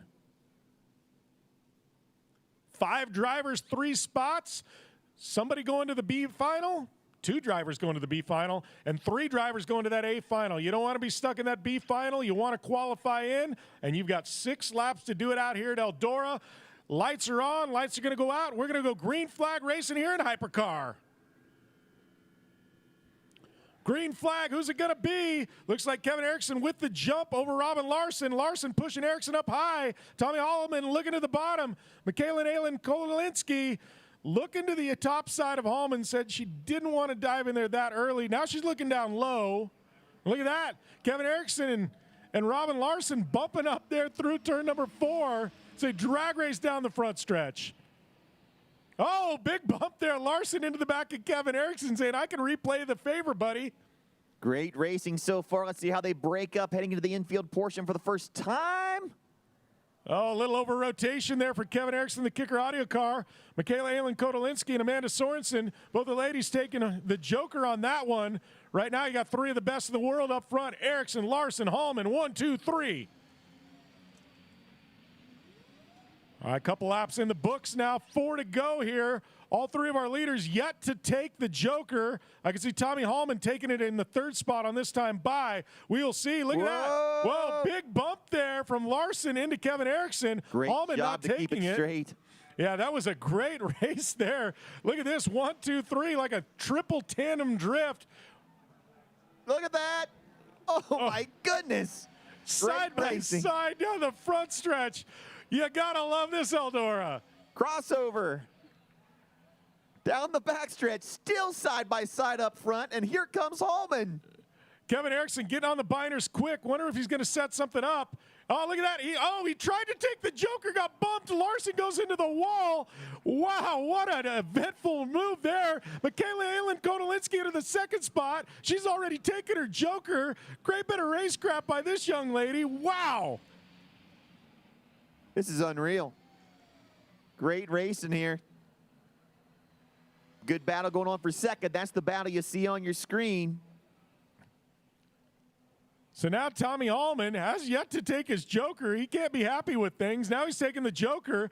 Michaela Aylin Kodolinski now going to try and push on Kevin Erickson, who's yet to take the Joker. Michaela got a real shot at winning this thing. One more time around, and your leader will have to take the Joker this time. Kevin trying to put down a burner lap. Knows he's going to get some pressure from Michaela Aylin Kodolinski in this one. We're going to see what she's got here. Kevin Erickson, he's jumping in. Michaela not taking it. She's already got it in the book. Tommy Hallman, he has already taken this as well. She's going to drag race him down to the inside. Oh! Boom! Contact. Look at that. Michaela holds on. She's got it. Wow. Michaela Aylin Kodolinski, give this lady credit. Wow, what a race with one of the best in the world to bring it home. All right, Eldora Speedway. Now tell me, what do you think of rallycross racing at the Big E? That was incredible.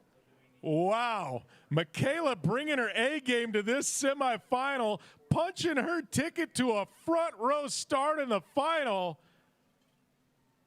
She's got to be aggressive glowing. move there. She's got to be glowing under that helmet. Drag racing down that last section on the infield section, bumping as they come up onto the big track in turn 4.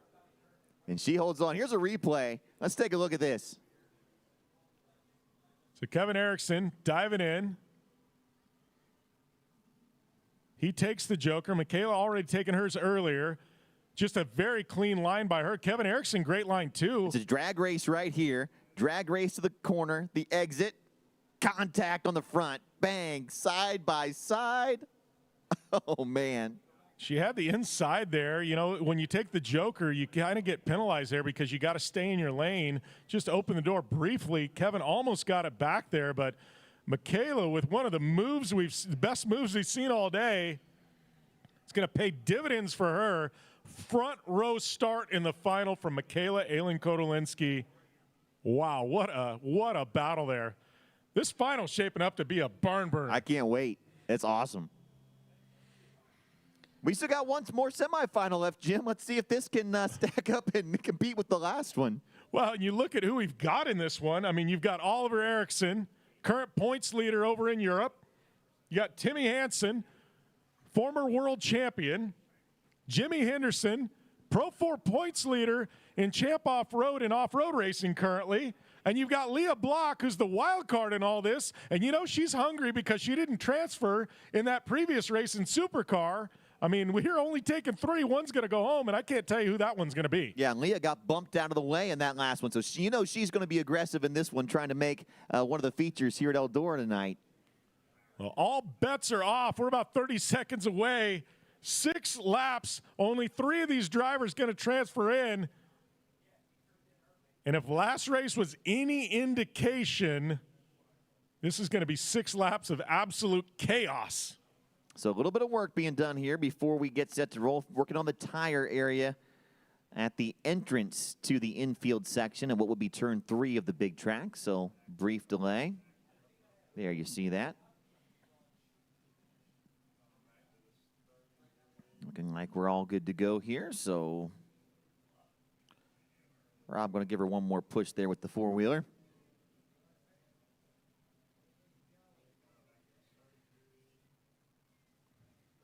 Abby and Savannah's arms are getting tired right about now.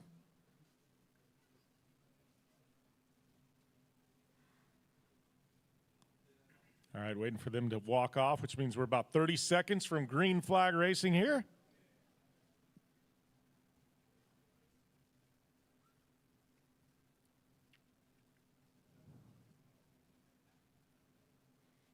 Rob's got the tires back in place, so should be good.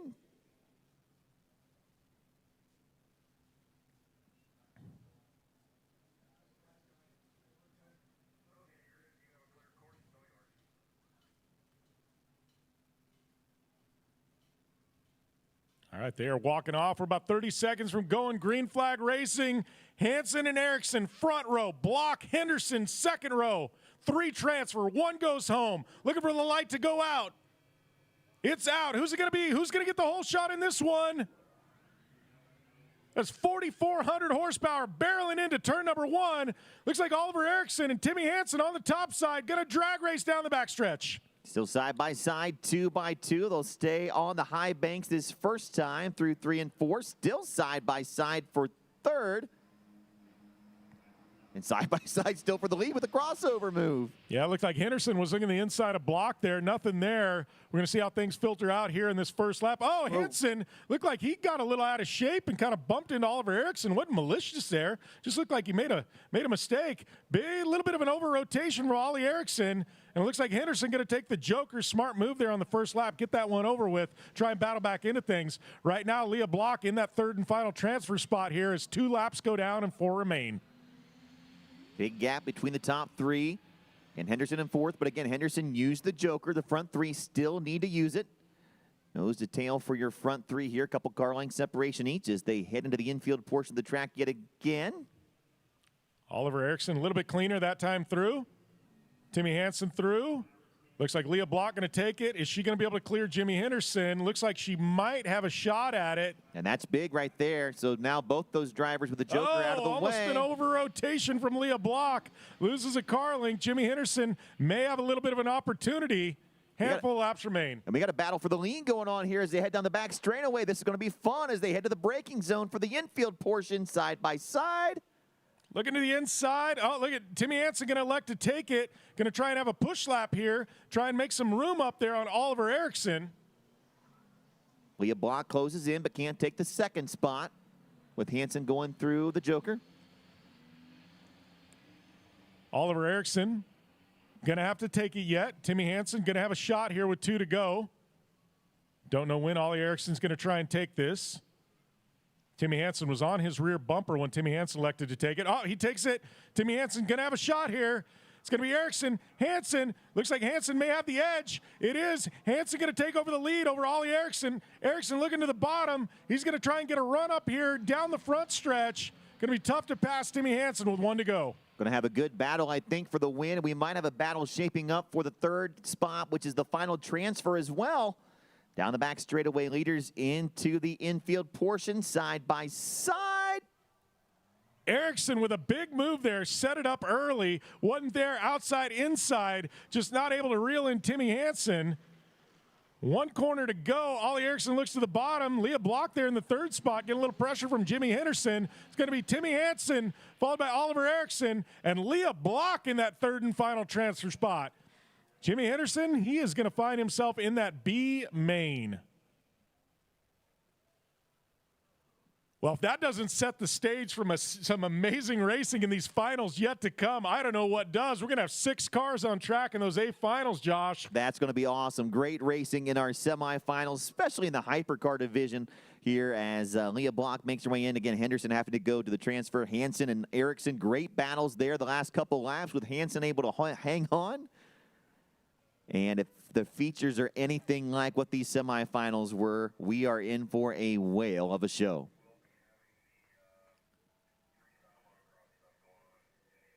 We're going to have some freestyle motocross that's going to get underway here momentarily. Banks Hovey, who punched his ticket into the final, he'll be on a dirt bike throwing down. We're also going to have Zach Kleptowski in the mix as well. So two riders, they're going to be thrown down with some of the biggest tricks in FMX here in just a few moments. Then when that wraps up, we're going to immediately roll into our finals. We're going to have an A final for our supercars, and then we're going to have a B and an A final for our hypercars. So a lot of racing yet to come out here as we're getting the runway cleared up. And we're going to have some FMX getting ready to throw down here at Eldora.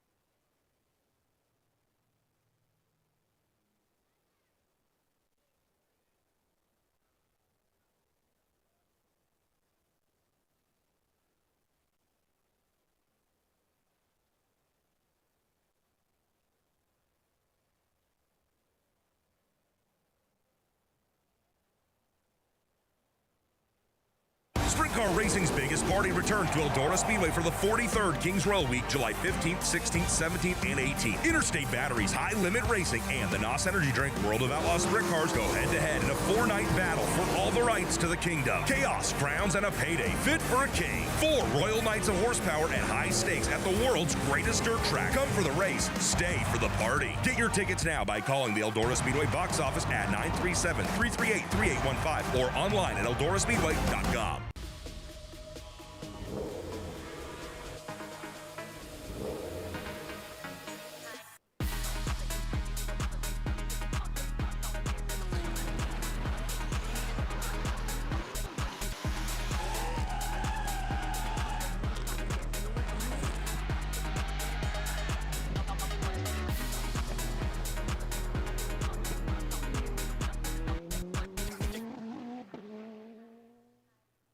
We started in Brooklyn in '78 and quickly learned we weren't building exhaust. We were building excitement. Ask any motorhead. There's just nothing like the raw, dynamic howl of a high-performance engine at Redline. The crackling growl of a throttle lift. The stadium volume thrill of a hard launch. We gave drivers what they wanted. That same roar of victory on their way to work that they heard at the races. Almost 5 decades later, nothing's changed.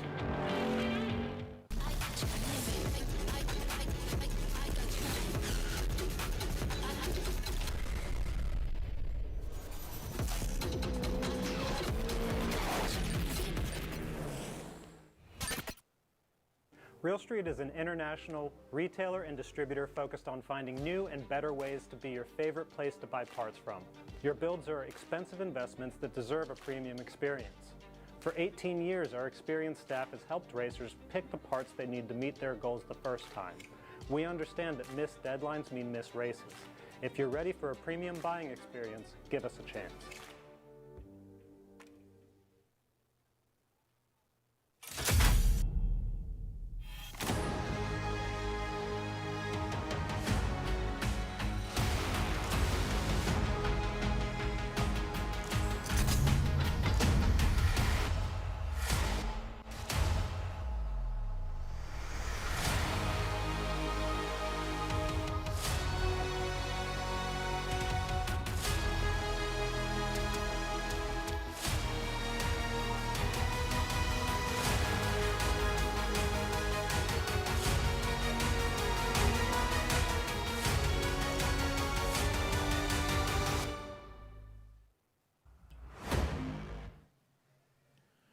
All right, looks like we got Banks Hovey and Zach Kleptowski getting ready to throw down here at Eldora with some FMX.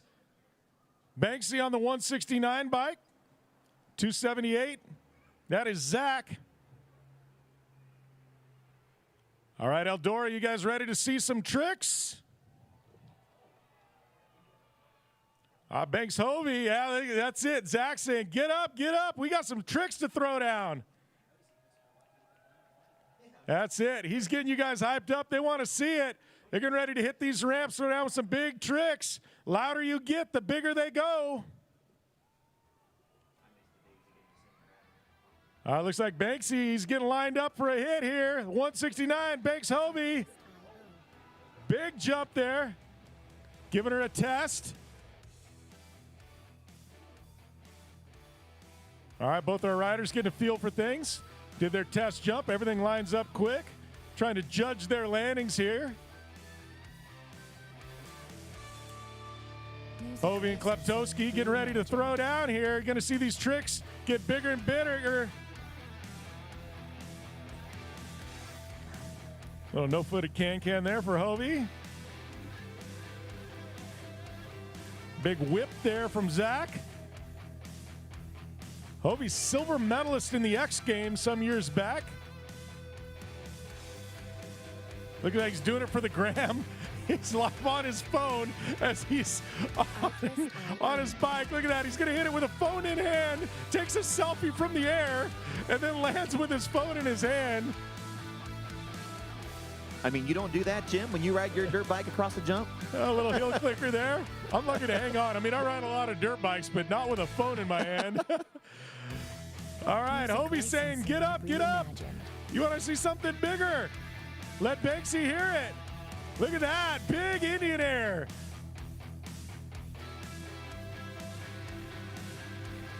All right, we're going to see who's going to go upside down first. Kleptowski here. Oh, a little old school knack-knack. All right, Hovey making another run at things. Let him hear it, Eldora. Look at that, big cliffhanger. Every trick, they're amping it up a little bit more. Kleptowski out of Pennsylvania. I wasn't feeling it that time. Pro motocross racer. Been riding for 30 years, riding FMX for the last, he says 2 hours.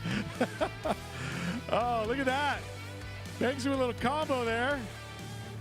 Little run off the side of the bike.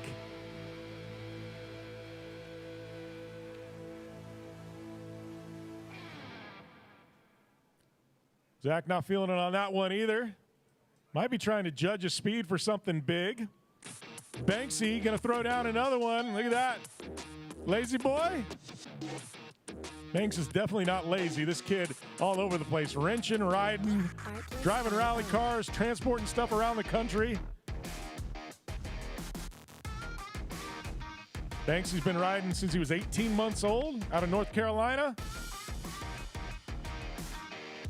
Part of the 199 crew. Go and follow them on YouTube. Lots of shenanigans being thrown down there, Pastrana land. Reimagined. Looks like they're going to make some adjustments here.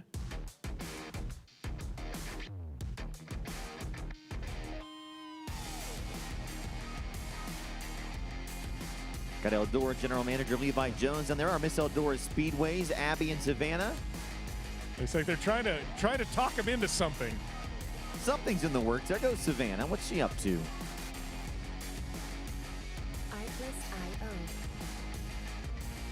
Okay. Okay. Well, we're going to walk her up to the top. What do you think's going to happen here, Eldora? Give it up for Savannah. Makes her way up top. She's putting a lot of trust into things here. Reimagined.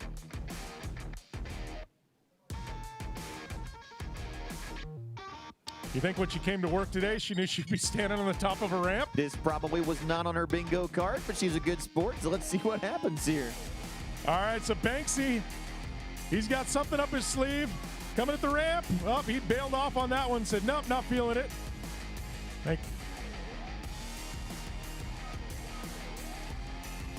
He's talking to Savannah on top of the ramp. Oh, he's saying thumbs up. All right, let him hear it, Eldora. He's got something up his sleeve. All right, he's pointing. He's adjusting him on the ramp. What has Banksy got going on here? All right, let's hear him hear it. Here it comes. Big jump over the top. Gave Savannah a high five on the landing. Oh, he's saying it. Let's run it back. IO.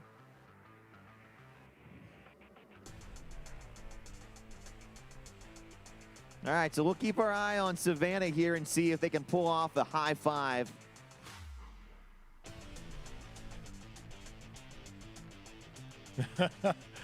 Oh, dude, is he happy with that one? Licensing reimagined.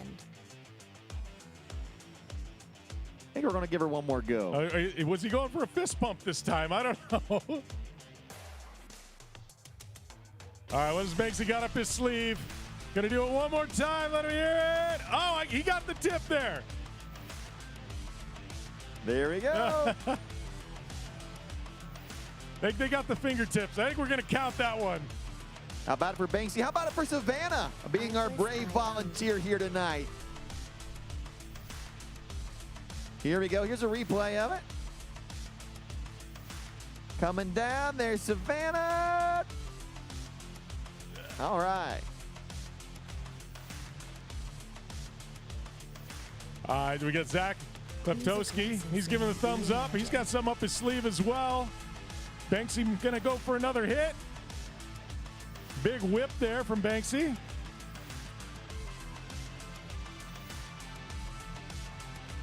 Zach making a hit. A little knack-knack there.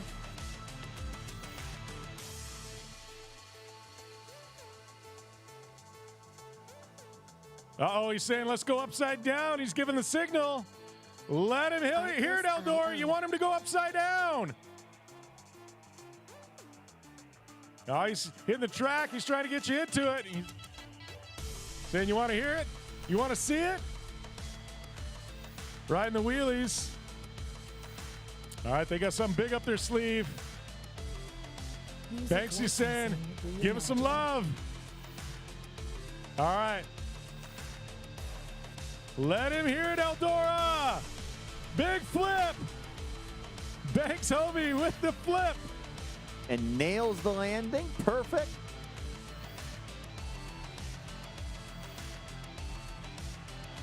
That's it. Let him hear the love. Zach, big whip there. Artlist.io. Thanks to some big extension on that one. Superman seat grab.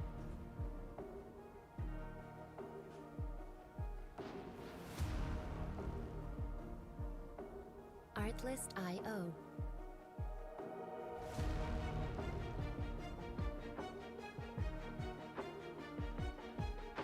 All right, in the air at the same time. Couple of whips back to back.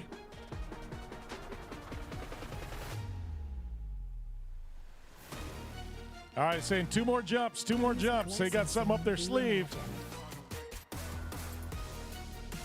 Banksy's going to immediately jump off the bike and jump into a final here. All right, we got tandem jump again. A little bit of a heel clicker. Indian air from Banksy.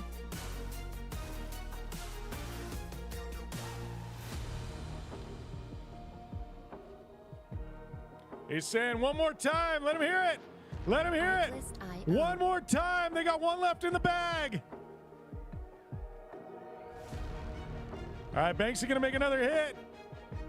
Upside down. Look at that. Big no footer. Knack there from Zach. Give him some love, Eldora. Music licensing reimagined. Throwing it down for you. Look at that. Banksy with a one-handed burnout on the bike.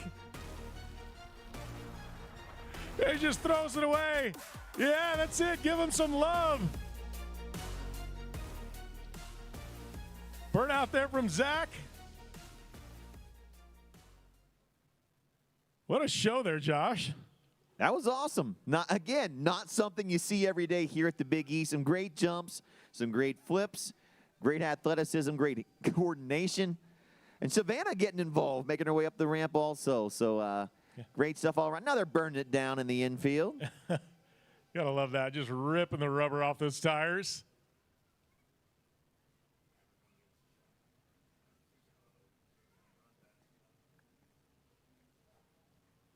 Means we're about ready to go supercar finals, supercar racing in the finals. This one going to be slated for 6 laps.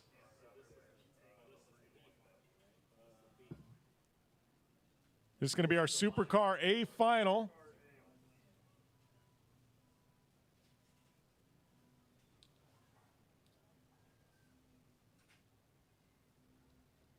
Little last-minute maintenance there as the lights start to kick on here at Eldora.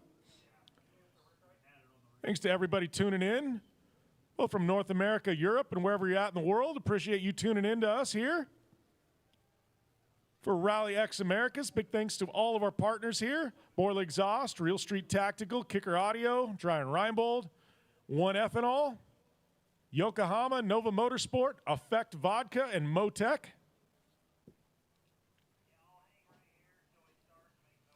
Gonna have a month off. You're gonna see us in Denmark and Germany, followed by some rounds in Canada at Trois Rivières and Crandon Labor Day weekend, all culminating in our global final in Portugal in October.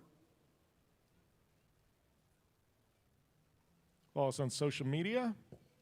Get all the info. RallyX Official is the name.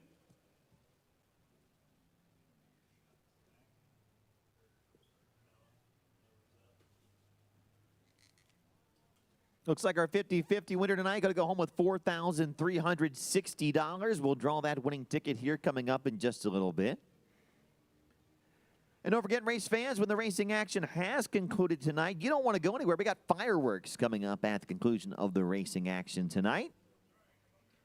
We've seen some fireworks on the racetrack a few times, and we'll see them right off the back straightaway up in the sky here at the conclusion of racing tonight also.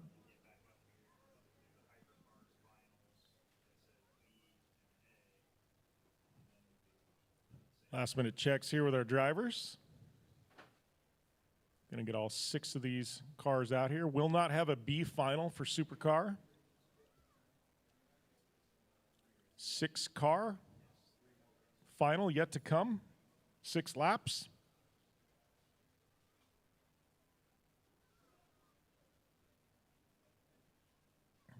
See that one ethanol number 99 of Lucas Anderson. Kid has been tough to beat out here today. I think he swept his heat races, coming off a big win at Crandon, a couple of victories over in Europe. Young 18-year-old driver from Sweden, proven to be one of the best in the world so far in his young career.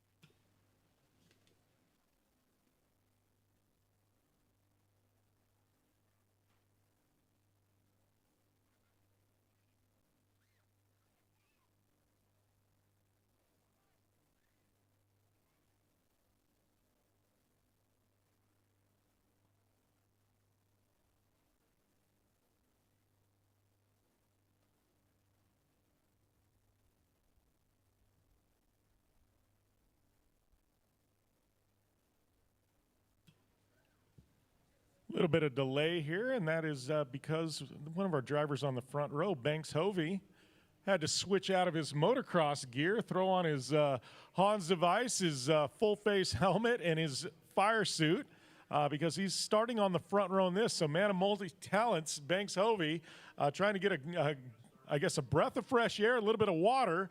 So you can go from riding an FMX bike for everybody to trying to win a final here in Supercar.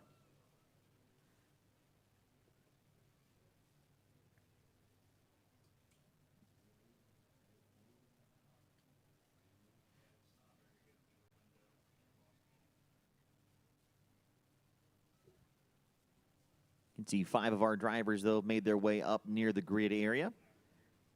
Like you mentioned, Jim, this will be the A features. This is the last time we'll see the supercars out on the track this evening before we have a B for the hypercars, and then finally our A main for the hypercars to wrap up the evening.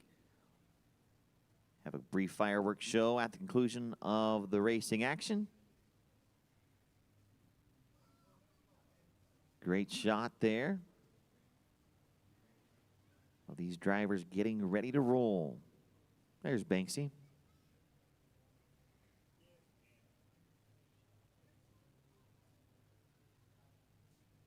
Looks like we got all 6 here, Jim. 6 cars mean we're ready to roll here for our supercar final.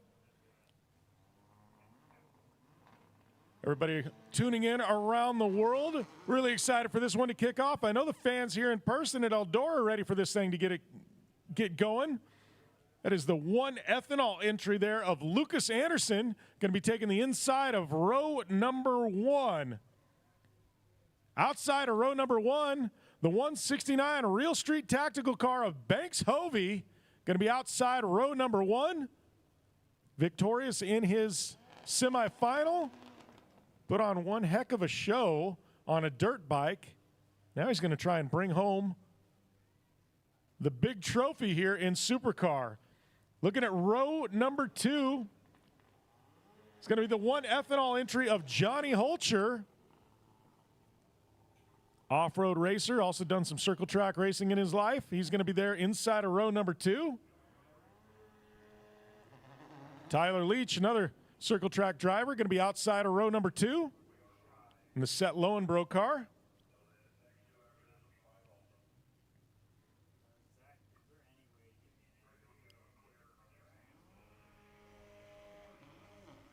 Next up, inside of row number 3, coming out of Ireland, it's going to be Gary Donahue.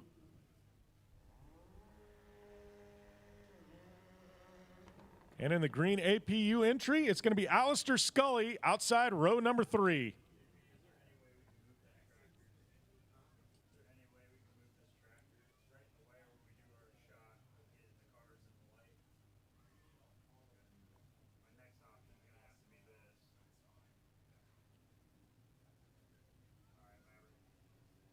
Anderson Hovey, front row. Holcher Leach, second row. Donahue Scully, third row. 6 laps.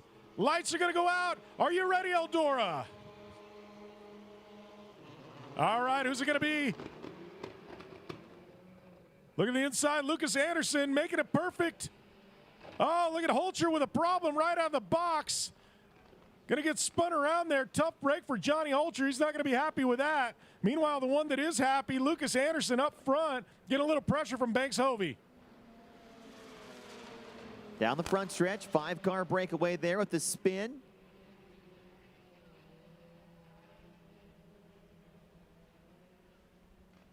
Anderson and Hovey, 1 and 2. Look at that little pressure there from Leach in the third spot. Look at the inside, nothing there. Anderson through clean. Donahue missing the tires there on the Joker. That's going to mean he's got to take it a second time. Uh-oh, spin there. That is Scully. Tough break for the 191 green APU entry. A little slick down there on the concrete. So now Leach trying to make something happen here.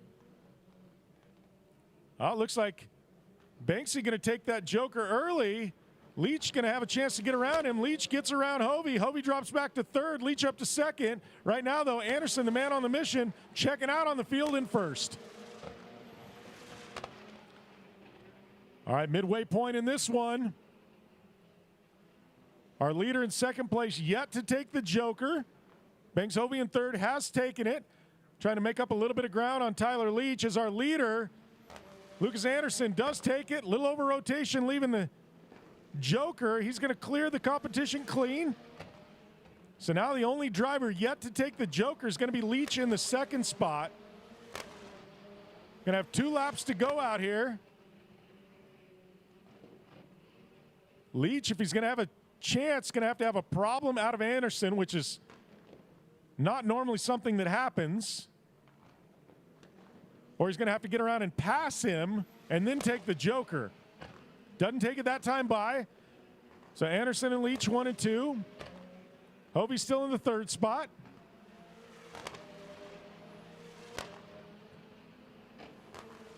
White flag last time here. Lucas Anderson just has to take this smooth, get through clean. He's going to walk away with this one. All right, second place into the Joker. Can Hovey clear him? Leach going to come out. Hovey going to be side by side. They're going to come in. Hovey to the inside. Leach to the outside. Over, under. Leach going to get it. What a move by Tyler Leach to take home the second spot. Lucas Anderson with the win. And Banks Hovey with the 3rd spot. Hovey a little contact with the wall there as they came back onto the entrance onto the big track and slowed him down just enough for Leach to get back by. So Jim will make his way down to victory stage to chat with Lucas Anderson.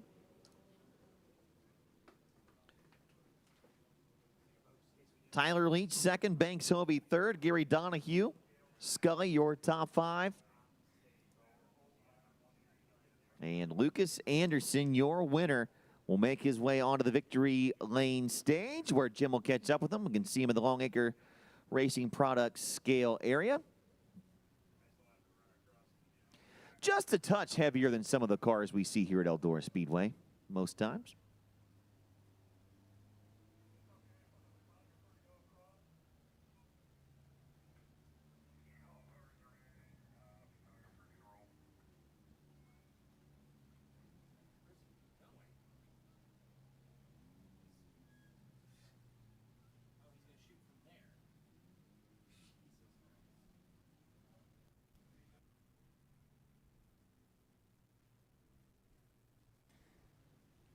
And there he rolls through the scale area up to victory lane stage.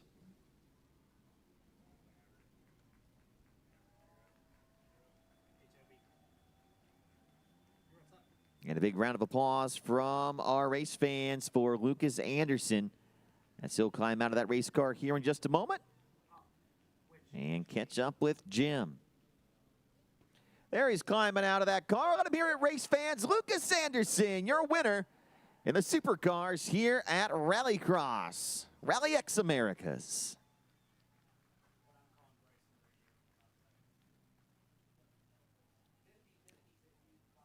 An impressive drive here in this one. Entertaining racing all night long from the supercars. And Lucas Anderson gets the job done. And with that, we'll send it down to Jim to catch a word with Lucas.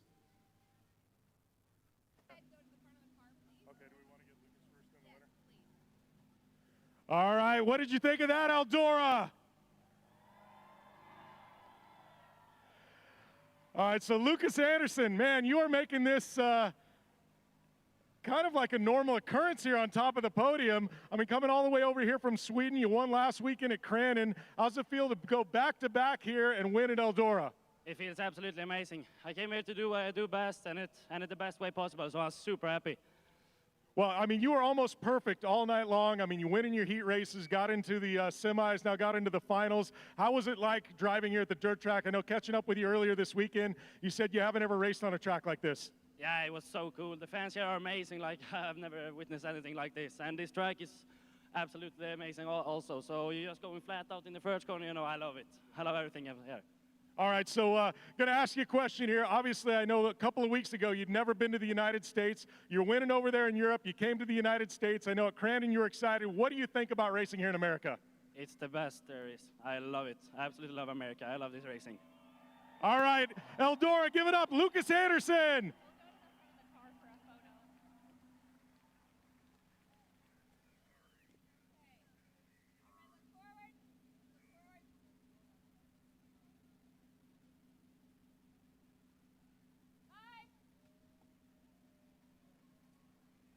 All right, good stuff there, Jim, as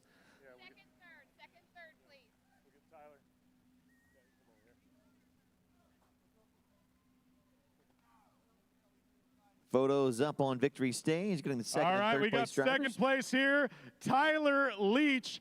Tyler, I mean, obviously you've got some dirt track background. Have you ever raced at Eldora up to this point? Only on a simulator. My brother was here a couple weeks ago racing dirt late models, and now I'm here racing rallycross, 2 different disciplines, 2 cars drive way different. I was actually kind of having trouble on the dirt oval. But yeah, freaking, that was one of the funnest tracks we've had, actually. That's a good track, and yeah, Banks and I try to make it exciting for you guys all 3 times we were out there. So, I mean, just thank you all the fans that came out and stuff. Well, I know this was the, as of a couple of weeks ago, you really hadn't had any seat time in one of these cars. Obviously, now you got a couple of races under your belt. What do you think about driving these RallyX cars? I love these cars so much. These are probably the most fun I've ever had in my life. So take us through that last lap. Obviously, you and Banksy had quite a shootout. Looked like he was going to get the best of you. Kind of did an over and under, snuck your way through as a drag race to the finish. How'd you set that up? I mean, looked like you were kind of done and cooked, and somehow you came back in that last corner. I ain't gonna lie, I didn't know Banksy was behind me at all until my spotter said outside, outside, and all of a sudden we were hitting each other. But yeah, stuff played out. Glad we can get some Americans on the podium. Hopefully we can beat this guy here pretty soon, and yeah. All right, give it up for Tyler Leach.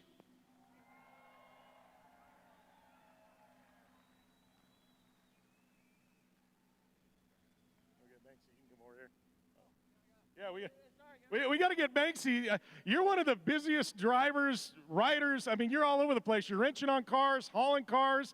Just did an FMX show. Jump off the bike after doing backflips. Jump into a car here. You're on the podium. I mean, dude, you got to be spent. Yeah, we're smoked. We've been at this for 2 weeks since we left the Erickson shop. We went to Crandon. We battled it out there. You know what? I don't even drive cars. I'm a dirt bike kid, and I just drive beater cars on the farm. But, to put a show out like this for Eldora, Ohio, me and Tyler Leach have been at it all day trading paint. So, I said if that car didn't come off like a rainbow after the race, we weren't going hard enough.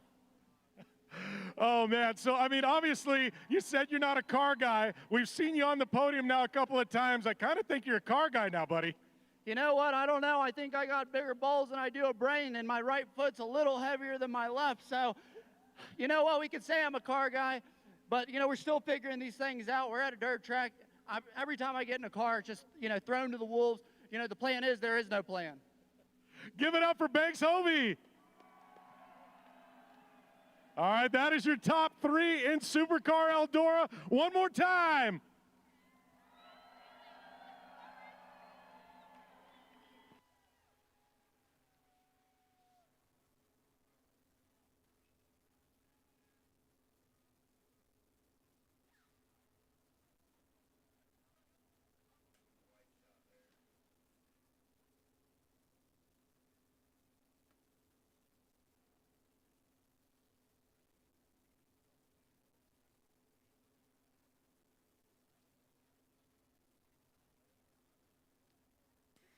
All right, great stuff right there from our top 3 finishers. A great drive from Lucas Anderson.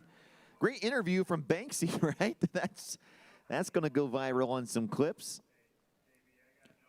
And we've got 2 more races left for you here tonight. Moving on to the hypercar division. The B feature is coming up next for hypercars, followed by our A main for the hypercars. To wrap up what has been a phenomenal night of racing.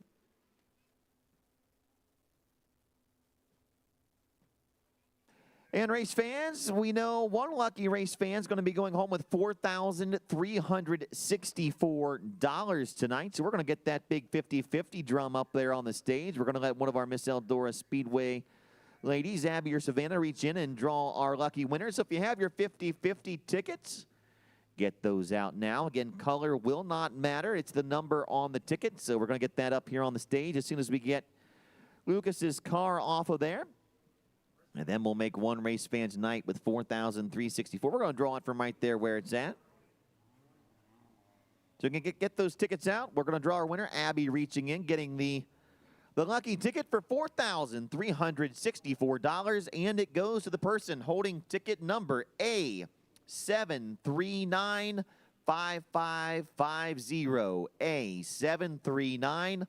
A7395550. 739-5550. If you have that ticket, you are taking home $4,364.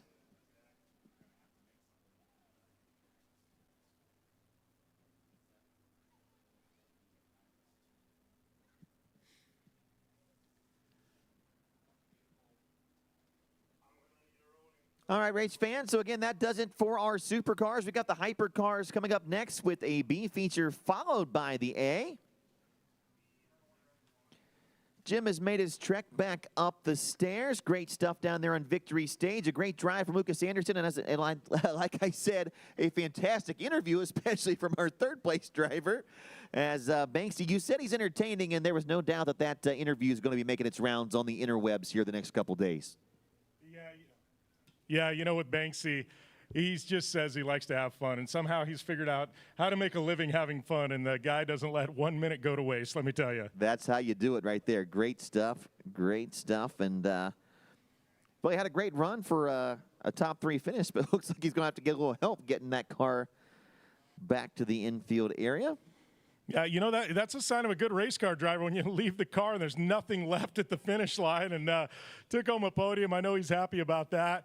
He's also been on a burner here the last couple of weeks. I mean, transporting cars, driving dirt bikes, wrenching on cars. You know, I think he's looking forward to a couple of weeks of break. Well earned, sounds like.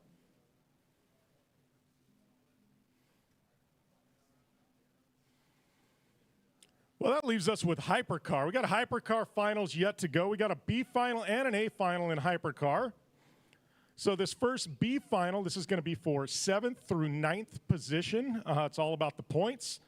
We're going to have quite a shootout here because we got 2 drivers that don't normally make their way into a B final, being Robin Larson and Jimmy Henderson. Then you've got Amanda Sorensen, kind of the newcomer, the wild card here. Didn't race at Crandon. See her there. She was racing in a Formula Drift event last weekend, so she's not scared to go sideways. So it's going to be interesting to see how this thing shapes out. She's filling in for Tanner Faust, the Optima Batteries car. But Robin Larson and Jimmy Henderson, this isn't going to sit well with either one of them being in this B final. So let me tell you, this one may be fireworks a little bit early. I know we got the show later, but it might come in the B final. Yeah, going to be fun to watch to see which drivers can advance. A lot on the line. These guys came here to the Big E, racing before a great group of fans, and you know they want to race in the big show coming up here at the conclusion of this B feature. It looks like we're going to hook Banksy up to the tow truck.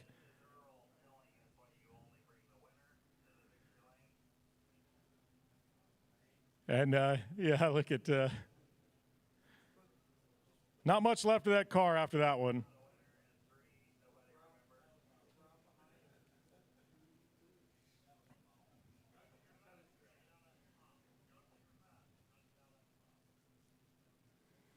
Tow truck fighting to get some traction there. Little soupy, sticky down there on that inside wall portion of the racetrack, but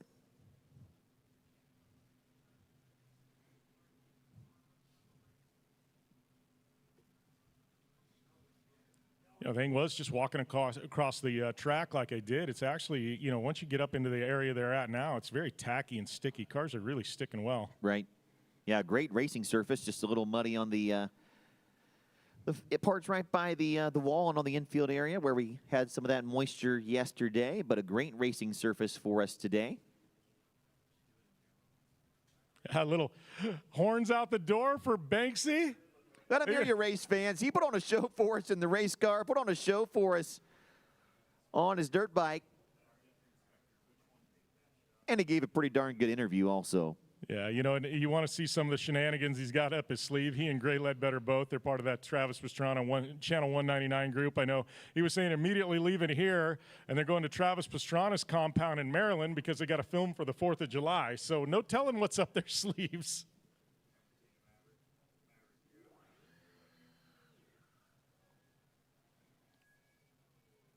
Got some hypercars, also known as FC1 cars.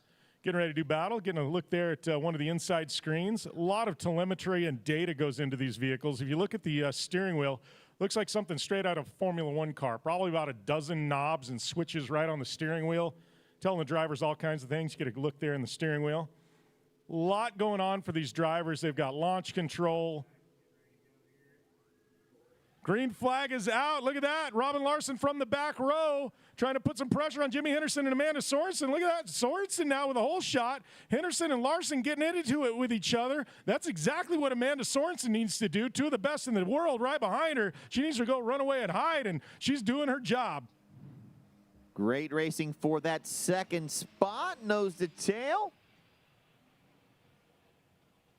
Still bumper to bumper as they go through 1 and 2, and they'll make their way into the infield portion here this time as they come down the back straightaway onto the brakes.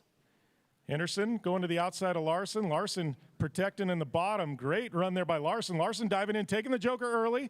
Going to give Amanda Sorensen a little room there. Jimmy Henderson now inheriting the second spot. Sliding way up high. Larson keeping it a little cleaner. Right now, Amanda Sorensen, the newcomer to this class, for this race, she is looking like a veteran out front with two really strong drivers behind her. Looking good so far. Once again into the infield portion, onto the brakes. Hard turn. A little over rotation for Amanda Sorensen there, allowing Jimmy Henderson to get on the back of her. Henderson looked like a little tap there. The dangerous part is Robin Larson in the third spot has now caught the lead group, and he's already taken the joker. Yeah, that's going to be interesting to watch where he sorts out once the front two do go through that joker section. You mentioned it, Jim. He's right there ready to pounce. When they do go through that, we'll see if either of them elects to go through this time. Little over rotation pass for the lead, and they both go through the joker. Wow, a little mistake there. And look at it, looks like Henderson almost over rotating in the joker. Look at that, Sorensen to the inside. We got a drag race. Now Sorensen, looked like she hit the brakes a little early on that, maybe trying to tuck under. Nothing there. Tough break for Amanda Sorensen, and she's going to slot back into the third spot. Meanwhile, leader Robin Larson way out front with a commanding lead with 2 to go. Yeah, with the contact those drivers made going through the joker that last time, and the contact that really allowed Larson to pull away a little bit up at the front. Everyone through the joker now. It'll be the white flag one more time around this time. Larson sliding all the way up to the top. Going to take that white flag. 1 to go. Big gap over the rest of the field. No jokers left for anybody. We're going to see how this one plays out. Right now, though, it looks like it's going to be Larson, Henderson, and Sorensen with half a lap to go. Into the infield portion. Larson just has to keep it straight, keep it clean. And we'll see the checkered flag. Oh, we got a spin for second. And Sorensen going to make the pass on Henderson as he gets into the tires. Tough one there for Jimmy Henderson. Little damage to the front end of that car. Definitely not the weekend he thought he'd have. Going to finish up in the third spot in the B main. Amanda Sorensen going to take home second by default. United Rental Cars of Jimmy Henderson looking a little worse for the wear there.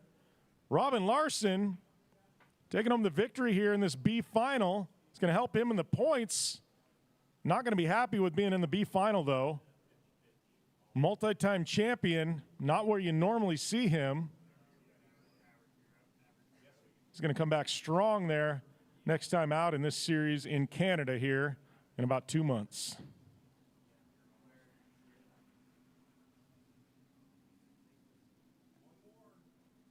And then there is one, Jim.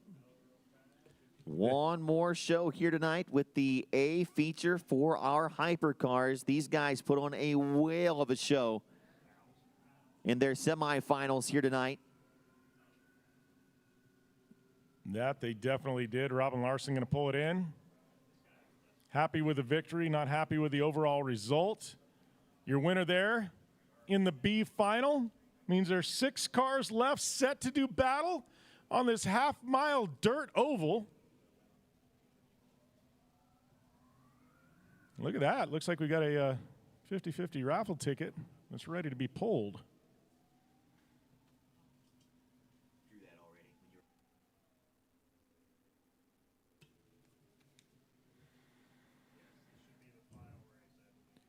So here we go. Jim, looks like some of the cars making their way out onto the grid for the final feature of the night.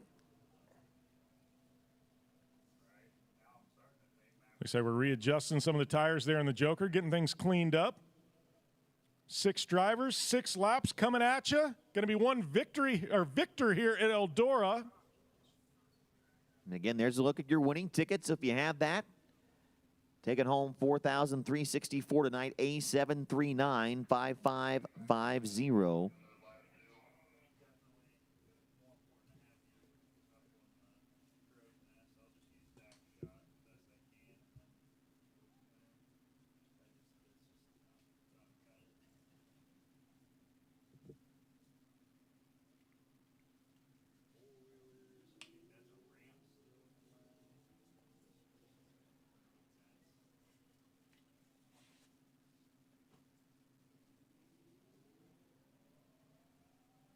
Well, Jim, I got to tell you, we got one more show coming up here tonight, Rallycross in the RallyX series, something new to Eldora Speedway, new to me, just to be honest, and I'm sure it's new for a lot of these race fans. I did not know what to expect. I was excited just to see something different, and I got to say, it has not disappointed. This racing has been incredible. A nice turnout of fans. What do you say, race fans? Will you come back to Rallycross back here at Eldora Speedway?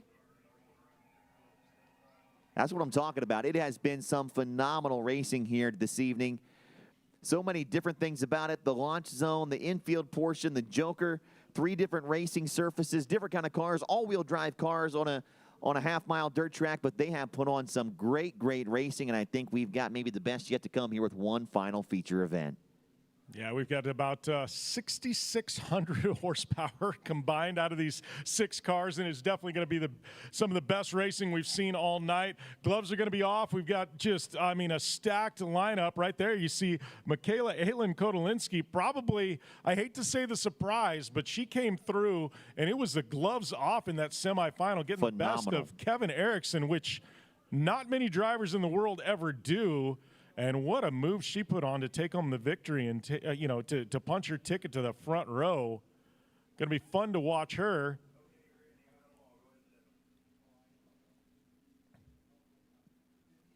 So we're going to start getting these drivers gridded up for 6 laps out here.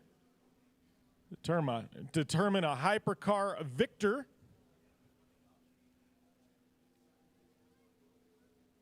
Can tell you, talking to the drivers, they're just loving the crowd. They're loving the energy. They love the course. I mean, everything about this event has been awesome. Obviously had, that mishap with the rain yesterday, but I think we've come back stronger than ever today. And absolutely, this has been really, really fun. So in this one, star-studded field, row number 1, in the number 1 spot, it's going to be Timmy Hansen out of Sweden. Row number 2 in the number 2 spot, row number 1 in the number 2 spot is going to be Michaela Aylin-Kodolinski out of Sweden. Moving into row number 2 on the inside, Oliver Eriksson out of Sweden. Row number 2 on the outside is going to be his brother, Kevin Eriksson out of Sweden. Inside row number 3 in the 5th spot is going to be Tommy Hallman out of Finland. And holding it down for the United States outside of row number 3, it is Leah Block.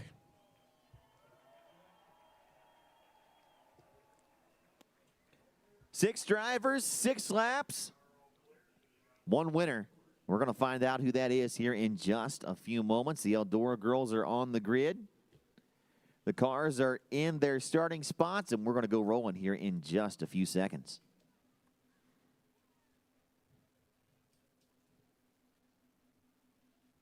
Timmy Hansen on the inside, row number 1. That's dangerous for the rest of these drivers. The wild card in this whole thing is going to be Michaela Aylin-Kodolinski outside row number 1. Can she hold on? We saw a lot of speed out of her earlier. We're going to find out in just moments. Lights out. It's going to be green flag. They are off. Timmy Hansen looking to the inside. Michaela sliding way up high. She's going to have a lot of momentum there. Oh, a little bump there with Timmy Hansen. Now you got Oliver Eriksson. Now to the bottom side of Michaela Aylin-Kodolinski. Looks like he's going to push her up. She's going to drop back into 3rd. Kevin Eriksson now dropping to the bottom, trying to get around Michaela as well. Leah Block there in the 6th spot, just looking to try and make her way through this field. We were 3 wide for a moment right around the start-finish line. Sorting it out a little bit now and see how everyone gets on the brakes into the infield portion for the first time. Who's going to take the Joker early? We're going to see. 1 lap in. Michaela does take it. Leah Block as well. They both take that joker. They're going to get it done. Yeah, we got Block there, missed part of it. Got bumped to the outside. Block may have to retake that joker. We will see. Right now, Timmy Hansen with about 3 car lengths over Oliver Eriksson in the second spot. Points leader in Sweden in the supercar, or points leader in Europe in the supercar division. Running hypercars here. And Tommy Hallman, one of the winners at Crandon, now through the joker. Up front, though, Timmy Hansen, that car was completely wrecked 1 week ago. Put it all the way back together from nothing. And he is leading out here at Eldora. Single file here so far. A little bit of separation between all the drivers on the track. As Hansen comes in. Front 3, front 4, all staying on the main portion of the racetrack, not taking the joker. So it's Hansen, Ollie Eriksson, Kevin Eriksson, Timmy Hallman, Aylin Kotolinski there in the 5th spot. She has taken the joker. So is Hallman in the 4th spot. One to watch as our lead 3 have yet to take the joker with a couple laps remaining.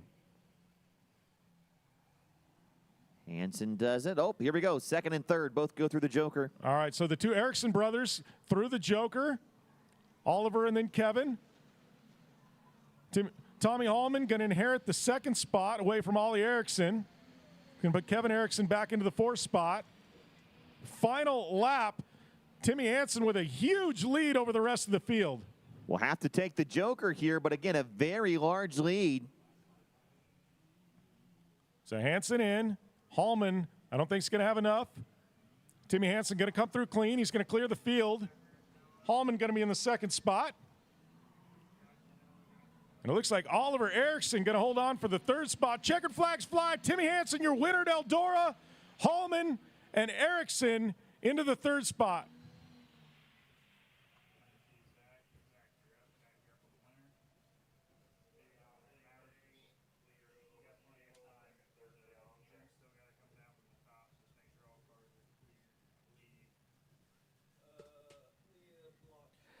So there's your final leaderboard of the night. Timmy Hansen, your winner.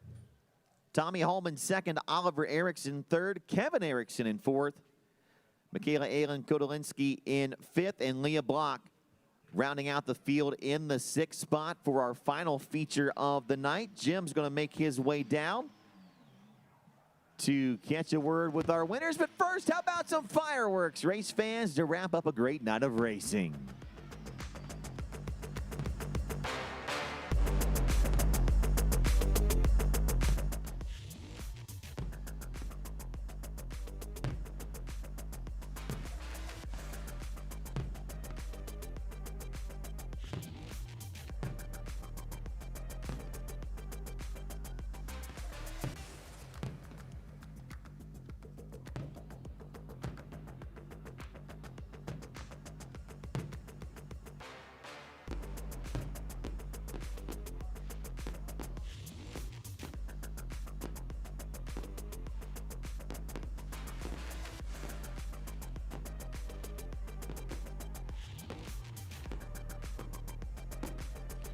How about your winner, Timmy Hansen, burning it down in the infield?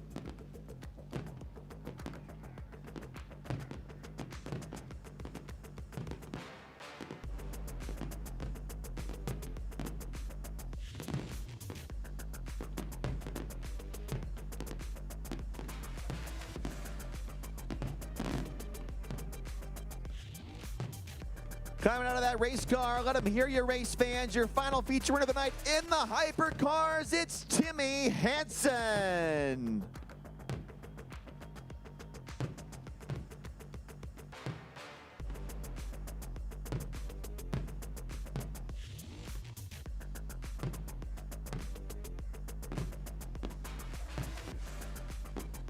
Hugs all around. Jim has made his way down there. We'll send it down to Jim here to catch a word with our race winner, Timmy Hansen.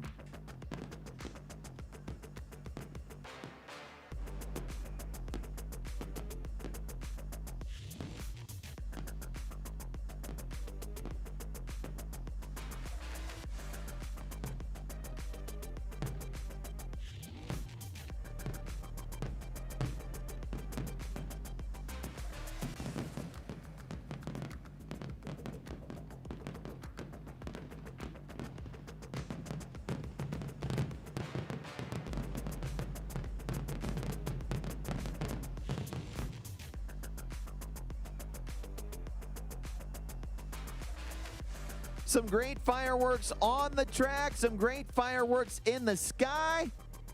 And we've got our podium finishers down on the victory lane stage. Timmy Hansen, Tommy Hallman, Oliver Erickson. Timmy Hansen burning it down on the infield. And now we'll send it down to Jim to hear from our race winner.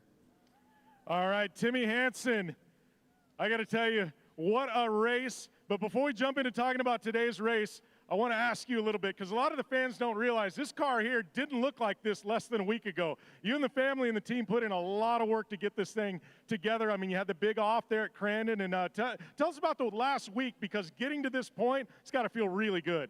Yeah, I had a big crash in Crandon, one of the biggest ones that I've had, I think, and the car was a total write-off. So the guys over here did a fantastic job to pull the car back into one piece, and it was rapid today. I mean, what a rocket ship it was, and so incredible to win here in Eldora. It's a legendary motorsport stadium, and we get the win. Absolutely incredible.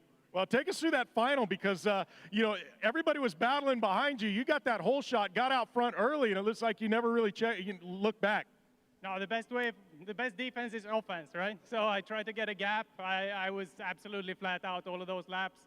Honestly, the day as a whole has been super tough. I won that Q1 session, but then it was really hard battles. And the one with Oliver in the semifinal was one of the better battles I've ever had. And I've been in this sport for 15 years. It was an incredible night. So thanks to the crowd for coming out. I had a great time, and hope to see you next year. Well, and last question, but you have obviously world champion. You've raced in some of the best facilities in the entire world. How does this track and how does this race here at Eldora stack up?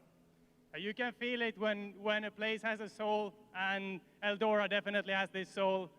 You can feel there's history of this place, and today we made more history. RallyX in Eldora, RallyX America, we're coming back. All right, give it up, Timmy Hansen, your winner. All right, gonna move down here. We got Tommy Hallman, second place. I feel like you've been sneaky fast all weekend. We haven't heard a lot out of you. You just kept putting in the work, chipping away, and found your way to the podium. Take us through this weekend. Yeah, it's been tough, always on the back on the first laps of the heat races. So it was hard to gain those positions. But now in the final, you know, it's the time to give everything you can. And, you know, I can't even remember what happened. But it's been wonderful. First time for me in a dirt oval circuit in front of this wonderful crowd. So it has been really fun. Yeah, well, let's talk about the season overall. Obviously, you had a win there at Crandon. You come here, another podium finish. You got to be really happy about the way the season's coming to you this year. Yeah, definitely. It's been really great. I was having high expectation also for myself, but it's been going great. Anything can happen in these semifinals and finals. It's hard to keep it consistent, but it's been great. All right, give it up. Second place, Tommy Hallman. All right, going to move here to third place. Oliver Erickson. Obviously, Oliver, behind the scenes, you and your family do a whole lot. Let's talk about getting here to Eldora. I know it's been ups and downs. We had a little bit of rain, kind of wash things out, but obviously you've got a lot of seat time. You're leading supercar points over there in Europe. Come over here to the States. You know, take us through what it's like the last week, and then obviously getting here to Eldora. I know you've been excited. All the drivers have been excited to race here. Something new, unknown to everybody, was kind of the equalizer. How'd this weekend go? Yeah, it's been great. We came here last year, checking out the track, talking to Levi, and absolutely fell in love with this place. First time for many of us doing a dirt oval. We had a blast. Can't thank you fans enough for coming. It's been super cool. We've been welcomed with open arms, and I hope you all enjoyed it out there. All right, give it up. Third place, Oliver Erickson.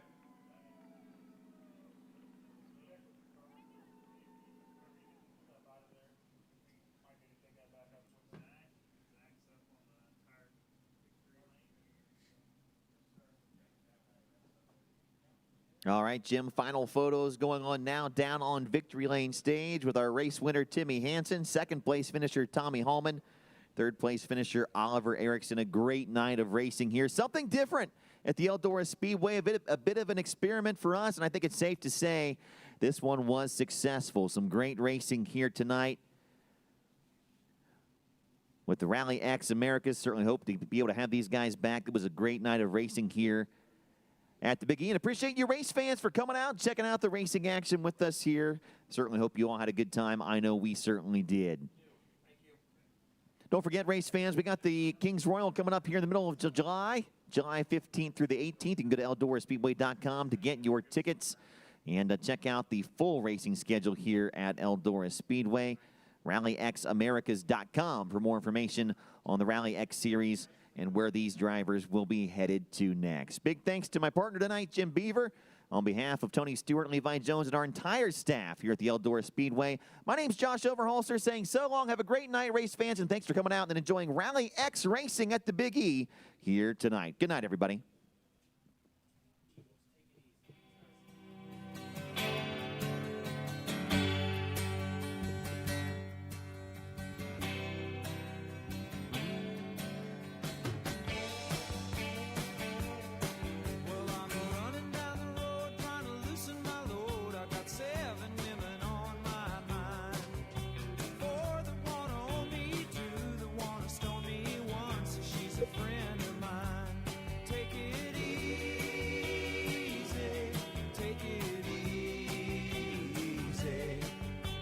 Sound